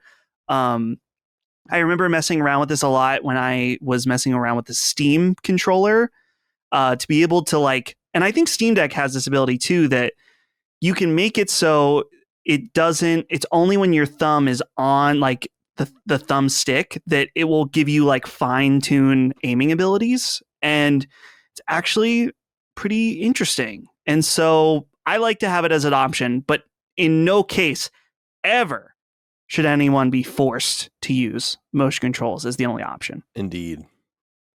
Matt H. wrote in and said, "Hey all, for the past little while here, I've had to bite my tongue as Colin has besmirched the name of one of humanity's greatest achievements, the PS3 cross-media bar. Well, I simply cannot remain silent any longer. The XMB provides the best console OS experience, besting even Sony's latest consoles. It's simply and logically laid out, is quick as hell to navigate, and lacks the overbearing advertisements that populate modern console interfaces. Its media playback capabilities were also incredibly forward-looking and robust for the time. The only major downfall of the PS3 XMB comes in the form of the PSN storefront, which, after it was redesigned circa 2011 and 2012, became incredibly difficult and slow to navigate, which I'm sure is where most of Colin's grievances lie. So, Colin, care to reconsider your stance here? What do you think, Chris and Dustin? So, I have been hard on the XMB, and it's interesting to hear someone write in and defend it because you don't hear that very often, which is why I wanted to read Matt's inquiry. There's no doubt that at the time we were used to it. So it was what it was. We expected. I mean, it's amazing to think that it wasn't that long ago when you didn't turn on a console unless you were playing a game explicitly on it. Yeah. No one turned on their PS. Remember, you would turn on your shit to see what would happen. I remember turning on your PS2 and actually having a menu for the first time, and that being like crazy. And it was just this bare bones thing. And then PS3 obviously had the PlayStation Network, and PS4 had a more standardized, now you're going to turn this on the stream, and you're going to turn this on to use different tools, and you're going to turn this on to watch entertainment and all of the rest. And so I just don't agree with this notion that XMB, while fluid, it was very bare bones. If you go and look at it, and again, I use it a few times a year, it's fine. It has folders. I know people like that. It's easy to click around, but it doesn't feel modern. Chris, what do you think? Am I being too hard on the XMB? I'm going to potentially say something that's kind of a little shocking. I really liked the cross media bar. I actually think it was probably, it between the I especially liked it on the PSP. Like on the PSP, it was like it felt very, very snappy. And on the PS3, I remember feeling kind of disappointed because I was like, oh, this is just the PSP. It didn't feel like going from the original Xbox to the 360 where you had like a new dashboard. It was more like, oh, here's something that I associate with a cheaper handheld thing translated to like a $700 console. Like it kind of felt a little off to me that was the case, but I enjoyed using it. I felt like it was like really fast and really swift. I feel like everything loaded correctly. I liked how your PS1 classics had like specific, like it had like the CD jewel case on it. I liked. It's definitely not modern, but it's very, very functional. I don't imagine it's functional now just based on how old the hardware is and how many updates it's been inundated with over the years. But that's more of a failure of the hardware than it is of the software. I still think like the design of the cross media bar is fairly strong. I think PS4 did it a little better, kind of, if only aesthetically. It's definitely a lot more aesthetically pleasing. But I have great appreciation for the cross media bar because I really liked the functionality that it had, and I felt I appreciated how advanced it felt at the time as well, in comparison to some other alternatives at the time. What do you think, Dustin? I feel like the cross media bar, when I used it, which was not early in the PS3 generation, but after one of the major price drops, I feel like the cross media bar was a glass of ice water in the hell that was some of the mid-generation 360 menus. Oh, the blades? I'm okay with the blades. There was one that was like icons that like went off into the distance, and it was like on almost like a stage. Do you know what I'm talking about, Chris? The one that's not that was the new Xbox experience. That was 2008. That came out a little bit after or a little bit before Left 4 Dead. That was the first dashboard redesign. Oh, okay. Yeah, I found it. I hate that. I hate the new Xbox experience. I think it was gross. Eventually, they did kind of turn it into more like a tile based, which is what then eventually became the Xbox One tiles or whatever, which wasn't necessarily good either. But I like that one. You like the new Xbox? The themes they had for it were fucking awesome. And the thing is, like, the games would actually be displayed as games. Like, they wouldn't be like, like a box with like the name of the game on it or whatever. It would actually be like the cover and everything, and you could like read about it and shit. It had like depth. It had depth to it, which was like definitely less functional, but it was a lot more aesthetically pleasing than like some of the later ones, which just they became really, really sharp and boxy. And then you got the fucking Xbox One Lite interface, which sucked. Had no personality whatsoever. I think that's what I liked about it. It had personality, where like the later ones and earlier ones. I like the blades as well, but that's probably nostalgia. That's probably it's so nostalgic. I'm thinking about. I remember just like going left and right, and you'd be like it had a very particular sound as it swapped between the blades. But it was cool. Cross media bar. I don't think it's anything to write home about, but I also have no problem with it. It's a perfectly fine interface that. I think it's cool that it worked on both PSP and PS3. Yeah, that was cool. And some TVs, I think they were doing it with too. Dude, you just blew my mind. I had a Blu-ray player for probably about 8 years that used the cross media interface, and it was horrible because it was like slow and clunky. Yeah, I completely forgot about that. Because it had like 10 megabytes of RAM probably on that fucking thing. I remember my dad was so resistant to getting rid of it. And like eventually Netflix was like, yeah, we're not supporting this shit anymore. And I was like, listen, Dad, we have to get rid of this thing now. It's horrible. And he was like, oh, well, I guess since Netflix wouldn't work anymore. But yeah, not good. It was kind of sad with my first smart TV, which I didn't really use as a smart TV, but when it just wasn't updated anymore, it's like, it's done now. I'm like, oh, okay. Yeah. Throw it away. Arik Pania wrote into us and said, hello, Symbols Council. The question is mostly aimed at Chris. With how much you love Death Stranding, the delivery aspect, the each mountain is like a boss thing. I was wondering if you've ever taken much notice of Mudrunner or its sequel Snowrunner. Snowrunner just got its PS5 update, and I think of Chris a lot while I play. There's the cargo transport aspect, the huge open worlds it takes place in, and the fact that driving a full load of cargo from one side of the map to the other through deep mud, snow, and water can feel like conquering a boss. It's very well made. It can be quite zen to play. Definitely worth checking out some gameplay on YouTube at the very least. You guys are great, and the podcast really helped with my anxiety. Thanks for everything. Thank you for writing in, Ark Banya. What do you think of Snowrunner? It's funny, Chris. I bought Snowrunner right before our live show in Pennsylvania and messed with it like for an hour or so and then never went back to it. And I did see that it was updated for PS5, which is cool. It does seem like a great game.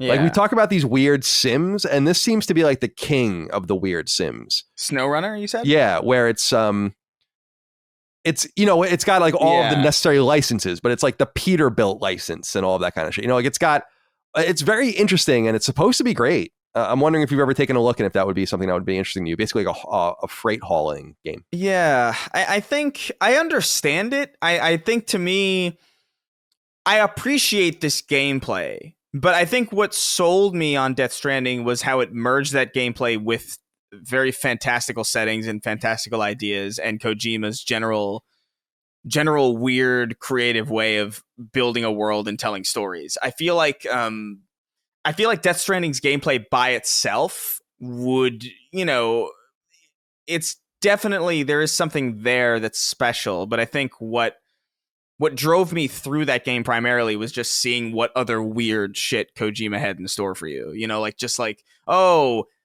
What's the deal with these like handprints? What's the deal with the BTs? Like, what's the deal with, I can pee on the ground and like a mushroom like piss damages them? That's so fucking bizarre. Like, it's these little quirks in addition to the element of like freight hauling and like paying attention to physics and like paying attention to your environments and like making the environment kind of a boss battle in and of itself.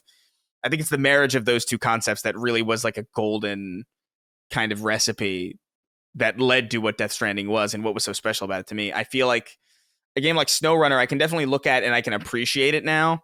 I can see what's special about it, but at the same time, I'm not really as into car games in general.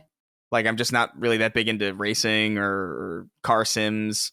So the idea of comparing something that I'm not super into with something that I'm only kind of into because of the context of the way it was used doesn't necessarily enthrall me. But a couple years ago, I definitely would have looked at a game like Snowrunner and like wrote it off entirely. Whereas now I'll just admire it from afar because I just don't think it would sink its teeth into me quite like Death Stranding did. It's interesting because for people that I looked into this a little bit just out of interest, but Snowrunner, and he had mentioned Mudrunner, that's the original game, but actually they both hail from a game called Spin Tires, which was this PC kickstarted game that was the idea behind it was, and it was made in Russia, I think. The idea behind it was like it was supposed to be a realistic hauling game. So Saber Interactive hired that dude to make Mudrunner and at Saber Interactive, and then they make Snowrunner now. So apparently it goes through this one dude who is just like really obsessed with realistic trucking, and that's what I love about video games is that sounds appealing to me. Like, I will play Snowrunner at some point. There's going to be a time in my life where it's just going to be scratched, and I'm going to be like, I'm in a long haul truck for like 200 hours now, and that's just going to be what I'm going to do in my spare time. Dustin, you have anything to add before we move on? I think I would agree with Chris in that it's like part of the charm of Death Stranding is how weird it is. Maybe if Snowrunner, like, I don't know, you get your objectives from a man in a banana suit named Armadillo Jefferson, and your truck is made out of eyeballs, and it rains Gatorade, and you have to, like, I don't know, like, that's the thing about the Kojima games is like you never know what is going to happen next. Why is Norman Reedus drinking Monster Energy while advertising Ride on AMC? Whoa, that looks like that should be on Ride. Yeah, that looks like it should be on Ride with Norman Reedus. Also, the rain ages you. Like, it's just all these weird, like, these. That's not even sci-fi, really. Like, rain that ages you. That's not science fiction. That's just like what. That's just. It's not fantasy either. It's like surreal. It's like surrealist fiction. The stuff that Kojima does. And, this is just real. This is more of a sim. You know, there's definitely like it's a game, but it's more of a there's more of a sim aspect. Whereas like there's a little bit more fantastical elements in Kojima stuff that, Of course. you know. All right, let's see. Well, by the way, the very act of like having to walk this stuff is just very Kojima as opposed to using vehicles initially. All right. Adam Karskadin wrote in and said, "Hello, Sacred Himbos. Do you guys remember last year when Konami was going to have an E3 showcase but canceled? Well, it's been almost a year and I have no clue what was supposed to be in that showcase. I feel like we should have seen some announcements from that show by now. Any ideas on what Konami is cooking up or what they had planned last year? It takes a tough man to make a tender forecast. Keep fucking that chicken." Thank you, Adam, for writing in. Full quote. Full quote. So Respectable. it is interesting. Konami was stirring last year and then they went away, and I have no idea, except for I refuse to talk anymore about Silent Hill until we have more to say about it. Yeah. We know Castlevania is probably in development somewhere, but I wanted to acknowledge this, Adam, just quickly. We don't have to get too deep into it. I don't know if the guys have anything to add, but I just wanted to acknowledge, yes, that was weird. No, I don't know what they were going to announce, and I think I feel like in some way it's interesting to consider. We think about Castlevania, we think about Silent Hill, we think about Metal Gear, we think about all of these things, but we don't think about the idea of them coming out with something new. And I feel like, I don't know, why can't we imagine Konami dumping $100 million into this brand new game that comes from a different IP? So I just wanted to acknowledge, yes, I want Konami to come back. I want more from Konami. They've been quiet, but they've been bubbling out these collections and all the rest. And I hope to see more from them soon. And finally, Toddy wrote in and said, "Hi team, new PS Plus value question. You guys are for sure an edge case with the sheer amount of games you actually buy. Paying a subscription to access stuff you already own is pointless, but with Stray being available day and date as part of higher tiers, how many of these type games would you need a year to tip you over the value edge? Curious to see how many circles they can fit in their Venn diagram." This is a great question, Toddy. Thank you for writing in. Dustin, let's go to you first. I don't think any of us are really interested in PS Plus above the base tier, right? I don't, as of now.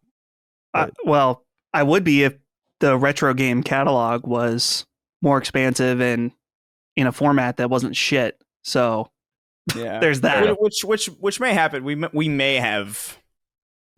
have the choice, but like I don't know. We'll see. We'll see. I don't have a lot of People faith. are So. jumping the gun with the photoshops of me kissing Jim Ryan's ring. I've seen 2 of them now, and I said no. We do not know. The jury's still out yet, and so Yeah. stand down on that. Yeah, I'm only trying to set a baseline and saying that like I don't think any of us are particularly interested in taking advantage of the Game Pass style stuff that PlayStation is offering as of yet. So the question therefore for all of us is, how many games like Stray would you need? And my answer is a lot, and more than would be reasonable, because otherwise I would feel this insane pressure to get the most value out of my subscription. And that's why I just prefer to buy games. So though Stray will be on PS Plus, I'm going to buy it. It's probably a $30 game or something like that. Or maybe even more than that. I'll buy it. And I'm very happy to do that. So the answer is way more than they're offering now. If the goal is for them to do this once every few months, we did Shadow Warrior 3. Now we're going to do Stray. Maybe we do 1 or 2 more this year. That's definitely not enough. But I don't think that's necessarily the pull or the draw of this new PS Plus offering anyway. Dustin, what do you think?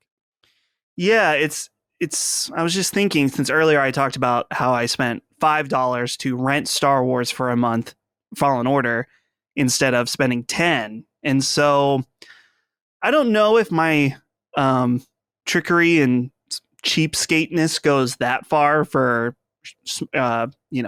lower priced titles, we'll say, kind of these like mid-range titles. But I think you're right, Colin, in that it would take an unreasonable amount, like something that they don't. That's the thing. He's talking about the Venn diagram and how we are edge cases, and that's probably true. Is that they don't need to necessarily make this service appealing to people like us because they're going to get money from us anyway with game purchases instead of subscriptions. They have to be able to offer, for edge cases like us.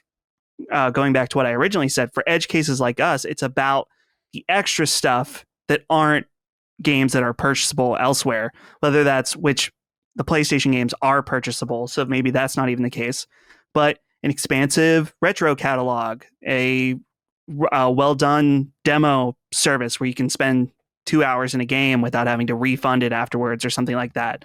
It's in those extras that they could hook people like us. But like I said earlier, the jury is still out.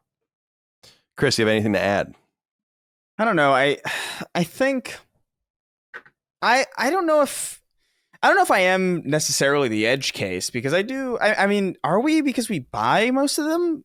Does that really what makes us the edge case? I don't know. It does feel like that sometimes. It feels like people just don't want to buy games anymore, but I guess that's obviously not true, right? People yeah, I mean, buying. like things sell like crazy. Like, you know, like I think I definitely take advantage of Game Pass for sure, but like on the Sony ecosystem, and honestly, I you know what, maybe that's actually not even accurate, because like I have been spending a lot of time on the Xbox lately because of Game Pass, because of Yakuza and stuff.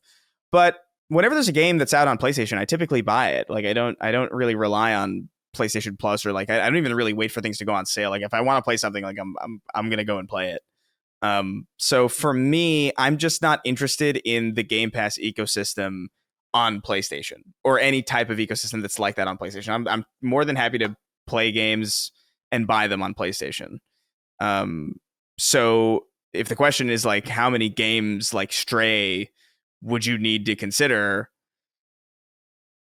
I don't think there's really a number, because I just don't care to engage with it on PlayStation. I don't know what it is. It's like something about my brain just doesn't match PlayStation and that type of service, even though it does exist. The only thing that could get me to engage with PS Plus as a service is, again, an expanded retro catalog that runs in NTSC, that benefits from the boosted power of the new hardware. And definitely PS3 games available for download. That would be sick. Like that would get me for real. Like I would love to be able to play like so many of the games that are just locked behind PlayStation 3 right now. I've been itching to play Resistance for years, but I'm not gonna plug in my PS3 that probably has fucking water damage at this point. I don't even know where the hell that fucking thing is.